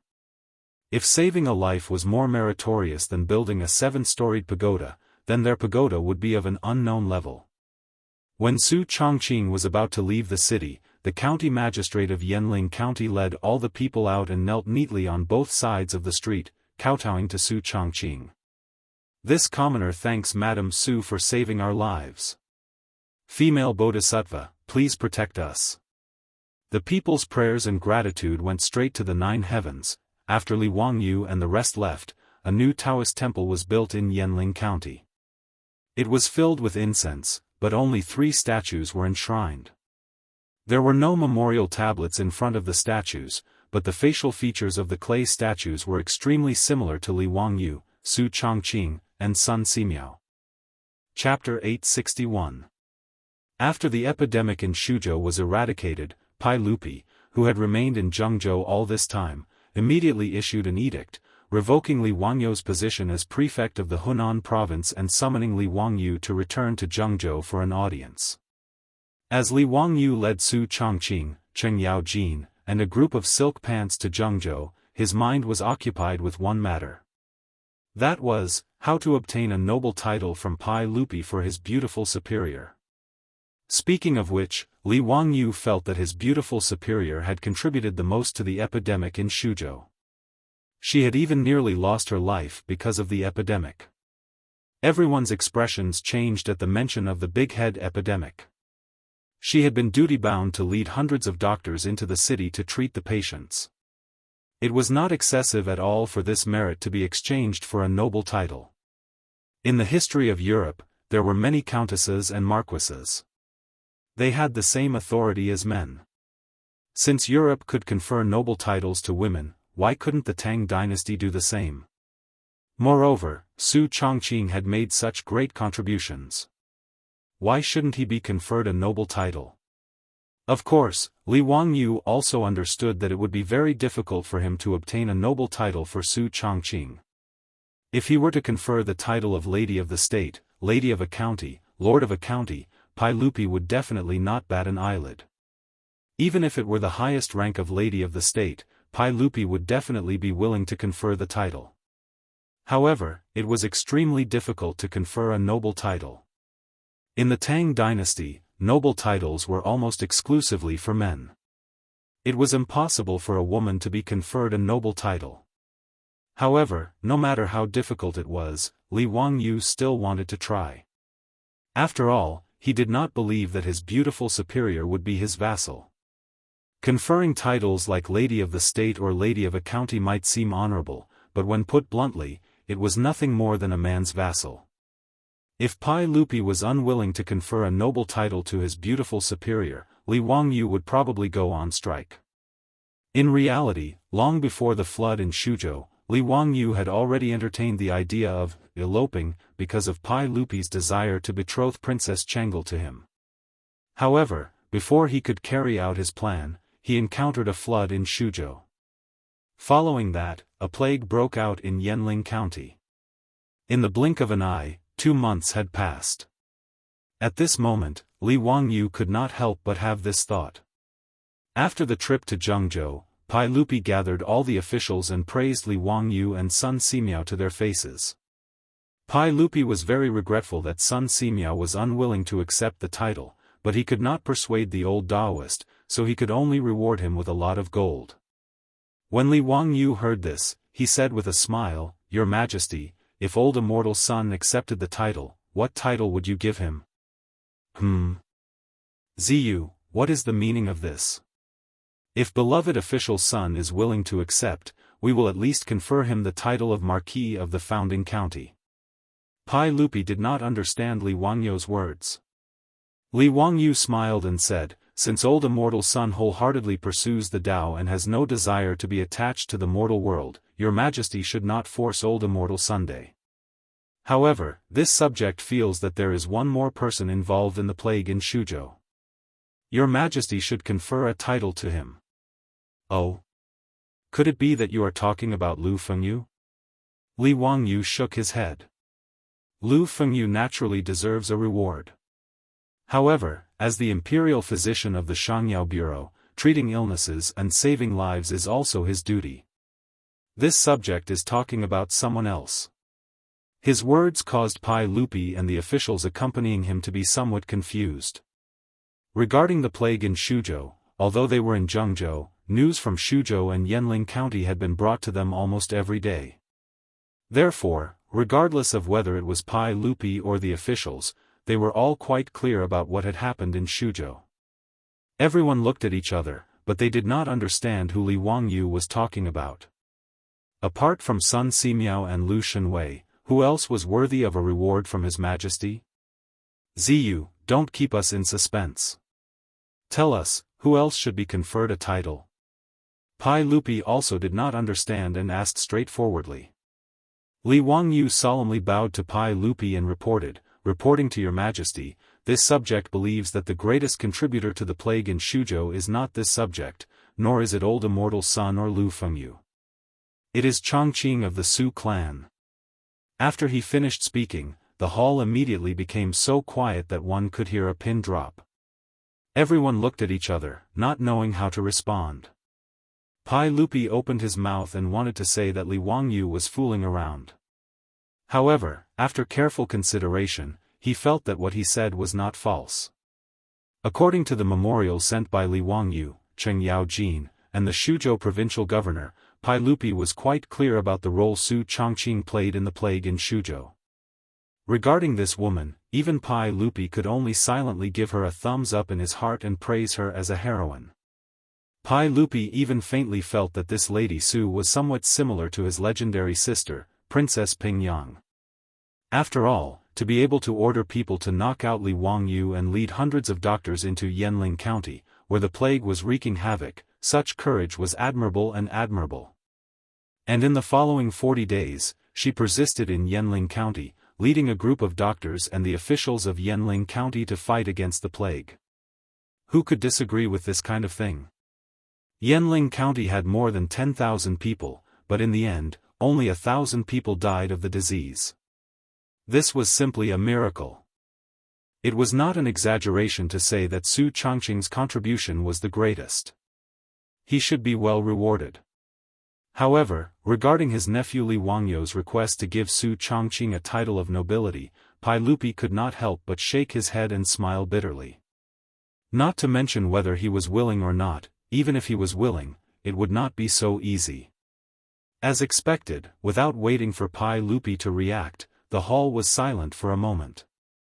Suddenly, it was as if a pot was boiling, and all kinds of buzzing sounds came out in an instant. Almost all of the ministers were whispering to each other, discussing what Li Wangyu had said. There were those who agreed, and naturally there were also those who disagreed. Grand Chongqing Wangying directly stepped out, angrily pointing at Li Wangyu and scolding, "Preposterous, this is preposterous. How can a girl be given a title? Isn't this like a hen taking over the throne?" He then reported to Pai Lupi, "Your Majesty, this cannot be done, absolutely not. A girl being given a title is the biggest joke in the world. Preposterous. Your Majesty must not agree to the words of the county magistrate." Li Wangyu had already expected the attitude of people like Wang Ying, and he had thought that such a thing would happen. He glanced at Wang Ying and asked, "Then may I ask Lord Wang, what is the Marquis of Mingshan, Marquis of Yinan, and Marquis of Lingguang?" The three that Li Wangyu mentioned were the three female marquises of the Western Han. The female fortune-teller Su Fu of the first year of the Western Han was given the title of Mingshan Marquis by Han Gaozu. The brother and sister-in-law of Han Gaozu was given the title of Marquis of Yinan. In the Han dynasty, after Empress Lu took over, she was given the title of Marquis of Lingguang, and she had power over the court. In the history of China, the number of women who were given titles could be counted on one hand. Apart from the three marquises of Western Han, in Li Wangyu's memory, there was only one other person in the history of China who was conferred the title of Marquis. Qin Liangyu of the Southern Ming dynasty was conferred the title of Crown Prince Taibao and Marquis Zhongzhen. Qin Liangyu's title was something that happened 1,000 years later, so Li Wangyu naturally could not use it as evidence. However, the three female marquises of the Western Han were enough to prove that there was a precedent for women being given titles. You are being unreasonable. Wang Ying was unwilling to let go. That was something that happened a few hundred years ago. How can you mix it up? Chapter 862. Grand Minister Wang Ying's words naturally received the support of many officials in the hall. That's right. Marquis Mingnu, Marquis Yinan, and Marquis Lingguang were all matters of the former Han dynasty. How can we use the present to prove it? Since the Han dynasty, have we ever heard of a woman being conferred a title in the hundreds of years? Wouldn't it be a mess for a woman to be conferred a title? Your Majesty, this must not happen. The officials who accompanied Pai Lupi to Jianghu were divided into three opinions because of Li Wangyu's words. There were those who agreed, but they were in the minority, such as Yu Shinan and Cheng Yaojin. Those who remained neutral included Fang Xianling, Du Ruhui, Zhangsun Wuji, and even Yuqi Jingda. They didn't agree, but they didn't object either. They simply remained silent and watched the changes. Li Wangyu's proposal to confer a title to Su Chongqing was not essential to them. Therefore, their attitude was that Pai Lupi's decree was enough. No matter what decision Pai Lupi made, they did not care. The group of aristocratic family officials, led by Grand Minister Wang Ying, were the strongest opponents.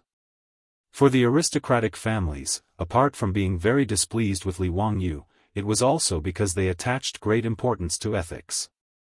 In their opinion, conferring a title to a woman was absolutely unacceptable. Because Cheng Yaojin personally witnessed Su Chongqing entering the city to help with the disaster, he admired this extraordinary woman. Therefore, he absolutely supported Li Wangyu's words. At this moment, he directly rolled up his sleeves and started cursing at Wang Ying and the others in the hall. You be asterisk cheese. You shameless be asterisk stards. Lady Su, a woman, dared to enter Yanling County to fight against the plague for the people of Shuzhou. Why shouldn't she be rewarded for such a great service? But you bunch of cowardly old men, what right do you have to object? You ran faster than rabbits when facing the big head plague. What's the point of saying such nonsense now? Lu Guogong, please be careful with your words. We do not object to His Majesty rewarding Lady Su. Lady Su has done a great service and naturally should be rewarded. But conferring a title is too much. Cheng Yaojin's spittle was all over Wang Ying's face. Bah! I can't bear to see you, you old bastard. Indeed, old men who don't die are thieves. His mother. Lu, High Duke Lu, how can you use such vulgar language? In front of His Majesty, you are humiliating him. Refined my ass. Cheng Yaojin scolded as if he was scolding the streets. He went all out in the hall, scolding Wang Ying and the others until their blood pressure rose. When it came to cursing, how could these people be a match for Cheng Yaojin, the #1 troublemaker of the Tang dynasty? If it wasn't for the fact that this group of people was so weak that Cheng Yaojin was worried that he would beat them to death, the old hooligan would have rolled up his sleeves and started beating them up. Even if he didn't make a move, with the old hooligan's ability to scold people, Wang Ying and the others were naturally defeated. However, Wang Ying and the other ministers knew that they couldn't out-talk Qing Yaojin, so they couldn't be bothered to continue arguing with him. They all uniformly bowed to Pai Lupi. "Your Majesty, you mustn't confer titles to women. If your Majesty insists on conferring titles to women, we would rather beg for skeletons. Your Majesty, you have to be on guard, otherwise, there will be no end of trouble." "Your Majesty, I second that." There were only about 100 officials accompanying Pai Lupi, but they were all important officials of the 3 provinces and 6 ministries. Their attitudes could basically represent the attitudes of the officials in the court. Pai Lupi also frowned at this. He glared at Li Wangyu angrily, thinking that this guy was causing trouble for him. In fact, Pai Lupi's attitude was to give Su Chongqing a generous reward, but there was no need to confer titles. However, he wouldn't say this. After all, his nephew Li Wangyu had made a great contribution this time. Even if he wanted to refuse to confer titles to Su Chongqing, it wasn't up to him to say this. "Yes, all of your words are reasonable. This matter will be put aside for the time being. We will discuss it again after the court returns to Chang'an." Pai Lupi simply used the tactic of delaying and put this matter aside. He estimated that after returning to Chang'an, the voices of opposition to this matter would be even louder. In the end, it would naturally be left unsettled.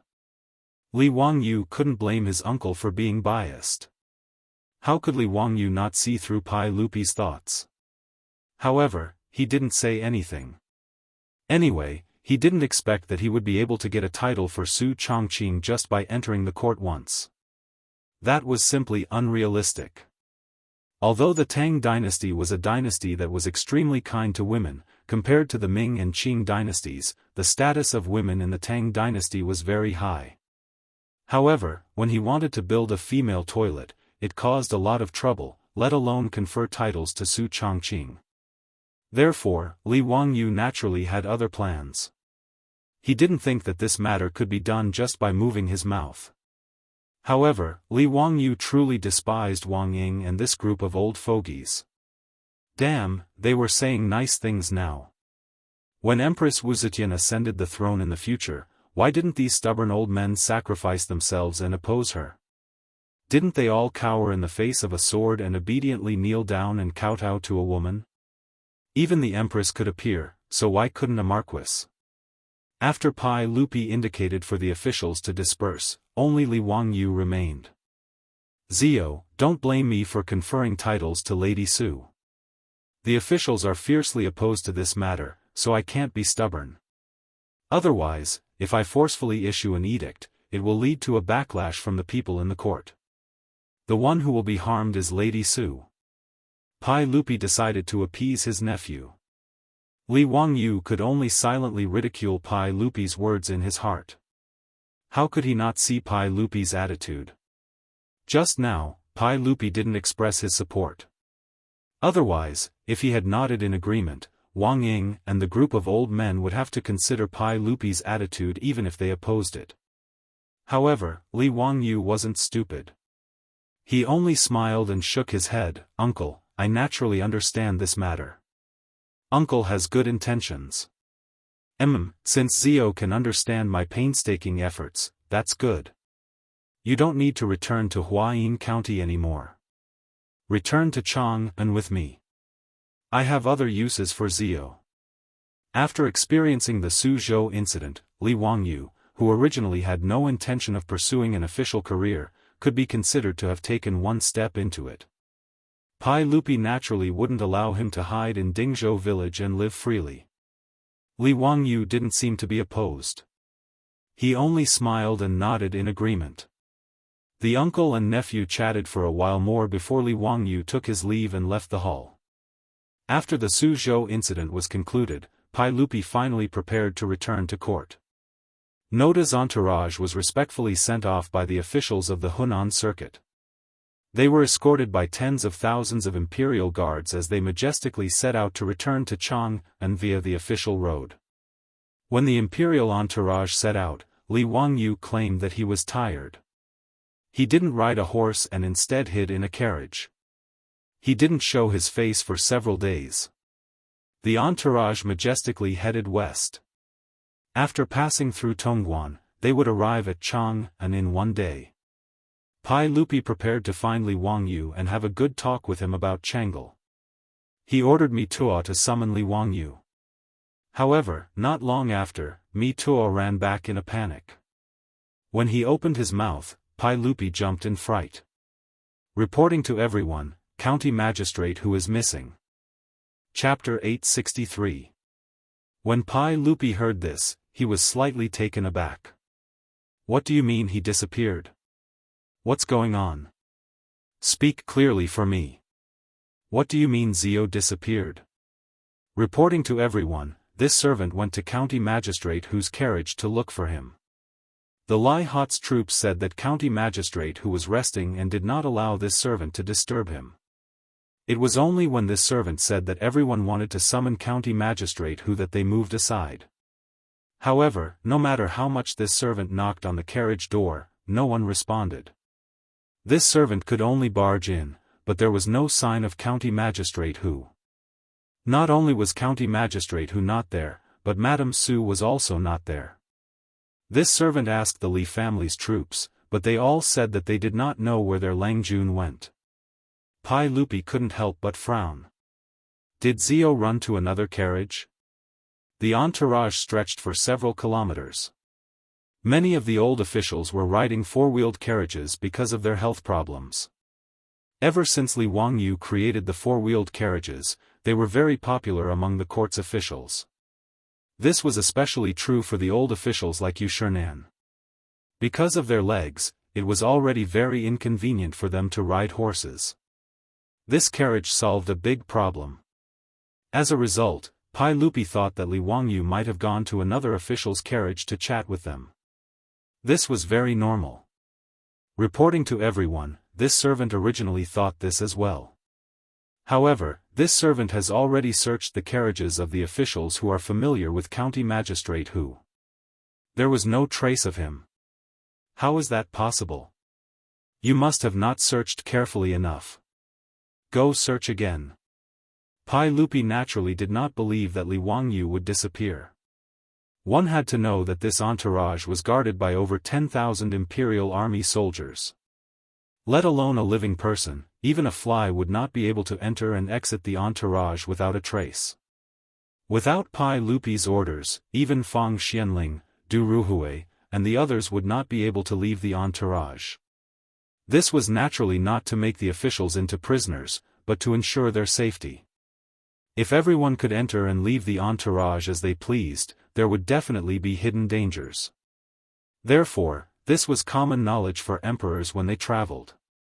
Naturally, Mi Tuo also knew, so he did not argue. After hurriedly saying yes, he ran out again to look for Li Wangyu. However, as if they had seen a ghost, Mito and his men searched the royal carriages from the beginning to the end.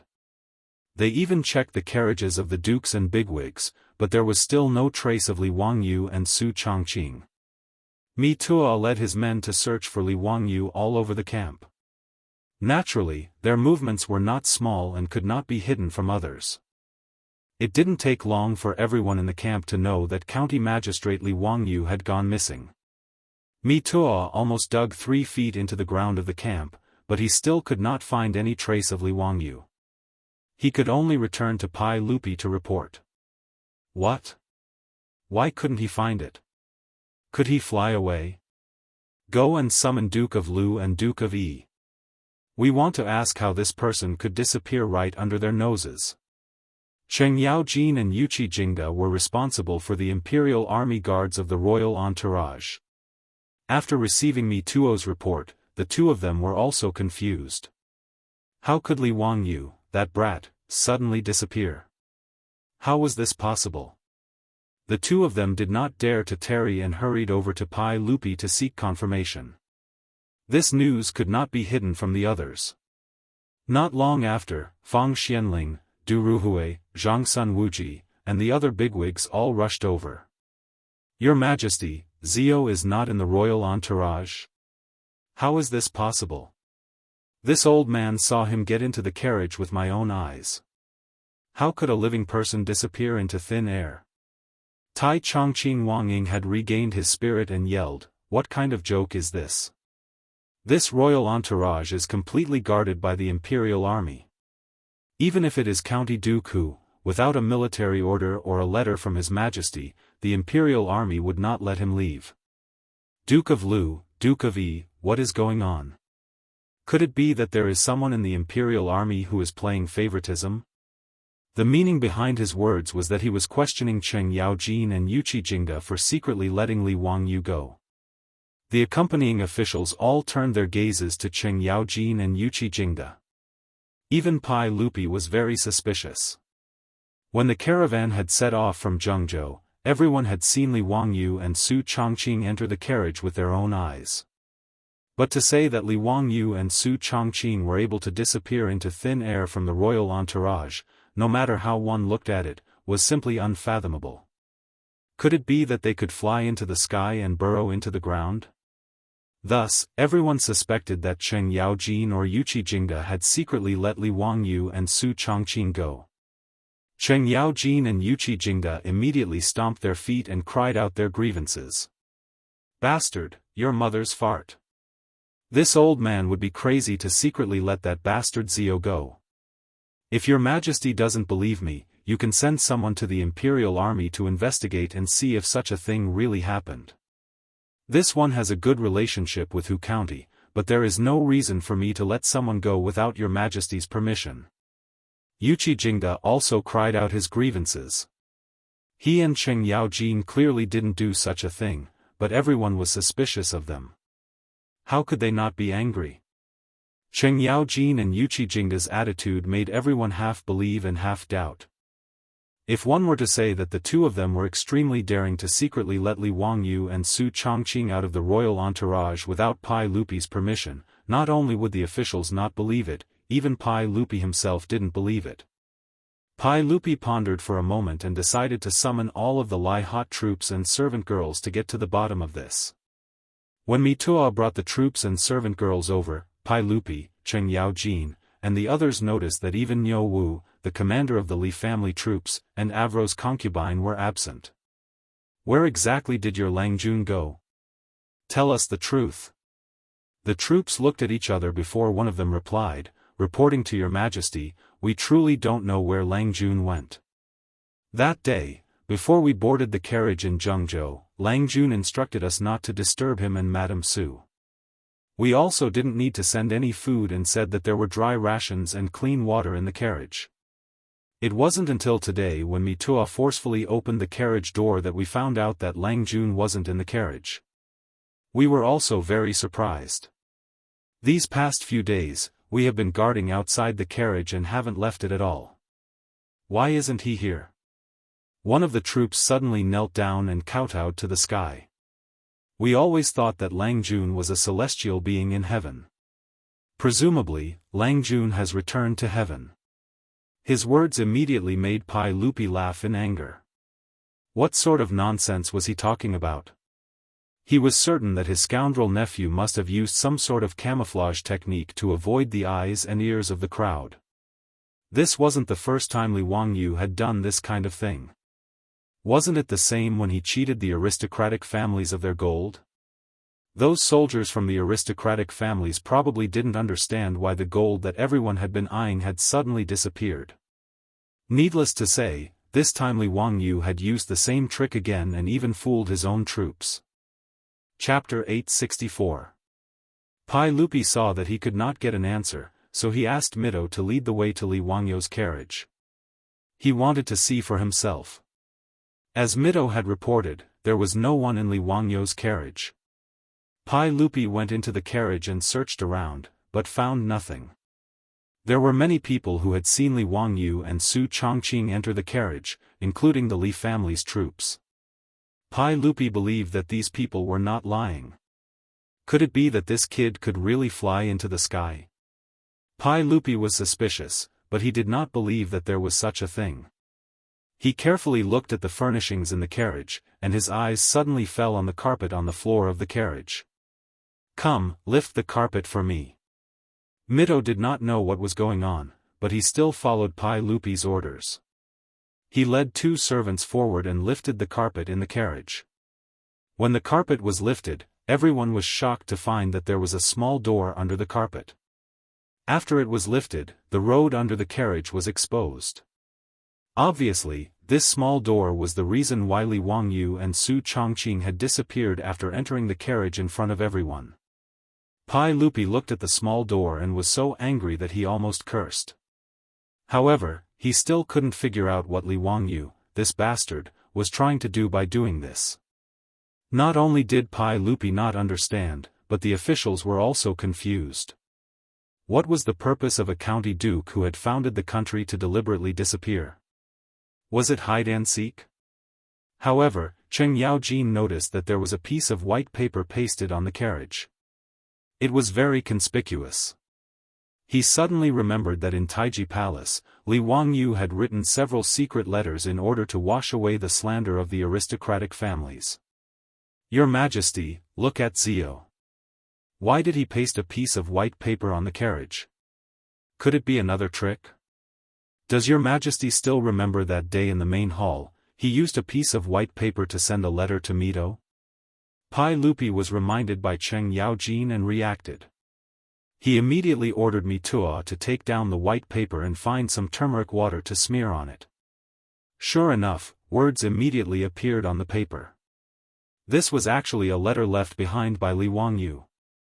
However, when Pai Lupi finished reading the letter, he was so angry that his nose almost went crooked. Request for leave. I, Wangyu, the founding county magistrate of this county, am in a bad mood and hereby request for leave. The time is still to be determined. I hope Your Majesty will approve.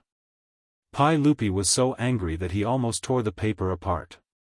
What nonsense is this? This bastard, what is he trying to do? Fang Xianling, Du Ruhui, and the others came over. After reading the contents of the paper, they looked at each other, not knowing what to say. What the hell was this? Request for leave? What did it mean? Naturally, officials of the Tang dynasty could also ask for leave. For example, asking for sick leave was called asking for illness. If they couldn't go back to work because of urgent matters, they could also ask for urgent leave. But no matter what kind of leave it was, there was always a reason, and it had to be approved. With Li Wangyu's status, if he wanted to ask for leave, he had to personally submit a letter to Pai Lupi, explain the reason for the leave, and wait for Pai Lupi's approval to decide. Moreover, there was a time limit for the leave. He couldn't exceed the time limit, or he would be punished. It was possible to lose his salary or be removed from office. But what the hell was this request for leave that Li Wangyu left behind? He even asked for leave because he was in a bad mood. This was simply playing with His Majesty. Although there was no such thing as a request for leave in the Tang dynasty, with the context, everyone roughly understood Li Wangyu's meaning. When they thought about how Li Wangyu made a fuss about Pai Lupi giving Lady Su a title, everyone clearly understood the reason for his bad mood. It was clearly because Pai Lupi didn't give Su Chongqing a title, so this guy felt unhappy and ran away. What request for leave? It was just an excuse. Pai Lupi was angered by the request for leave that Li Wangyu left behind. If Li Wangyu was in front of him, he would definitely order people to drag him away, lock him up in the Imperial Censorate's prison, starve him for 3 days, and teach him a good lesson. Let's see if he still dared to tease his uncle in the future. Pai Lupi looked at the small door on the carriage and understood why Li Wangyu and Su Chongqing disappeared. This guy must have played another trick. He entered the carriage in front of everyone, closed the door, and immediately left through the bottom of the carriage. In other words, Li Wangyu didn't leave Jianghu with the imperial carriage, but stayed behind. After understanding this point, Pai Lupi's face turned ashen. He immediately turned to Mitua and ordered. Mitua, immediately lead the 100 Horsemen department and return to Jianghu. Capture that bastard for me. Yes. Mitua bitterly agreed. He knew that this was a difficult task even if he thought with his butt. County Magistrate Li Wangyu was an extremely intelligent person. If he wanted to hide, how could Mitua find him? Moreover, the imperial carriage had left Jianghu for several days. When he returned to Jianghu, where would he find Li Wangyu? If Li Wangyu wanted to avoid the eyes and ears of the imperial court, there were many ways to do so. Jianghu was backed by the Yellow River and the Tongji Canal. There were also official roads that extended in all directions. Where could he find Li Wangyu? Was he going to ask the government to issue an arrest warrant? Wasn't that crazy? Arrest the founding county duke of the dynasty? This joke was too big. Not to mention Mituo's headache, Li Wangyu's disappearance naturally caused a lot of discussion in the camp. When Cheng Chumo and the other playboys heard about this, they were so shocked that their mouths were wide open and they couldn't close them for a long time. Oh my god, Zio is such a playful brat. What is this? He actually tricked his majesty and ran away. Bastard, such a fun thing, and he didn't call us along. Brothers, let's go, we'll return to Jianghu. We must capture that bastard. Huh, brother Chumo is right. Such a fun thing and he didn't bring us along. He really deserves a beating. Let's go, let's go. We must catch that bastard and teach him a lesson. Let's go, we must join in the fun. Let's see who can catch Li Wangyu first. The playboys immediately asked Cheng Yaojin, Fang Xianling, Du Ruhui, and the other big shots for instructions. They said that they were familiar with Li Wangyu and that it would be safer for them to go find Li Wangyu. Pai Lupi naturally didn't have any objection to this. He waved his hand and agreed to this matter. Right now, he only wanted to quickly capture that bastard brat and give him a good spanking to vent the anger in his heart. He actually dared to quit his job and secretly run away from home because of a woman's matter. How hateful. Let's not talk about how Pai Lupi was sulking and how Mitua and the other playboys planned to find Li Wangyu. At this time, in a small post station a few miles away from Pai Lupi's team, a young couple was chatting. Wangyu, won't we be discovered if we follow Li Shiming and the others like this? Huh, Chongqing, have you forgotten that the most dangerous place is the safest place? They would never think that we are following behind the royal team. Moreover, we want to go to Sichuan, so we have to pass through the middle road. It's safer to follow the royal team. Huh, that's true. They will definitely go back to Jianghu to find us. Ha ha ha, no matter how cunning you are, you will still have to drink the water that I wash my feet with. Chapter 865. Pai Lupi could not have imagined that the missing Li Wangyu was just a few li behind him. Naturally, Fang Xianling, Du Ruhui, and Cheng Yaojin could not have imagined this. In their minds, Li Wangyu had probably already sailed south or east. At this moment, it would be extremely difficult to find him. There was a reason why Li Wangyu had chosen to flee. Ever since Li Wangyu had proposed to confer a title to Su Chongqing and had been tactfully declined by Pai Lupi, Li Wangyu had begun to ponder the matter of going on strike. Since Pai Lupi and the other old fogies of the court were unwilling to confer a title to Su Chongqing, then Li Wangyu would no longer serve them. In any case, the matter of Pai Lupi bestowing a marriage to Chang'e had already caused Li Wangyu to have thoughts of fleeing. This time, he might as well use this opportunity to break away from Pai Lupi's line of sight and be free and unfettered for a period of time. This would also increase the pressure on Pai Lupi, allowing him to see his determination to confer a title to Su Chongqing. Li Wangyu felt that he had done nothing wrong to Pai Lupi. Although he had not yet entered the ranks of the court, for this cheap uncle, he could be considered to have done his utmost. Regardless of whether it was helping Pai Lupi resist the condemnation of the aristocratic families in speech and writing, or coming up with so many inventions that benefited both the country and the people, Li Wangyu felt that he had contributed greatly to Pai Lupi. However, Pai Lupi was constantly giving him trouble. This naturally caused Li Wangyu to feel dissatisfied.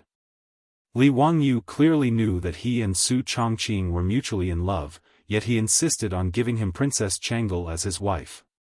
This was simply causing trouble for Li Wangyu. In addition, Su Chongqing had taken such a great risk in dealing with the epidemic in Shuzhou, yet Pai Lupi was not even willing to confer a title to him. This caused Li Wangyu to feel even more sullen and depressed. Therefore, after a mental struggle, Li Wangyu resolutely came up with a plan to run away from home. Regarding this, Su Chongqing did not have any objections. In fact, he was very much in agreement. Although she was magnanimous enough to accept Li Wangyu taking concubines and Aphrodite and Perrin as his concubines, she couldn't accept Li Wangyu marrying Changel. Although she didn't say it, she also felt it was rather awkward. She had no small complaints about Pai Lupi and Empress Zhongsun. Thus, the two of them hit it off and quickly discussed how to run away from home. Li Wangyu wasn't just planning to run away. He had also prepared a series of package plans to be implemented. He didn't believe that he couldn't get a title for his beautiful boss. Anyway, he had made up his mind that as long as Pai Lupi did not confer a title to Su Chongqing, he would not return to Chang'an. It was precisely because of this mental preparation that Li Wangyu began to plan his escape. If they wanted to escape, they naturally couldn't all run together. That would make them too big of a target and too obvious. Therefore, Li Wangyu arranged in advance for Niu Wu to lead 2 trusted troops to escort Aphrodite and Perrin. Li Wangyu agreed with them that they would meet in Chengsang County when the time came. Chengsang County, also known as Baoji in the future, would pass through the Lianyan Road and reach Hanzhong. Then, through the Taurus Road, they would enter Shu Commandery. Niu Wu and the others were not conspicuous, so naturally, no one would notice that a few people were missing from Li Wangyu's side. Li Wangyu, on the other hand, had ordered people to secretly dig out a hiding place under the carriage. On the day of departure, he and Su Chongqing boarded the carriage in front of everyone and sneaked out through the small door at the bottom of the carriage. After the carriage set off and everyone dispersed, Li Wangyu and Su Chongqing finally slipped out of their hiding place. After putting on some makeup, they got on the horses that they had prepared beforehand and pretended to be scholars on a study trip to Chang'an. They quietly followed the imperial carriages and fell a few miles behind them. On the official road, there were many passers-by who were in a similar situation. Because it was the imperial carriages in front, no one dared to overtake them. Instead, they all followed a few miles behind them slowly. Since it wasn't easy for Li Wangyu to sneak out of his plan, he naturally had to play to his heart's content. He planned to first make a trip to Sichuan with his beautiful boss and return to his hometown to take a look. Then, he would sail down south from Chengdu County in Yizhou and make a trip to the most prosperous Yangzhou. Yangzhou and Yizhou were the most prosperous places in the Tang dynasty besides Chang'an. He and his beautiful boss were naturally interested in having a good trip. Seeing that there was only 1 day left before they reached Chang'an, Li Wangyu planned to bypass Chang'an and go straight to Chengsang County. When Li Wangyu noticed that the imperial carriages in front of them had suddenly stopped, he guessed that his and Su Chongqing's disappearance had probably been discovered. In this regard, Li Wangyu didn't panic at all. He was confident that they wouldn't be discovered. For this home-abandoning plan, he had done a lot of preparation work in advance. Including the public test between him and Su Chongqing and the others, he had secretly prepared several backups with different identities. These public tests were genuine and were stamped with the seals of Changji County and Shuzhou Provincial Governor's Mansion. To a certain extent, except for the fact that no corresponding files could be found in Changji County and Shuzhou's Ministry of Civil Affairs, it could be said that these were the real public tests.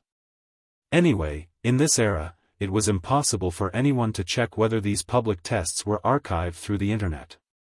Therefore, Li Wangyu wasn't worried at all that he would be exposed. At this time, he and Su Chongqing were also fully disguised. With the help of Su Chongqing's makeup technique, Li Wangyu stuck a fake beard under his chin and his skin was much darker. Even if the playboys saw him, they wouldn't be able to recognize him if they didn't look carefully. Su Changqing's disguise was even simpler. He just needed to tie a hedge and no one would be able to see his appearance under the hedge. Li Wangyu was chatting with Su Changqing in a low voice when he saw that hundreds of people separated from the imperial carriages and galloped in the direction they came from. He saw that the leader was Mitua and a group of playboys. He couldn't help but feel a little guilty and quickly pulled Su Changqing to the side. Fortunately, on both sides of the official road, there were many passers-by like Li Wangyu and Su Changqing. Therefore, their actions were not conspicuous at all. As for Mitua, Cheng Chumo, and the other playboys, they naturally didn't notice Li Wangyu on the side of the road. They directly led hundreds of people and galloped towards Jianghu. After Mitua and the playboys were far away, Li Wangyu smiled and pulled Su Changqing back to the relay station to get the horses. Li Wangyu could only silently apologize in his heart for fooling the playboys. He had also thought about whether or not he should pull the playboys together and run away. But thinking about it carefully, with so many people going together, they would be too big of a target. The probability of being discovered was very high. Therefore, in the end, Li Wangyu decided to hide the playboys together. However, Li Wangyu also knew that in the future, the playboys would inevitably be ruthlessly avenged by them. But he was too lazy to think about what would happen in the future. After Mitua and the others galloped towards Jianghu, the imperial carriages that had stopped before slowly set off again towards Chang'an city. Li Wangyu and Su Changqing also mounted their horses again. They blended in with the crowd on the official road and followed to the west. One day later, the imperial carriages returned to Chang'an. Hundreds of officials and Baqiao came to meet them. On the other hand, Li Wangyu and Su Changqing stealthily bypassed Chang'an city and continued to head west towards Chengshan County. Chapter 866. When Li Wangyu and Su Changqing circled around Chang'an city, they were actually not far from Dingzhou village in Hu County. However, the two of them did not plan to return home first. If Pai Lupi ordered someone to wait for them at Dingzhou village, wouldn't they be walking right into a trap? In any case, Li Wangyu had already written a letter and ordered someone to deliver it to Dingzhou village. He instructed the old steward, Li Heng, and Niu Yong to guard the door and wait for them to return. Niu Yong was steady while Li Heng was mature.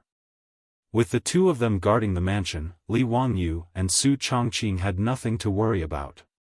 Presumably, Pai Lupi wouldn't fly into a rage and confiscate his assets just because he ran away, right?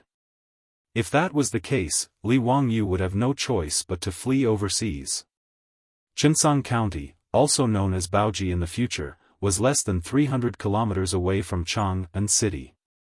Li Wangyu and Su Changqing arrived at Chengshan County in less than a day on horseback. After showing the public inspection to the city guards, they entered the city without a hitch. Wangyu, have you agreed on where to meet Niu Wu and the rest? Su Changqing asked curiously. There were no mobile phones or WeChat in this era. If they did not agree on a time and place in advance, it would be difficult to find them. Not only had they not been to Chengshan County before, but it was also the first time for Niu Wu and the rest. It would be difficult to agree on a place in advance. Li Wangyu nodded with a smile and looked around. Soon, he pointed at a wall beside the city wall and said with a smile, "Isn't that the hostel they're staying in?" Su Changqing looked over in shock, only to see that on the wall of the workshop, there seemed to be some random scribbles, using lime to smear some curved lines. Liaoang Lang, Lang Jun, we were at Kong Lai Hostel. Su Changqing held his forehead speechlessly. Did you teach Perrin or Avro this pinyin? The scribbled lines on the wall were the Hanyu pinyin of the later generations. There was no doubt that apart from Aphrodite and Perrin, no one else could write pinyin here, which was why Su Changqing asked. Li Wangyu smiled. Avro, of course. That little fool Perrin can't even grasp it after teaching her for half a day. How infuriating. Su Changqing covered his mouth and chuckled. Then, he teased, Perrin, this lass, never mind learning pinyin. She doesn't even care about reading and reading. In my opinion, you should take her in as your concubine when she passes the Year 3 Academy exam. Otherwise, wouldn't you be ruining the reputation of the county duke's manor if you take in an illiterate girl? Li Wangyu was speechless and hurriedly changed the topic. What are you talking about? Who wants to take that lass as a concubine? Let's go find that hostel. It's been so long, I'm exhausted. Su Chongqing looked at the insincere Li Wangyu but was too lazy to expose him. He merely glanced at him with his beautiful eyes and smiled without saying anything else. After asking a few passers-by, the two of them successfully found Kong Lai Hostel and met up with Niu Wu, Avro, and Perrin, who were already waiting for them. After resting in Chengsang County for 2 days, the group set off for Shu County once more.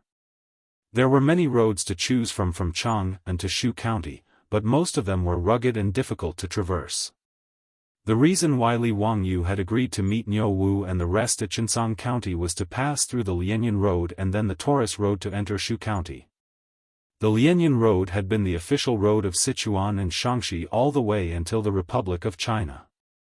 Travelers, merchants, groups of camel caravans, and hundreds of horse caravans traveled through it every day. It was very lively.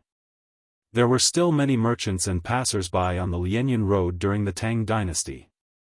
Along the way, there were mountains and lush ancient trees. Although it was steep, the scenery was still beautiful.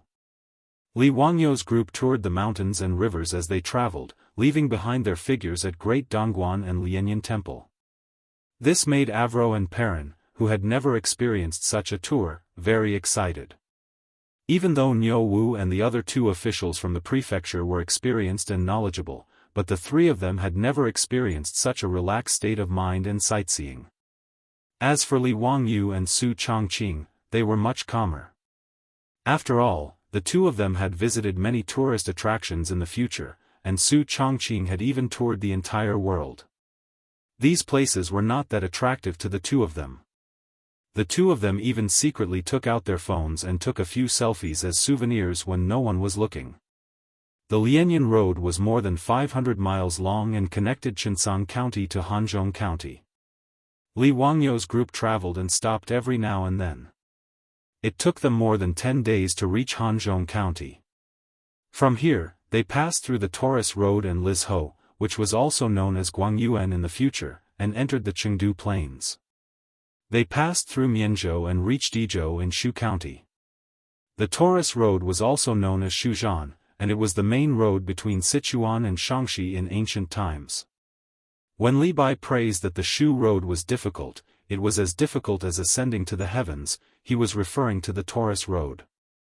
The Sichuan, Shaanxi Highway and the Baoshan, Chengdu Railway in the future were also built along the Taurus Road. And Li Wangyu's hometown in the future was Jianghu County in Mianzhou. He was from the same hometown as the immortal Li Bai, who was born more than 100 years later. From Hanzhong County to Yizhou, the whole journey was more than 1,200 miles. In the Tang dynasty, it was a very long journey.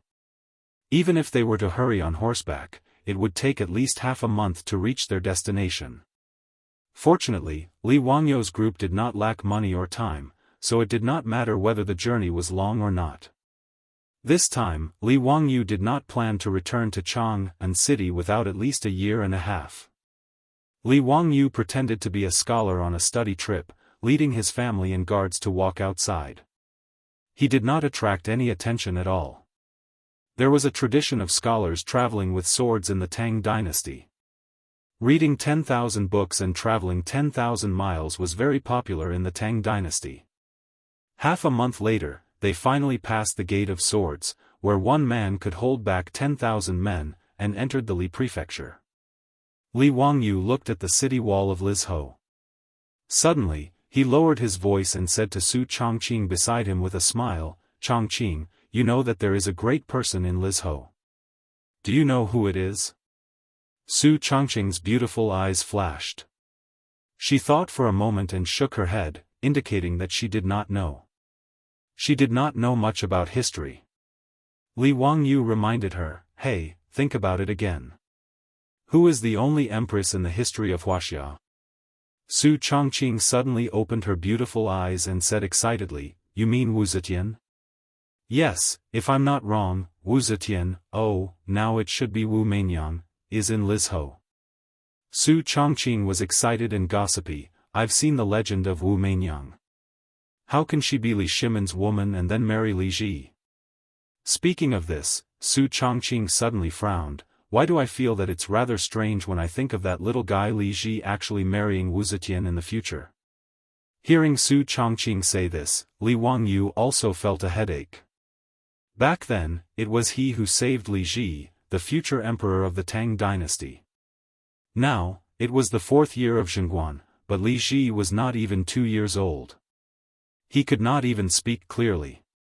Pai Lupi and Empress Zhongsun both said that when Li Ji was a little older, when it was time for him to be enlightened, they would let Li Ji become Li Wangyu's disciple. Therefore, when Li Wangyu thought about Su Chongqing's words, he also felt that this matter was quite strange. Chapter 867. Regarding Wu Zetian, Li Wangyu's heart was also quite conflicted. On one hand, he did not want to change the direction of history too much. Who knew what would have happened if the Tang dynasty did not have Wu Zetian, the empress? But on the other hand, Li Wangyu felt that Wu Zetian was actually quite pitiful. This number 1 empress in the world had lived a tragic life when she was a young girl. She had been humiliated by her brothers. According to the historical records, Wu Meinyang's 5 brothers, Wu Yuanqing, Wu Yuanshuang, Wu Huailiang, Wu Weiliang, and Wu Huayun, had disrespected Wu Meinyang's birth mother, the Yang clan. However, the truth should not be so simple. At least, if that was the case, Wu Yuanqing and Wu Yuanshuang would not have been scared to death after Wu Meinyang gained power. In history, Li Wangyu did not know what Wu Meinyang's 5 brothers had done to her to make her hate them so much. Perhaps no one would know either.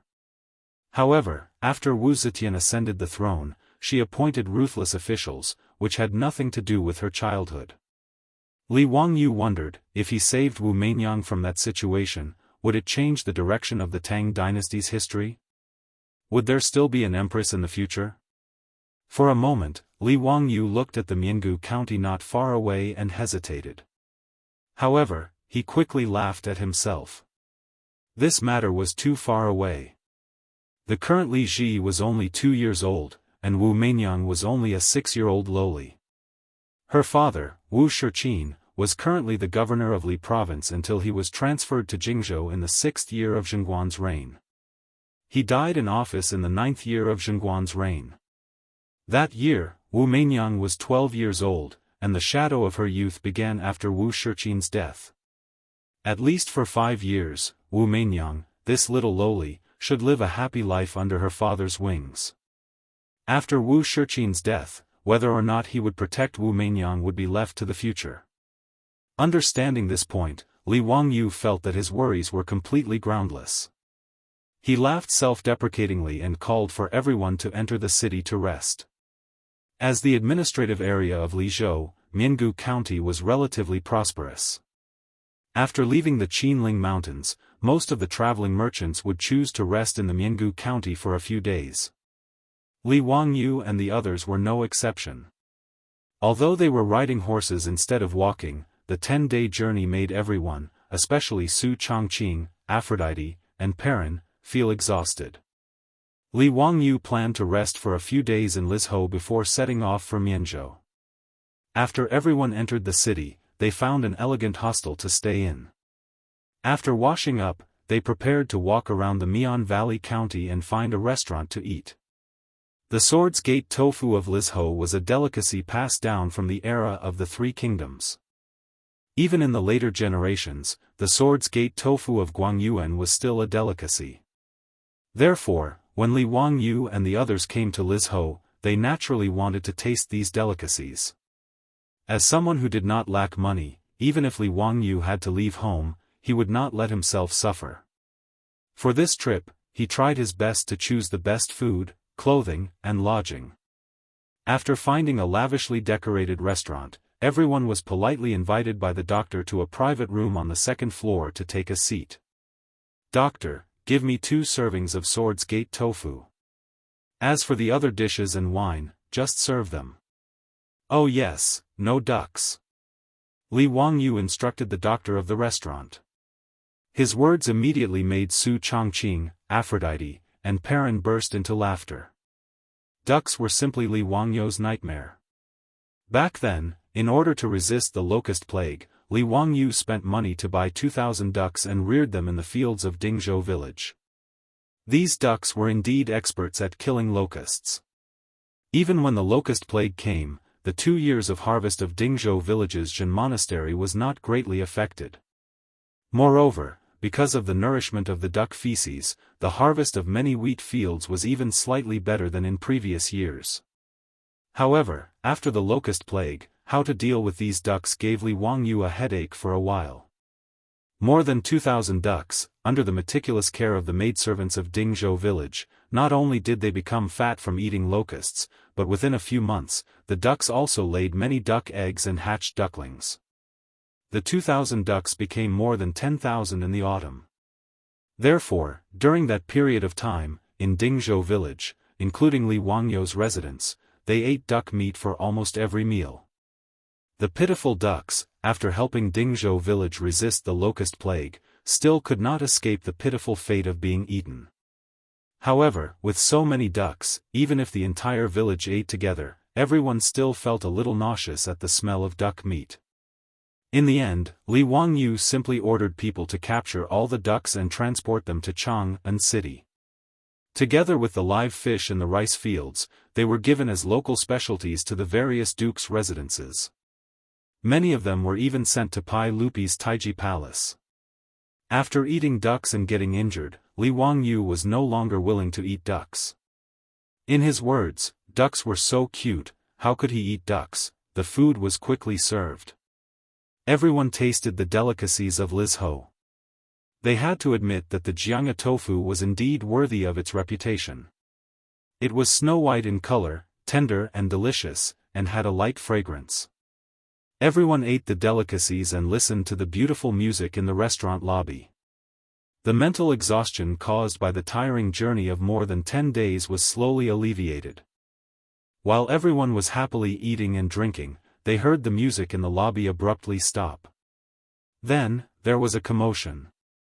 Li Wangyu could not help but frown. Damn it, it was just a meal. Why was there a disturbance? However, this time he was running away from home and did not want to expose his identity.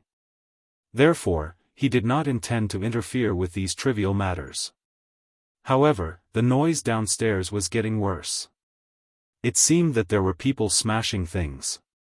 All kinds of smashing sounds of tables, chairs, and porcelain were constantly heard. Niu Wu stood up and said, "Lang Jun, I'll go take a look." Li Wangyu nodded silently and added, "If there's nothing important, don't poke your nose into other people's business." Niu Wu nodded and instructed 2 troops to guard the door of the room so that no one would disturb Li Wangyu and the others. He then pushed the door open and strode out. Li Wangyu was not worried about Niu Wu's skills at all.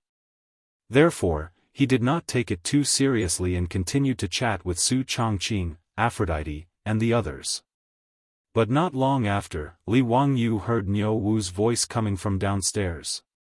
There were also sounds of punches and kicks. It seemed that Niu Wu was fighting with someone. Li Wangyu could not help but be surprised. He was afraid that Niu Wu would be at a disadvantage, so he hurriedly instructed the 2 troops, "Quickly go and see what's going on. Don't let anyone hurt Niu Wu." "Yes." The 2 troops did not dare to delay after receiving the order.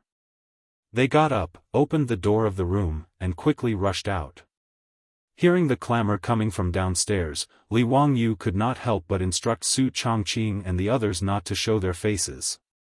He also got up and prepared to see what was going on. Chapter 868. When Li Wangyu went down to the first floor of the restaurant, the conflict was more or less over. Niu Wu's skills were naturally beyond doubt. Even the troops that Li Wangyu had ordered to help didn't have to do anything. He alone relied on his fists and legs to beat up the people on the ground. Li Wangyu roughly looked. There were at least 7 or 8 people on the ground moaning incessantly. Looking at the clothes of these people, they seemed to be the servants of some mansion. Niu Wu was naturally unharmed. At this moment, he was supporting a one-legged middle-aged man from the ground. The middle-aged man's hair was white and his forehead was full of wrinkles. His clothes seemed to have been torn from the previous tearing. His face was also mottled with blood and bruises. It was obvious that he had been beaten up before Niu Wu came. Beside the middle-aged man, there was a 13 or 14-year-old delicate and pretty girl. She was weeping like a pear blossom in the rain as she hurriedly wiped the bloodstains on the middle-aged man's face. On the other side of the restaurant's lobby, there were 2 well-dressed youths. They looked to be 14 or 15 years old. The servants that had been beaten to the ground by Niu Wu seemed to be the attendants of these 2 people. At this moment, the 2 youths were also scared pale by Niu Wu's bravery. However, they still had an expression of not wanting to give up. Niu Wu, what happened? Li Wangyu swept his gaze around. He already had a rough idea of what had happened. He secretly cursed that such a melodramatic plot could actually be encountered while eating. He had really seen a ghost. If his guess was correct, the one-legged middle-aged man and the delicate and pretty girl should be the father and daughter pair. As for the 2 well-dressed youths, it could be said that they were the hedonistic sons of some influential family in Lizhou. It was very obvious that the father and daughter pair were both commoners. Naturally, they wouldn't provoke these hedonistic sons for no reason. Then, it was very clear who was causing trouble just now. Niu Wu supported the one-legged middle-aged man and fiercely glared at the 2 youths. Then, he turned his head and said, "Husband, these 2 people are very overbearing. They actually wanted to kidnap people without saying anything. That pretty girl was also very smart." Seeing Niu Wu talking to Li Wangyu in such a manner, she knew that Li Wangyu's identity was definitely not ordinary. She immediately knelt down and kowtowed to Li Wangyu. "Lang Jun, please help this servant and my father. This servant and my father do not know these 2 nobles. Who would have thought that this servant would play the zither and perform in this restaurant today? These 2 nobles said that they would buy this servant back to their residence. My father refused, so he was beaten up by the servants in their mansion." The 2 well-dressed youths laughed and said, "It's your fortune that I think highly of you." Li Wangyu frowned when he heard that. It was just as he had expected. This kind of melodramatic plot actually happened right under his nose. It really made him feel helpless. Li Wangyu had run away from home. He was afraid that Pai Lupi would find out about his whereabouts, so he didn't want to cause too much trouble. He looked at the 2 well-dressed youths and said, "Xiao Lang, are there any misunderstandings? If there's a misunderstanding, apologize to this young lady. For my sake, let's forget about this matter." Li Wangyu intended to smooth things over and keep the peace, but the 2 youths didn't buy it. "Bah, who are you, Tian Xiaolang? How dare you meddle in my business? You even dared to order your servant to commit crimes and injure my residence's servants. You think you're worthy of my respect? If you don't give me an explanation today, don't even think about leaving this Mian Valley County." Li Wangyu was amused when he heard that. Ever since he transmigrated to the Tang dynasty, other than when he was threatened by the Li clan of Hu County, no one had been so presumptuous in front of him for a long time. Even the current governor of Li province, Wuxia Xianxia, was only a secondary grade 3 official. In front of him, a secondary grade 2 official who founded the county, he had to call himself a subordinate official. These 2 youths really hadn't experienced the cruel beating of society. Their tone was so arrogant, he didn't know which family they were from. Thinking of this, Li Wangyu looked at the 2 youths again. Suddenly, his heart moved and he asked, "Are you 2 Wu Yuanqing and Wu Yuanshuang?" His words made the 2 youths slightly stunned. They looked at each other and nodded. "Yes, it's your grandfather.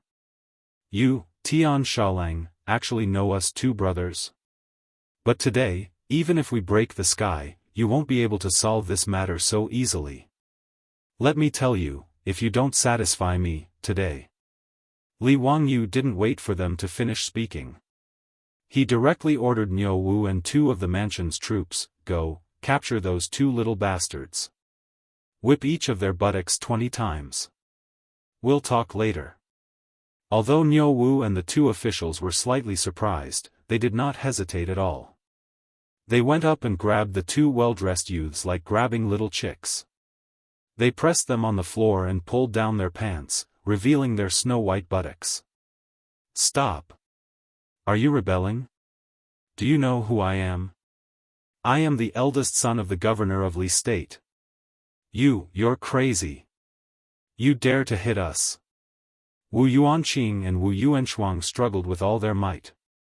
But their small bodies, in the hands of the 2 troops, were no different from little chicks. Niu Wu didn't hesitate and didn't care about what they were shouting. He raised the whip in his hand and lashed out. Ah! You Tian Shaolang, you dare to hit your grandfather. Grandfather, Stop. Quickly stop. My father is Wu Yuanshuang. He is the governor of Li State, the governor of Li State. How dare you, Save me, save me. Murder. Someone wants to rebel. Quickly report to the officials. Li Wangyu looked at the 2 brothers who were wailing like ghosts and howling like wolves. He laughed coldly in his heart. When he entered the city, he was still lamenting that the Empress Wu Zetian was bullied by her 5 brothers when she was young. Who would have thought that he would meet the 2 brothers Wu Shishuang and Wu Shiqing as soon as he entered the Mian Valley County? A few years later, the 5 brothers who had caused Wu Meinyang's young heart to become violent and twisted.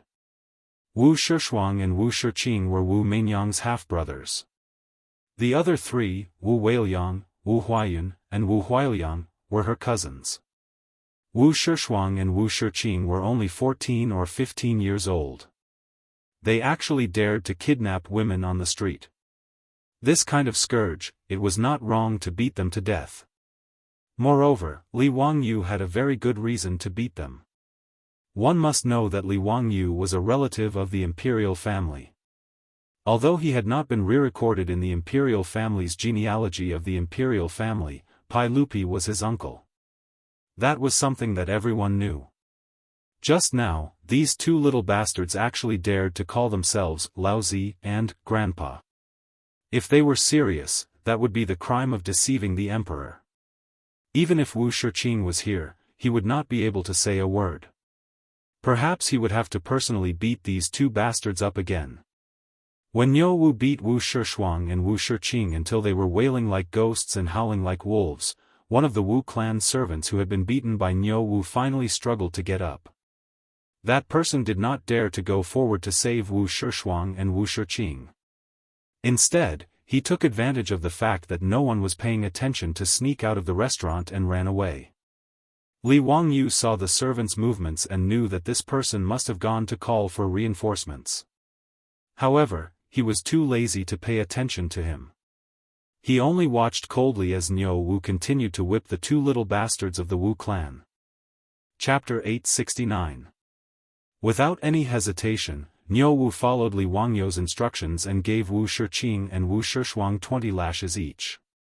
Fortunately, Niu Wu had heard the identity of the 2 brothers and knew that Li Wangyu only wanted to teach these 2 little bastards a lesson. Therefore, he did not use too much strength and did not use too much force. Even so, after 20 lashes, Wu Shiqing and Wu Shishuang's buttocks were covered in green and purple streaks, crisscrossing and very beautiful. As for the 2 brothers, their previous threats turned into pleading, then to wailing, and finally to weeping bitterly. Because of this incident, in the big restaurant, whether it was the doctor, the manager, or the customers, they all shrank to the side, not daring to say anything to stop them. Everyone could see that the person who dared to disregard the identity of the governor of Li province and beat the Wu brothers was either a fool or an extraordinary person. This was a fight between immortals. As mortals, they naturally had to hide far away and did not dare to make a sound. The wailing busker and her father, who had lost a leg, were also shocked speechless.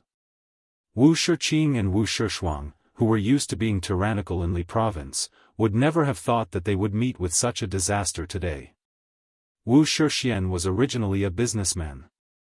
Later, he gave up business and joined the army, following Li Yuan, and made a lot of contributions. His first wife, Xiang Li, died of illness not long after giving birth to Wu Shiqing and Wu Shishuang. Wu Shishuang's wife, Yang, gave birth to 3 daughters in a row. As a result, Wu Shixian doted on his 2 sons very much and did not restrain them much on normal days. Wu Shiqing and Wu Shishuang, the 2 brothers, originally in Chang'an City, did not have any bad habits. After all, Wu Shixian was only a 5th-grade officer of the Treasury Department. In Chang'an City, he was only a small official. Compared to Cheng Chumo and the others, Wu Shiqing and Wu Shishuang naturally did not have any qualifications to be called foppish. In the first year of Zhengguan, the original governor of Lizhou rebelled and was killed. Wu Shixiang was placed in an important position by Pai Lupi and became the governor of Lizhou.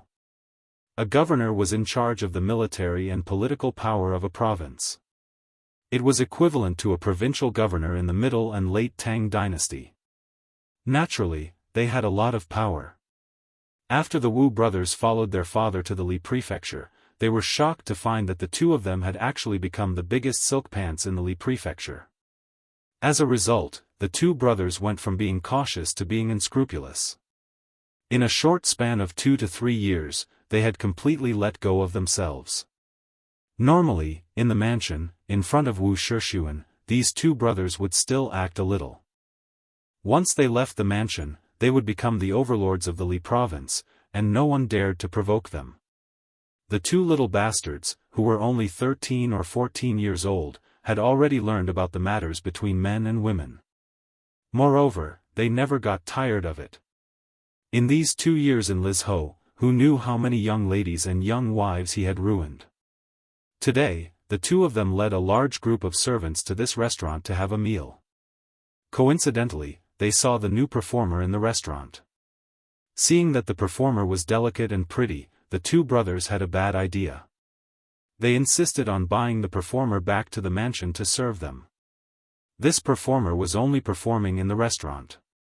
How could an innocent person agree to such a thing? Naturally, they made a scene.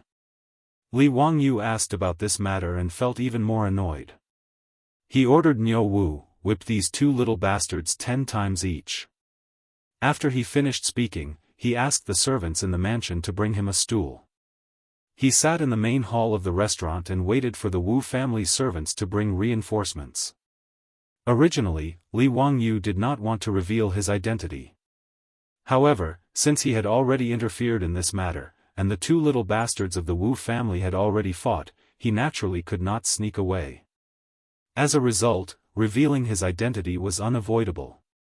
Fortunately, Li Wangyu was not too worried. After all, even if the news was sent from Lizhou to Chang'an City at top speed, it would take 7 to 8 days for the news to arrive. If Wu Shiyang sent the news of his appearance in Lizhou to Chang'an, Pai Lupi would then send people to Lizhou. Half a month would have passed. At that time, he would have already led Su Chongqing and the others away. As long as he deliberately concealed his whereabouts, Li Wangyu did not believe that anyone would be able to catch him. In addition, there was another reason why Li Wangyu took the initiative to reveal his identity. It was because of Wu Meinyang. These 2 Wu brothers were such bastards. Li Wangyu also had some other thoughts. When Niu Wu beat Wu Shiqing and Wu Shishuang until their cries became much softer, the sound of hurried horse hooves finally came from the street outside the restaurant. "Stop! Who are you?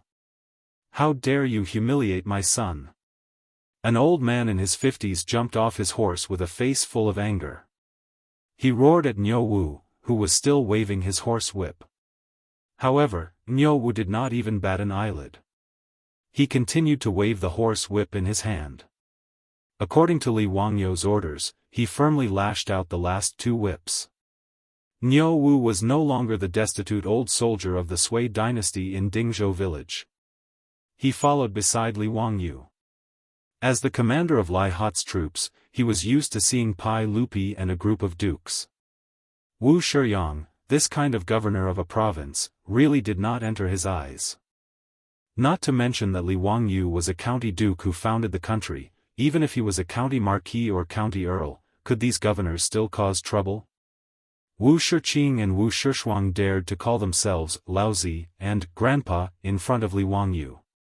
Even if Li Wangyu was only a small county duke who founded the country, if he really wanted to pursue this matter, these 2 brothers would be skinned alive even if they did not die. Currently, they were only given 30 whips each, which was already letting them off easy. Wu Shiyang did not know this. However, after seeing that the person beating his sons did not react at all after he spoke, he knew that the other party's background was definitely not small. He was not an impulsive person. He turned his head to look at his 2 sons, whose buttocks were swollen and bruised, and took a deep breath. He cupped his hands toward Li Wangyu and asked, "May I ask for your name?" Wu Shiyang had come to Li province at the beginning of the 2nd year of Zhengguan's reign. He had not returned to Chang'an in the past 2 years. At that time, Li Wangyu was still squatting in Dingzhou village and playing with mud. Naturally, the 2 of them had never crossed paths and had never met. Li Wangyu was somewhat interested in the father of the famous Wu Zetian in history. He looked Wu Shiyang up and down before smiling and speaking. "Greetings, Duke Wu. My surname is Wangyu, and my courtesy name is Zio." Li Wangyu? Li Zio? Wu Shiyang felt that this name was very familiar. The 2 brothers, Wu Shiqing and Wu Shishuang, were overjoyed to see their father come. When they struggled to get up and were about to complain, they were stunned to see their father bow to the damn young man. "This humble official is Wu Shiyang. Greetings, Duke Wu." This humble official did not know that Duke Wu was in Li province. The matter of Li Wangyu being conferred the title of County Duke of the founding of the Great Tang had already spread through the various provinces of the Great Tang through the reports of the imperial court and the palace. Although Wu Shiyang had never seen Li Wangyu, he also knew that the young man in front of him was one of the most untouchable figures in the Tang dynasty. Not to mention his identity as Duke Wu, just the 2 identities of Li Wangyu's crown prince and the nephew of the current emperor were enough to scare many people to death. The 2 brothers, Wu Shiqing and Wu Shishuang, saw their father coming and thought that their savior had come. But Wu Shiyang's words made the 2 brothers confused. Duke Wu? Duke Wu? Did he mean this young man who was not much older than them? Chapter 870. Wu Shiqing and Wu Shishuang would never have dreamed that they would kick such a hard iron plate today. Li Wangyu's reputation as the imperial tutor was something they had heard of even when they were young masters in Li province. The 2 brothers looked at each other and saw a trace of despair in each other's eyes. After Wu Shiyang and Li Wangyu had exchanged greetings, Wu Shiyang asked, "County Duke, I wonder what my 2 unfilial sons have done today. I will definitely teach them a lesson. They offended you, County Lord Hu, so please forgive them." Li Wangyu immediately told Wu Shiqian about what happened in the restaurant today, adding some embellishments. In the end, he said with a smile, "Actually, it is a small matter for your son to be disrespectful to me, but it is wrong for him to be disrespectful to a saint. Moreover, I ordered people to beat them for your son's sake. At such a young age, he is already indulging in female charms and harming his body. It is not good. I hope County Lord Wu doesn't blame me for being meddlesome." He was quite black-bellied. On the surface, he was exonerating Wu Shiqing and Wu Shishuang, but in reality, he was giving them a hard time. As expected, Wu Shiqian was furious when he heard this. He raised the horsewhip in his hand and lashed at Wu Shiqing and Wu Shishuang's buttocks. "I will beat you 2 useless unfilial sons to death." The 2 brothers, who had cried until their voices were hoarse, were beaten until they wailed like ghosts and howled like wolves. Wu Shiqian was even more ruthless than Niu Wu. After a few lashes, Wuxia Xianxia and Wuxia Shuang's buttocks were split open, making them look very miserable. Li Wangyu smiled as he watched Wuxia Xian whip the two little bastards a few more times before pretending to stop him. "County Lord Wu, please don't be angry. I have already ordered people to teach them a lesson. I think they will learn their lesson in the future." Hearing Li Wangyu's words, Wuxia Xian put down the horsewhip in his hand and bowed to Li Wangyu again. "Many thanks, County Magistrate of Huxian, for disciplining these two bastards for this lowly official. This lowly official was negligent in disciplining them. I ask County Magistrate of Huxian's forgiveness." Wu Shiyu was really a little scared. Just now, she had also ruthlessly whipped her son. She was afraid that Li Wangyu would not vent his anger. If Li Wangyu held a grudge and told Pai Lupi about this, it would be bad. Therefore, even though Wuxia Xian was actually quite worried about his son, he could only grit his teeth and personally teach Wuxia Qing and Wuxia Shuang a lesson. Li Wangyu helped Wu Shiyu up and smiled. "Lord Wu, you're too serious." "Hee, it's just a small matter. Children are immature, please don't be angry, Lord Wu." "Thank you for your magnanimity, Duke Hu." After Wuxia Xian finished speaking, he cupped his hands toward the father and daughter. "I have not taught my son well and have frightened the two of you." He took out an ingot of gold from his bosom and handed it to the middle-aged man. "This gold is my apology to the two of you. Please accept it." The father and daughter were only ordinary citizens of Li Province. Because her father was disabled and couldn't do farm work, she had no choice but to come to this restaurant and play the zither to earn some money. After encountering such a situation today, the father and daughter were already quite frightened. How could they dare accept the gold that Wuxia Xian handed over? This lowly one doesn't dare. "I only ask for your forgiveness. No matter what, it's this lowly one's fault. It has nothing to do with my daughter." When Li Wangyu saw this, he reached out and took the ingot of gold and stuffed it into the middle-aged man's hand. "I told you to take it, so take it. What's the point of talking so much? Alright, there's nothing for the two of you to do here. You can leave first. This lowly one will never forget County Magistrate of Huxian's great kindness." When the father and daughter saw this, they didn't dare to stay any longer. With the support of his daughter, the middle-aged man knelt down with difficulty and kowtowed to Li Wangyu. Then, with the support of his daughter, he left. The father and daughter knew that they had offended the governor of Li Province. They were afraid that if they continued to stay in Li Province, Wuxia Xian, Wuxia Qing, or Wuxia Shuang would take revenge. In addition to the gold that Wuxia Xian had given them, there were more than 10 taels of gold. It was enough for the father and daughter to live on. Thus, the father and daughter packed up their belongings and rented an ox cart.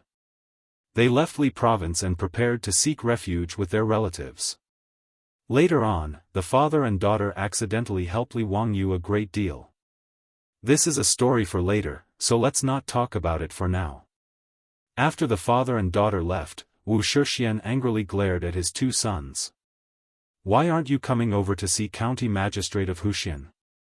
After Wuxia Qing and Wuxia Shuang were released by Lai Hot's troops, they had long faces. They limped over and endured the pain in their buttocks. They walked over to Li Wangyu and bowed deeply. "I was too rash. Please forgive me, County Magistrate of Huxian." That's enough.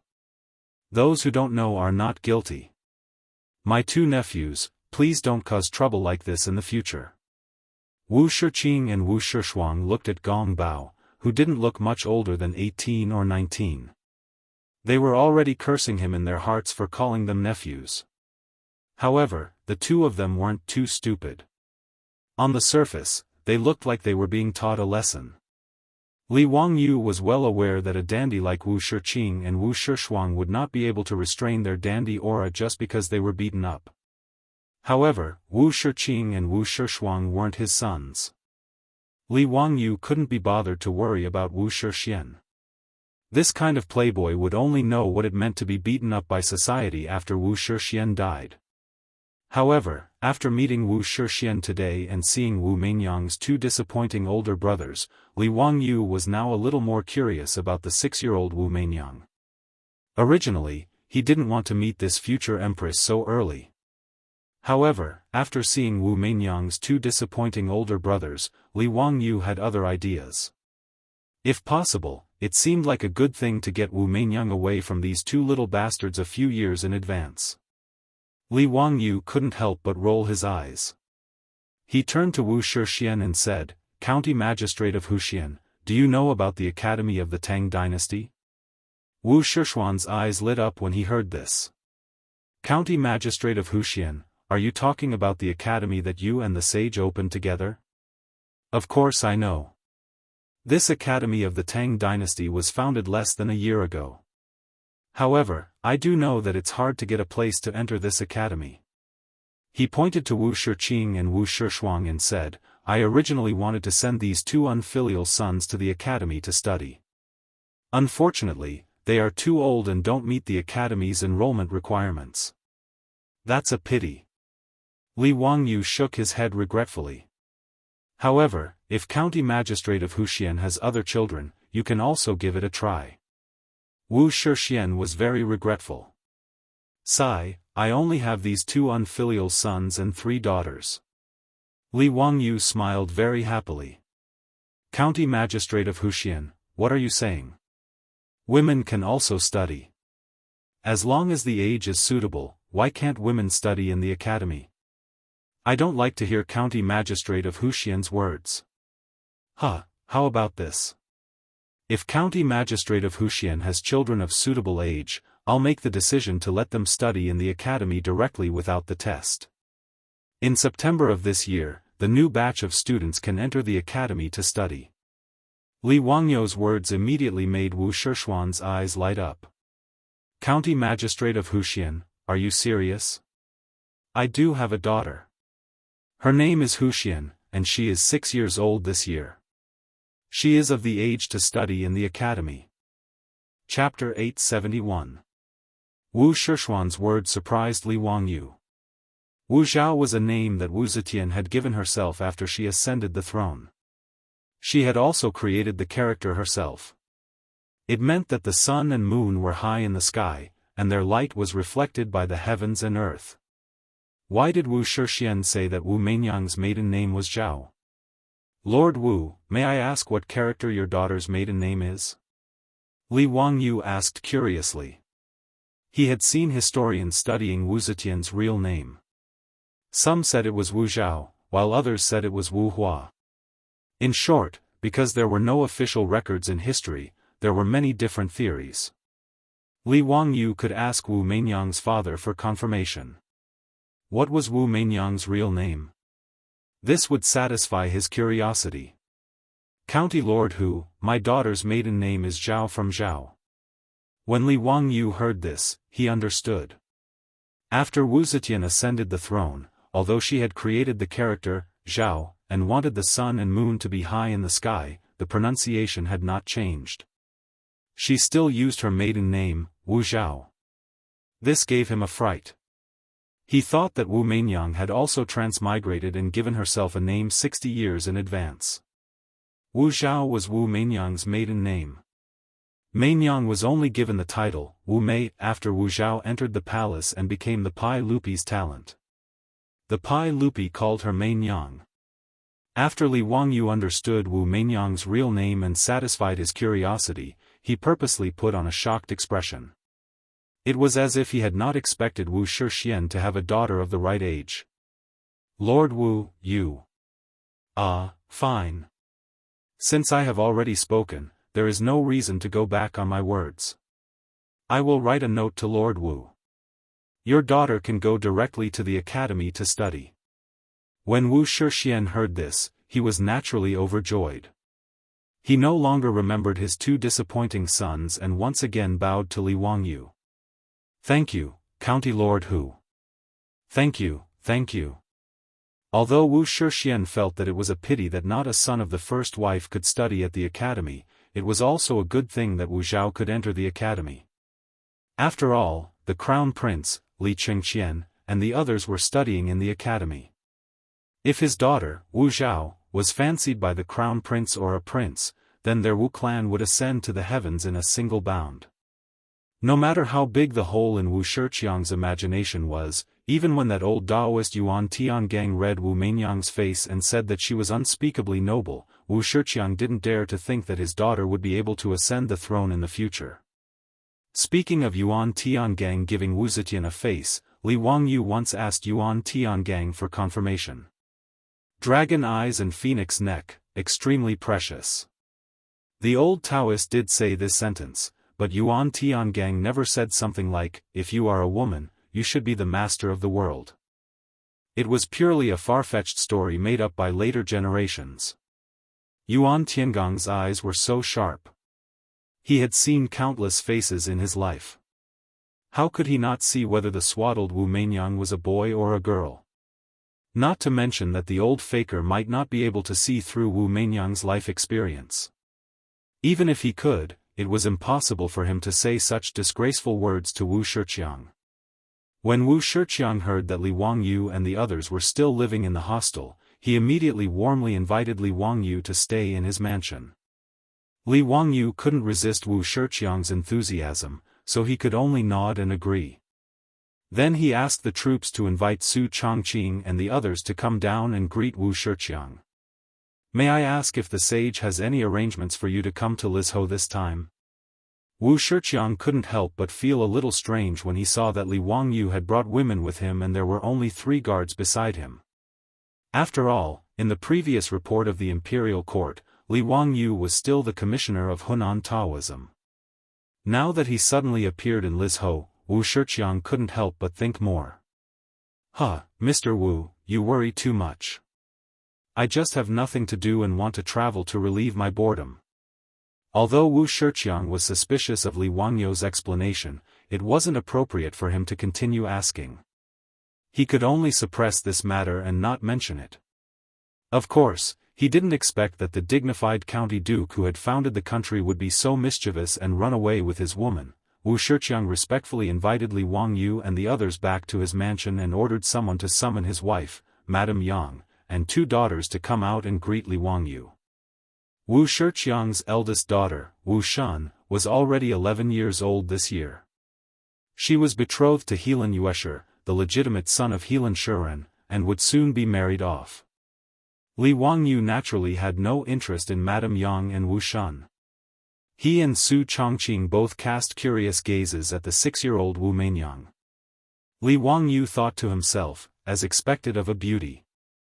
No wonder that brat Li Ji would be so charmed in the future that he didn't even care that she was the woman of his father, Pai Lupi, and insisted on making her his empress. As a woman, Su Chongqing looked at Wu Meinyang differently. There was some admiration, some sympathy, and some indescribable emotions. After all, after Wu Zetian ascended the throne, in order to consolidate her position, she did many vicious and merciless things. She didn't even let off her own son and daughter. She personally strangled her daughter, Princess Ding Ningxi, poisoned her eldest son, Li Hong, forced her second son, Li Xian, to commit suicide. She whipped her grandson, Li Zhongruan, her granddaughter, Li Xianhui, and her nephew, Wu Yanji, to death. She caused the deaths of her sister, Madame of Han, and her niece, Madame of Wei. Just thinking about these glorious achievements of Wu Zetian made Su Chongqing shudder. Of course, Wu Zetian also had her contributions. Perfecting the imperial examination system was one of them. Even Li Wangyu's method of teaching Pai Lupi was copying Wu Zetian's method. Wu Zetian had been on the throne for 15 years, and her policies were stable. The people were rich, and she had the reputation of Zhen Guan's legacy. She had laid down the foundation for the Tang dynasty's long-lasting rule. From this point, Wu Zetian could be considered quite outstanding.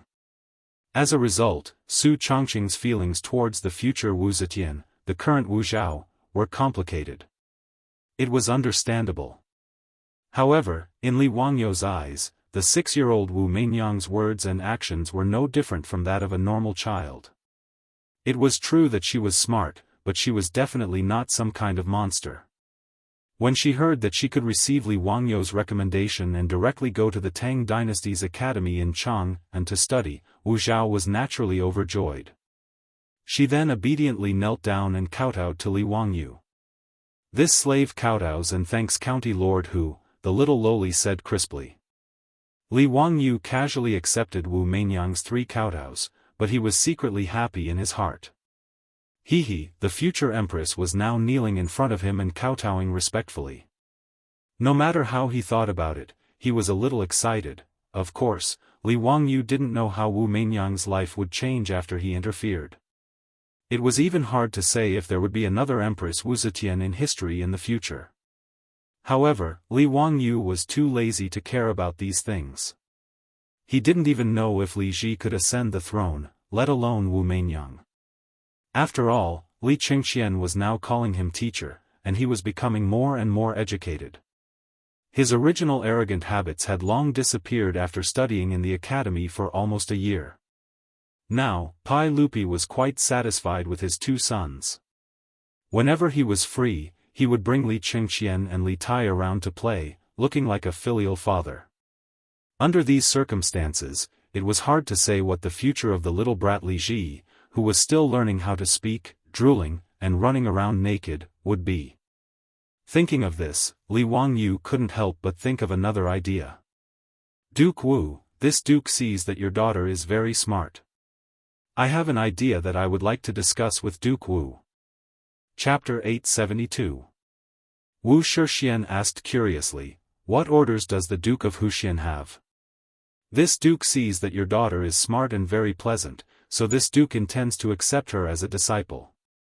"What does Duke Wu think?" Li Wangyou's words naturally caused Wu Shixian, Madame Yang, and Wu Meinyang to be overjoyed, while Su Chongqing silently rolled his eyes.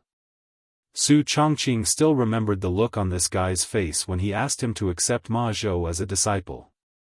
But ever since he accepted Ma Zhou and Yan Liben as his disciples, Li Wangyou seemed to be addicted to accepting disciples.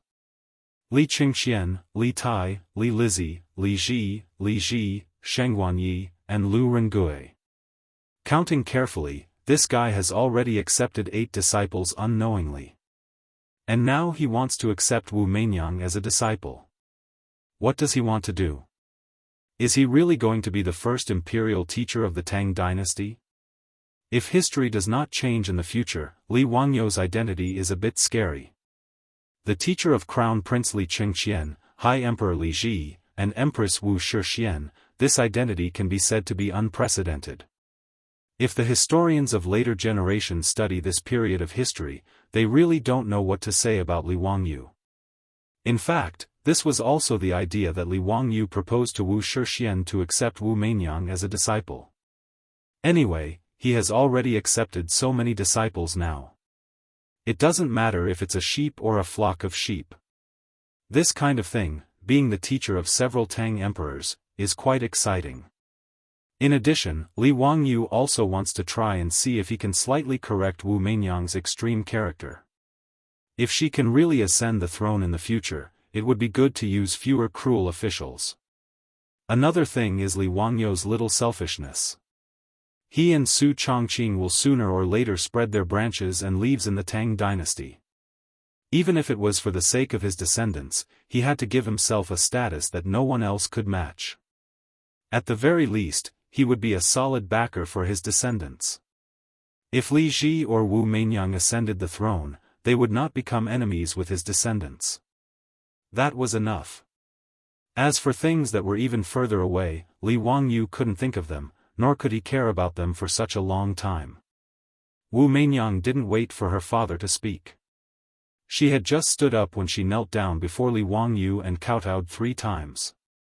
Disciple Wu Zhao is willing to be apprenticed to the master and learn from him. Disciple will follow master's instructions and will not dare to disobey master's teachings. Wu Shixiang and his wife, Madame Yang, also bowed to Li Wangyou. It is Zhao Nyang's fortune that County Duke Hu has taken a liking to her. County Duke Hu, please do not hesitate to discipline him. This humble official will be eternally grateful. Li Wangyou nodded with satisfaction. Good, since that's the case, I'll accept you as my disciple. You haven't given your name yet, right? Master will bestow upon you a courtesy name, Mei. She was charming, beautiful, and good. Wu Mei, I will call you Mei Nyang from now on. His words caused Su Chongqing to roll his eyes to the side, almost to the point of rolling his eyes to the sky. This guy really walked the path of Pai Lupi, leaving Pai Lupi with no way out. In fact, Li Wangyu really wasn't prepared to give Pai Lupi a chance to bestow a name. No matter what happened between Wu Meinyang and Li Wangyu in the future, or whether they would become husband and wife, at the very least, Li Wangyu wouldn't let Wu Meinyang be summoned into the palace by that old lecher, Pai Lupi, to become some sort of talented person. Li Wangyu was still confident in this point. Of all the people present, only Su Chongqing could guess a thing or two about Li Wangyu's thoughts. Naturally, no one else knew about it. Naturally, no one objected to him giving Wu Zhao a courtesy name. Wu Meinyang happily accepted Li Wangyu's gift. Wu Shiqiang twirled his beard and said with a smile, Meinyang, from now on, learn from your teacher. Don't mess around, or else father won't let you off easily. Wu Meinyang stuck out her tongue at Wu Shiqiang and said, I won't. Hee, Meinyang will definitely listen to teacher from now on. She then looked at Su Chongqing and obediently bowed to Su Chongqing. Meinyang greets teacher's wife. Su Chongqing felt somewhat embarrassed by Wu Meinyang's words. However, it was not appropriate for him to refute her in front of everyone. Thus, he pulled Wu Meinyang into his embrace and began to whisper to her. Su Chongqing, who was originally conflicted about this little lowly Wu Meinyang, also understood. The future Empress Wu Zetian was a matter for the future. At the very least, the Wu Meinyang in front of him now was an obedient and cute little lowly. It would be too much to worry about something that might happen in a few decades. Instead of worrying that Wu Meinyang would become too extreme in the future, it would be better for her to teach the future Empress together with Li Wangyu. It might even be a good story. After thinking this through, Su Chongqing became more and more intimate with Wu Meinyang, and the little lowly Wu Meinyang also fell in love with this gentle and lovely teacher's wife. Li Wangyu smiled and looked at Su Chongqing and Wu Meinyang who were whispering to each other. He turned to Wu Shiqiang and said, Master Wu, I still have to travel for a period of time and have no time to teach Meinyang for the time being.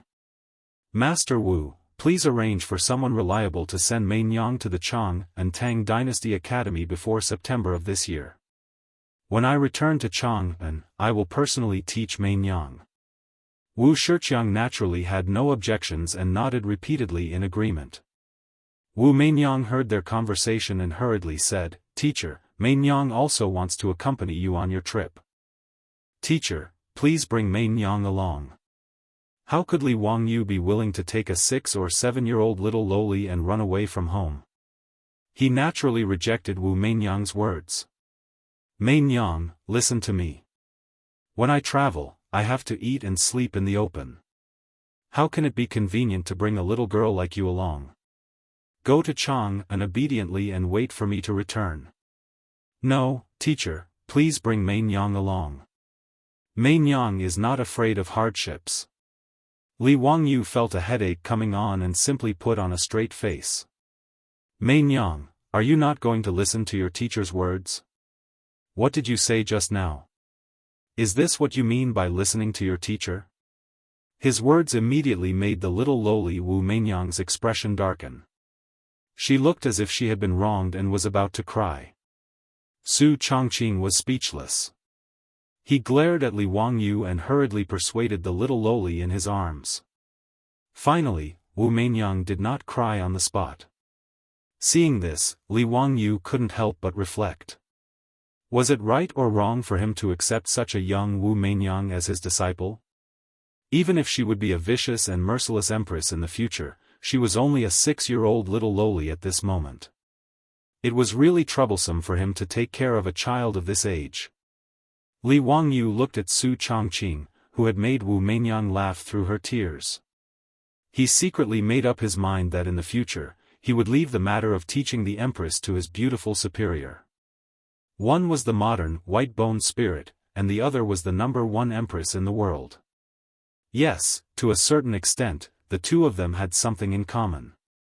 At the very least, they could manage a large group of men. If Su Chongqing knew what Li Wangyu was thinking, he would probably have the heart to kick him to death.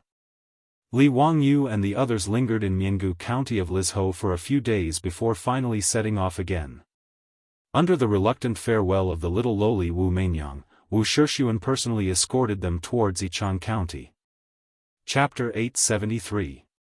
Yichang County was more than 50 miles away from Lizhou County. This was the ancient city of Zhaohua in the future. Li Wangyu could not reject Wu Shixuan's enthusiasm and could only let him lead a group of Lizhou officials to escort them all the way to Yichang County's Orange Ferry.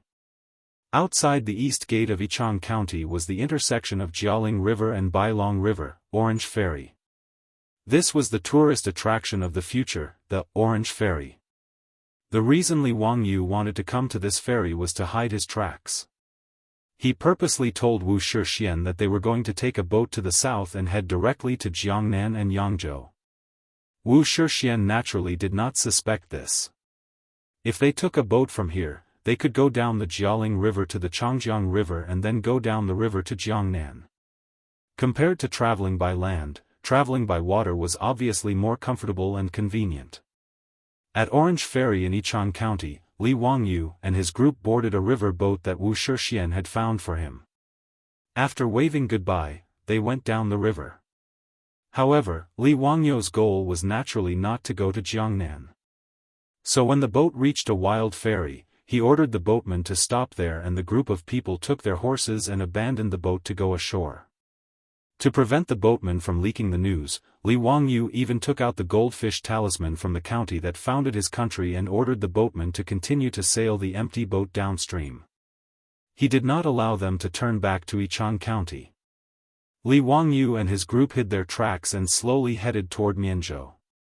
In Chang'an City's Taiji Palace, Pai Lupi was spitting at Mitua. Trash. It's been more than a month and you're telling me that you can't find any trace of that bastard. Do you think he can go to heaven? Mitua knelt in front of Pai Lupi. His head was tightly pressed against the floor as he silently endured Pai Lupi's saliva washing his face. Everyone, I am useless. I deserve to die 10,000 times. You really deserve to die, you killing genius. Is my 100 cavalry department just for show? So many people are searching for the whereabouts of a single person, yet there is no trace of him at all. Could it be that that bastard kid can hide to the ends of the earth? Beads of sweat started to form on Mituo's forehead. His resentment towards Li Wangyu deepened. That day, Mitua led more than 100 men and horses from the 100 Horsemen Department, together with Cheng Chumo and his group of debauches, to Jiangzhou, and found out the mystery of Li Wangyu's disappearance. The secret chamber that Li Wangyu had ordered people to secretly dig under the carriage was also discovered by the spies of the 100 Horsemen Department, but it was useless. Naturally, there was no trace of Li Wangyu. Everyone guessed that most likely, Li Wangyu had waited for the imperial entourage to leave, and then went in the opposite direction. He boarded a ship that had already been prepared, and went down the Yellow River or the Tongji Canal. Mitua also ordered people to inquire around the Jiangzhou docks, but to no avail. He simply sent out a few groups of people to follow the river. He, Cheng Chumo, and the others naturally did not know that while they were searching for Li Wangyu's traces in Jiangzhou, Li Wangyu had quietly followed Pai Lupi's imperial entourage, bypassed Chang'an, and went to the land of Shu. Mitua could not wantonly issue arrest warrants as if he were chasing a criminal. Even when the officials of Jiangzhou asked him who the 100 Horsemen Department was looking for, Mitua could only be vague and did not dare to say clearly. He really could not say this out loud. The dignified county duke who had founded the country had run away. If this matter was spread out, what would happen? Would the imperial court still have any face? Secretly searching for Li Wangyu's traces was naturally the idea of Pai Lupi. That day, in the imperial entourage, all the officials who knew about Li Wangyou's escape were warned by Pai Lupi to keep their mouths shut and not spread this matter out. But how could such a large imperial entourage keep a secret? Not long after the imperial entourage returned to Chang, and the people in the streets of Chang, and began to secretly discuss this matter. When they said that the county duke had run away with his woman, everyone was very excited, and their desire for gossip was obvious. In Chang'an, as long as the people gathered together, they would inevitably talk about this matter. There were even gambling houses that secretly opened bets, betting on how long it would take for the county duke to be caught by the sage. Mi Tuo and the playboys searched for almost a month in Jianghu, but they did not find anything. They had no choice but to return to Chang and to report to Pai Lupi. When Li Qingxian and Li Tai heard about this matter, they immediately jumped up and shouted that their teacher did not take care of his disciple. How could he not bring them along for such a fun thing? These two did not think that if Li Wangyu really ran away with the two of them, not only would Pai Lupi send out arrest warrants, but he would also send out the cavalry of the Tang dynasty to chase Li Wangyu to the ends of the earth. When Ma Zhou, Yan Liben, Sheng Guanyi, and Lu Rengui learned that their teacher had run away, they also felt as if they had been struck by lightning. They were shocked by their unreliable teacher. The dignified secondary class 2 county magistrate who founded the country actually disappeared without a word, leaving behind a nondescript leave request. This kind of thing had never been heard of before. When Ma Zhou and the others learned about this matter, they immediately rushed to Dingzhou village to ask Li Heng and Niu Yong if they knew anything about this matter and whether they knew where their teacher had gone.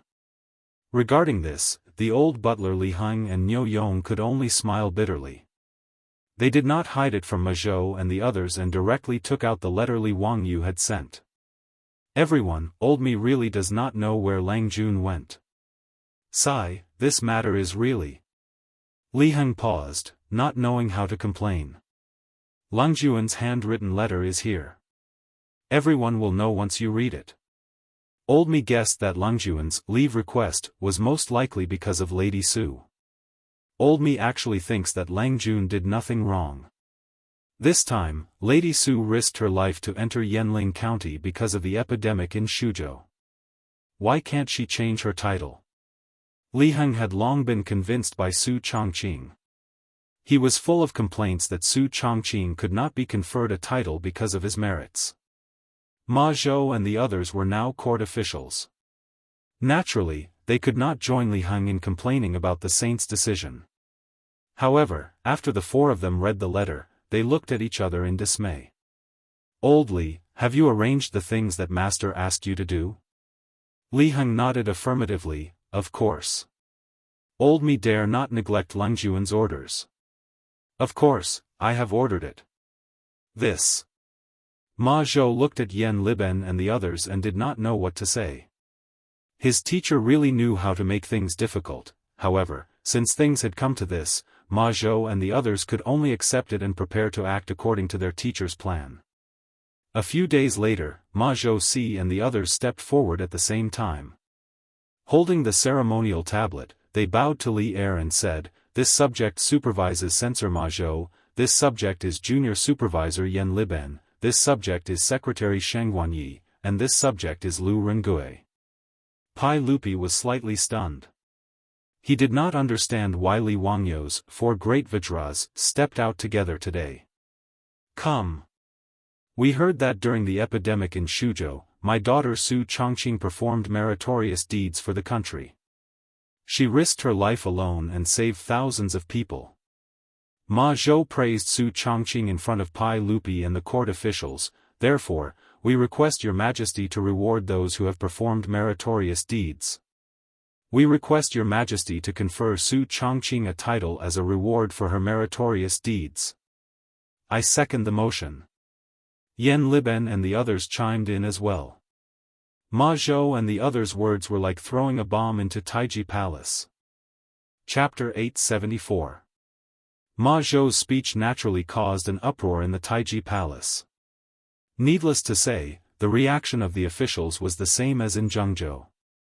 There were supporters, but there were also many opponents. There were also a lot of people who didn't care and just watched the show. The only difference was that today was the Lunar Palace Assembly. There were more officials participating in the assembly, and the dispute was even more intense. Pai Lupi sat on the throne. When he heard Ma Zhou and the others mention this matter again, he also felt that his head was about to explode. Ever since Li Wangyu asked for leave, Pai Lupi also regretted it. In fact, to Pai Lupi, whether or not Su Chongqing was conferred the title of nobility was not important. Since Emperor Gaozu of Han could confer the title of nobility to women, he could also do the same. The reason why Pai Lupi didn't say anything in Zhengzhou was actually because of his own selfishness. It was all because of his eldest daughter Chang'el's marriage. The Shuzhou epidemic caused Pai Lupi to admire Su Chongqing, this amazing woman, in his heart. However, Li Wangyu actually dared to refuse his proposed marriage. After that, he even dared to boast shamelessly about a Huang En vying. He was simply wicked beyond redemption. Pai Lupi felt that he was already very magnanimous to only send this stinking shameless guy to Huayin County to be a county magistrate. Therefore, Pai Lupi, this narrow-minded emperor, was unwilling to follow Li Wangyu's wishes and confer the title of nobility to Su Chongqing. However, he never expected that Li Wangyu, that bastard, actually took Su Chongqing and ran away without saying a word. This made Pai Lupi so angry that he almost took out a knife to chop people to vent his anger. Pai Lupi sent the cavalry department to secretly search for Li Wangyu for more than a month, but they couldn't find any trace of him. This made this eternal emperor secretly regret. Only after losing something would one know how to cherish it. This saying was absolutely true. After Li Wangyu ran away, Pai Lupi realized that his nephew was irreplaceable. Not to mention the new gadgets he had created, just the number of troubles Li Wangyu had solved for him on a daily basis made Li Er sigh with emotion. This nephew of his was truly a genius. Out of all the civil and military officials in the imperial court, there was really no one who could compare to his nephew. Even Fang Xianling and Du Ruhui, whom he valued the most, were only good at government affairs. But when it came to finding a new way to solve some of the intractable diseases that Pai Lupi had a headache, they were not as good as Li Wangyu. Because of this matter, Empress Zhongsun was quite critical of Pai Lupi. After all, in Empress Zhongsun's view, Li Wangyu was her nephew. Chang'el's future husband had to be Li Wangyu. But now, Pai Lupi forced Li Wangyu to run away from home, because of a small matter like conferring a title to Madame Su. How could Empress Zhongsun not complain? Moreover, Empress Zhongsun was also a woman. Because of Chang'el's marriage, she had some inexplicable subtle feelings for Su Chongqing. But when she heard that Su Chongqing dared to resolutely lead a group of doctors to Yanling County to treat the people in the face of the big head plague that made people pale at the mention of it, it was enough to make Empress Zhongsun's grudge in her heart disappear.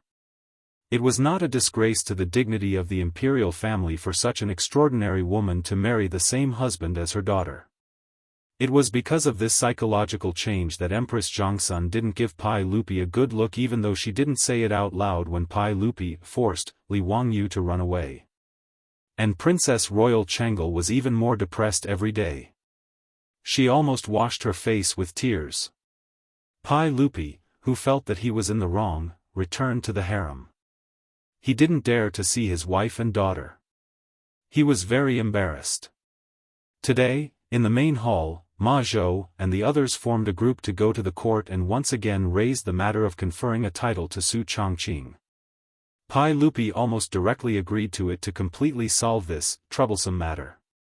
But before Pai Lupi could speak, a large group of aristocratic family officials, led by Grand Minister Wang Ying, and many stubborn old ministers, stood out and resolutely opposed the words of Ma Zhou and the others.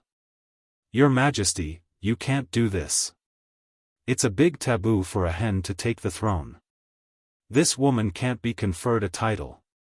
Your Majesty, if you confer a title to a woman, I'd rather kill myself in the Taiji Palace and learn from Wu Zixu. Your Majesty, if you insist on conferring a title to that woman, I don't dare to agree. I'm willing to beg for bones. Pai Lupi was also caught off guard by the reaction of the ministers. Today was the first day of the court assembly. In Chang'an, all officials above the 9th level had to attend the assembly.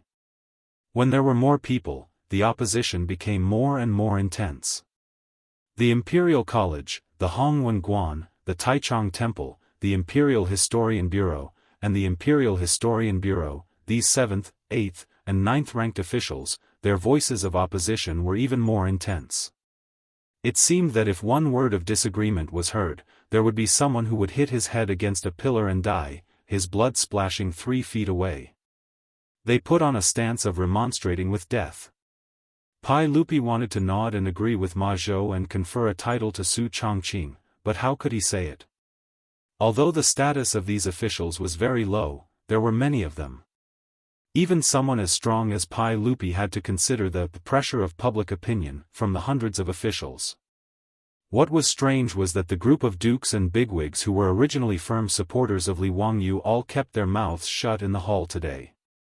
Even Cheng Yaojin, the old hooligan, was laughing as he watched the performance of Wang Ying and the others. He had no intention of jumping out to challenge them. Wang Ying and the others didn't notice this point, but Pai Lupi saw it clearly from his throne. Originally, Li Er still wanted to speak up and try to use the majesty of the emperor to suppress the chaotic situation in the Great Hall, but the behavior of Cheng Yaojin, Yuqi Jingda, and the others made his heart involuntarily thump. He secretly pondered, could it be that Li Wangyu, that scoundrel, was playing some kind of trick again? If Li Wangyu didn't greet the dukes in advance, Pai Lupi didn't believe it at all. Based on the relationship between Li Wangyu and Cheng Yaojin and the others, it was strange that they didn't say anything. Thinking to this point, although Pai Lupi was still silently cursing Li Wangyu in his heart for finding trouble for him, his originally irritated heart from the noise of the officials calmed down. He also didn't say anything. He sat on the throne with a smile and watched the performance of Wang Ying and the others. As the minister of Taichung Temple, Wang Ying's literary talent and eloquence were naturally very good. The old man saw that Pai Lupi was smiling and didn't say anything. It seemed that Pai Lupi was very encouraging, and he became even more energetic. He stood in the main hall and talked non-stop. He talked about the 3 sovereigns and 5 emperors, King Zhou of Shang, and the gains and losses of the former Han dynasty. He talked about how absurd Empress Lu and Marquis of Lingguang Lu Mang were, how their relatives monopolized power, and concluded why women couldn't be conferred nobility. Fortunately, Wang Ying's body was quite good. After such a long speech, he didn't even have a lack of oxygen, which was rare. Ma Zhou and the others seemed to have turned a deaf ear to Wang Ying's words. They didn't have the slightest intention of defending themselves. Pai Lupi smiled faintly. He nodded and stood up, we'll discuss this matter later. Court is dismissed. After he finished speaking, he didn't bother to pay attention to the officials. He directly boarded the carriage and returned to the harem. As for Ma Zhou and the other 3, they seemed to have completely forgotten what they had talked about in the main hall. They laughed and greeted each other, and went to Peace Square to drink. This scene fell into the eyes of Wang Ying and the others, and only then did they realize that something was wrong. But no matter how they thought about it, they couldn't figure out what the problem was. Although they were suspicious, they couldn't figure it out. However, this group of old officials who vehemently opposed the conferment of nobility soon discovered where the problem was. Chapter 875. It was not easy to live in Chang'an. In the huge city of Chang'an, although the 7th, 8th, and 9th rank officials had official positions and various subsidies from the imperial court, most of them lived a tight life. After all, although their income was not low, their expenses were also higher than ordinary people. Going to Peace Square with their colleagues every few days to drink and socialize with friends was a necessary social activity. In addition to the expenses of their family members, servants, and renting houses and buying houses, the lives of these low-ranking officials were mostly similar to those of the middle class in the future. Although they appeared to be well off, they could not be extravagant and had to live frugally. In terms of transportation, before Li Wangyu made public horse carriages, it was not a small expense for these officials to raise a horse in their mansions. Even if they had horses, when their relatives traveled, they could only borrow mules or donkeys from their neighbors. At the very least, they could spend some money to rent a carriage or an ox cart.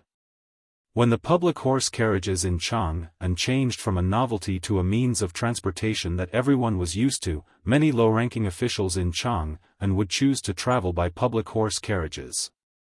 There were many officials who wore light green and light blue official robes and rode the horse carriages. The people in Chang'an were also used to this. When they saw these officials boarding the horse carriages, the most they would do was stand up and give up their seats, salute, and greet them. Today, the morning drum sounded in Chang'an and the doors of all the houses opened. Lu Qing, the functionary of Taichung Temple, who lived in Jianghu Square in the west of the city, tidied up his dark blue official robes and walked out of his house as usual. He smiled and nodded to the neighbors in the square and walked toward Xiamen Street outside the square. He was ready to take a public horse carriage to the imperial city for the roll call. Lu Qing was now 40 years old and was not considered young. However, he had only passed the examination a few years ago with great difficulty. He was now an official of the Ministry of Appointments, a 9th-grade official. After a few years of hard work, he was promoted to an upper 8th-rank functionary. Lu Qing was very satisfied with this. He walked out of the square as usual and waited for the public horse carriage to arrive. He was thinking about the 4 disciples of the county magistrate in the imperial court yesterday who proposed to bestow nobility to the Su family. At present, the details of the flood and plague in Shuzhou had already been published in detail in the imperial court. Lu Qing had also read through the matter of Shuzhou long ago. In truth, he admired Madame Su, the wife of the county magistrate. The big head plague had broken out in Shuzhou. Under such circumstances, the woman dared to lead a group of doctors into Yanling County. Even as a man, Lu Qing could only silently praise her courage. However, yesterday in Taiji Palace, Lu Qing did not hesitate to follow behind Wang Ying of Taichung Temple and oppose the matter of conferring nobility. It wasn't that he had any objection to a woman being conferred a title of nobility, but it was purely to flatter Wang Ying, the minister of Taichung Temple. Whether or not the Su clan was conferred a noble title had nothing to do with him. But since his boss's boss had spoken out against it, how could he go against it? As a result, yesterday in Taiji Palace, Lu Qing's opposition was extremely fierce. He even said that he wanted to learn from Wu Zixu and remonstrate with Pai Lupi to the death. Thinking about his performance yesterday, Lu Qing was very satisfied. When he left the imperial court, Wang Ying, a rank 3 official of Taichung Temple, actually patted him on the shoulder in a rare amiable manner. For the first time, he asked for his official position and name. This made Lu Qing feel that everything was worth it. Thinking that in the future, he would be able to enter the eyes of the Taichung Temple's minister and that he might be promoted right in front of him, Lu Qing silently praised himself and felt that yesterday was a wise decision. Just as Lu Qing was feeling proud, a carriage slowly came from afar and stopped in front of Jianghu Square as usual. He took out 2 copper coins from his money pouch and was about to board the carriage when he was stopped by the coachman who was driving the carriage. "Please wait for a moment, Lang Jun. May I ask if you are the functionary of Taichung Temple, Field Officer Lu?" The functionary was called Field Officer in the Jin dynasty. Therefore, the functionary of the Tang dynasty was also called Field Officer. Lu Qing was slightly taken aback. He did not expect the driver to recognize him. "Yes, it is I. Is there a problem?" Lu Qing coughed lightly and replied. The driver nodded with a smile. However, his words almost made Lu Qing explode with anger. "It really is Field Officer Lu. Huh, that's good. I was afraid that I recognized the wrong person. If Field Officer Lu was here, you would not be able to sit in this carriage today." Hearing this, Lu Qing was naturally furious. "Why is that? Give me a clear explanation." The coachman calmly took out a piece of paper from his bosom and shook it in front of Lu Qing. Not only can Field Officer Lu not sit in this carriage today, but also in the future. Not only can Field Officer Lu not sit in this carriage, but Field Officer Lu also cannot sit in any carriage in Chang'an. Do you see this? It is written on this paper that anyone who leaves their name on this paper will not be received in any public carriage in Chang'an. Lu Qing was stunned and then flew into a rage. How dare you? I am the functionary of Taichung Temple. How can I be offended by commoners like you? Do you believe that I won't immediately drag you to see me and punish you for your disrespect? His words did not frighten the driver. Instead, they made the driver laugh even louder. Field Officer Lu, how have I disrespected you? It was County Duke whose orders to not allow Field Officer Lu to enter the carriage. If Field Officer Lu is dissatisfied, you can go and find County Duke Hu for an explanation. As the coachman spoke, he shook the paper that was densely filled with names at Lu Qing. Do you see this? None of the officials on this paper are allowed to enter the carriage. This is County Duke Hu's orders. How could I dare to disobey? Lu Qing's face was filled with astonishment. He snatched the paper from the driver's hand and carefully looked at it. It was filled with the names, positions, and residences of many officials in the court. Even their height and appearance were written on it. Naturally, Lu Qing also saw her name on it. He raised his head in disbelief and asked, I have never met County Duke Hu before. There is no enmity between us. Why did he? Lu Qing was halfway through her words when she suddenly couldn't continue. He suddenly realized that there was no enmity between them. Yesterday, everyone knew that Madame Su, who he and everyone else opposed to being conferred a title, was County Duke Hu's woman. When he carefully looked at the names on the paper, weren't they all the people who had spoken out the most fiercely in the court yesterday? When he thought of this, Lu Qing's forehead was almost covered in sweat. He had wholeheartedly wanted to flatter his superior, but he had completely forgotten that he would be punished by County Duke Hu. At this time, Lu Qing only felt dizzy. Never in his wildest dreams could he have imagined that when he went with the flow and agreed with Taichung Temple's minister, county magistrate who would actually take note of it and write it down. Even the coachman had a copy of it. Who was County Duke Hu? He was the founding County Duke of the current lower second rank, the Crown Prince's imperial tutor, and the sage's nephew. He had even heard that His Majesty wanted to betroth the eldest princess to County Duke Hu. He was such an important person. Was he blinded by lard to make things difficult for his woman in order to curry favor with the Taichung Temple official? Lu Qing was filled with regret, as if his parents had died. However, he suddenly realized that something wasn't right. Didn't the rumor say that County Duke Hu had asked for leave to travel? Chapter 876. Lu Qing was right. Li Wangyu didn't do these things directly. Instead, after he sent the letter to Li Heng, Ma Zhou, and the others carried out the results. Yesterday, Ma Zhou and the others went to court with the main purpose of arousing the opposition of Wang Ying and the others. After the four of them lit the fire, they didn't speak anymore. They just looked on coldly from the side and silently noted down which officials in the court were the ones who opposed. Afterwards, the four of them sent someone to deliver the list to Dingzhou village and give it to Li Heng. They didn't need to worry about anything else. After the old housekeeper Li Heng received the list of officials, he immediately found shopkeeper Son of Sun's bookstore and had it printed out. The public horse carriages in Chang'an City belonged to Li Wangyu and the villagers of Dingzhou village. All the coachmen were villagers of the village. Hearing that someone wanted to oppose Lady Su, these villagers didn't say anything and immediately nodded to carry out the order. If it weren't for Li Heng and the old village suppressing them, it was possible that they would have beaten up the officials on the list. The naughty children of the villagers of Dingzhou village were all sent to the academy by Li Wangyu to study. He said that he wanted to cultivate them into talents and that they couldn't be illiterate like their parents. It was embarrassing. These words naturally caused the group of Guanzhong men in Dingzhou village to blush to the ears. Since no family lacked copper coins, it would be embarrassing if they were illiterate and couldn't even be compared to a child in the future. Therefore, the villagers secretly spent copper coins and went to the county seat of Hu County to hire an old teacher to teach them how to read. After half a year of literacy, the villagers of Dingzhou village could at least read and write. Although they couldn't write and count, they could at least read.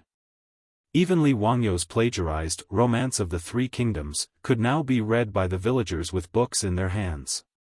Back then, it was normal to not be able to recognize all the words or recognize a few wrong words. Given the current literacy rate of Great Tang, if the villagers of Dingzhou village were to claim that they were also scholars, no one would be able to say that they weren't. Therefore, early this morning, all the coachmen of public carriages in Chang and city had a list of officials printed overnight. They followed the list and refused to take any passengers. In fact, Li Wangyu had instructed Li Heng to do this in the letter mainly to disgust those officials who opposed Su Changqing's conferment of nobility. After all, there were no photos in this era. The only information recorded on the paper was the name of the official, his position, and where he lived. Therefore, if Lu Qing had not said that she was Lu Qing, she would have gotten into the car. However, it was naturally unrealistic for these officials to hide their heads and tails. Therefore, today in Chang'an City, all the low-level officials who had spoken out against the conferment of nobility in Taiji Palace yesterday were all refused by the coachman of the public carriages. Lu Qing wanted to curse, but when he thought of the county magistrate behind these coachmen, he opened his mouth but could not say anything. He could only watch the carriage leave. He sighed deeply, but could only turn back to the inner lane and prepare to borrow a donkey from a familiar neighbor. After all, the imperial city was quite far from the Zhaogua square where he lived. If he walked there, it would probably be noon by the time he arrived. As for the big shots like Grand Chancellor Wang Ying, they naturally did not know about this matter. After all, they had not fallen to the point where they needed to take the public carriages. However, what Li Wangyu had instructed the old butler Li Heng to do in the letter was not as simple as refusing to take the public carriages. With Li Wangyou's current connections in Chang'an City, it was fine if he did not take action. However, if he did, it could be said to be a thunder in the sky, and the momentum was quite shocking. In Chang'an City, all the officials who were on the list were shocked to find that not only did the public carriages refuse to take them, but even the shopkeepers and waiters of the shops in the eastern and western markets held the list and refused to sell goods to them. Even many restaurants in Chang'an City, after knowing their identity, welcomed them with smiles and a very good attitude, but did not allow them to eat or drink in the restaurants. Even the painting houses and brothels in the Ping Kong Square refused to do business with them. For a time, this group of low-level officials were all stunned. In fact, Li Wangyu had learned this trick from shopkeeper Ren of the Renji saddle shop. At that time, he had wanted to build a toilet, but he was thrown into the prison of the censorate by a group of old officials. In a moment of anger, shopkeeper Ren joined a group of merchants and went on a strike. However, shopkeeper Ren's identity and status could not be compared with Li Wangyou's. They both went on a strike, but the influence was completely different. In Chang'an City, behind many merchants, restaurants, painting houses and brothels, there were a group of dukes and important officials in the imperial court. And most of these people were on good terms with Li Wangyu. When they received Li Wangyou's letter, they were naturally willing to help. And Su Changqing's Shun Feng Carriage Company in Chang'an City was even more influential. In the eastern and western markets, tens of thousands of merchants, who did not have business with Shun Feng Carriage Company. Compared with offending those officials, these merchants were naturally more willing to listen to Li Wangyou's words. Moreover, now the largest merchant in Chang'an City, Qiu family, was in contact, so no one dared to disobey. For a time, many middle-level and low-level officials in the imperial court in Chang'an City, who had spoken out against Su Changqing's knighthood at the Taiji Palace that day, all felt extremely troubled. Recently, many officials did not even dare to wear their official robes when they went out, let alone report their official titles and names. For example, functionary Lu Qing, in order to go to the imperial city for the roll call, every day when he went out, he brought a package with his official robes in it. They secretly took public carriages and entered the imperial city before finding a place where no one was around to change their robes. After going off duty, they did this again to avoid the pain of walking home. Moreover, they did not dare to complain to the imperial court about this matter. Until now, it was too late for them to regret. Why did they provoke Li Wangyu for no reason? Now, Li Wangyu, the county duke who founded the country, had not returned to Chang'an City yet, but they were already disgraced. If Li Wangyu came back in the future, they would not have a good time. At the thought of the consequences, these officials' intestines turned green with regret. However, there was no medicine for regret at this time. If they changed their words, they would offend their immediate superior and be criticized for being indecisive. Then they would really be finished. At this time, they could only go to Grand Chancellor Wang Ying and the other big shots to complain, hoping that these big shots who had led the opposition would back them up.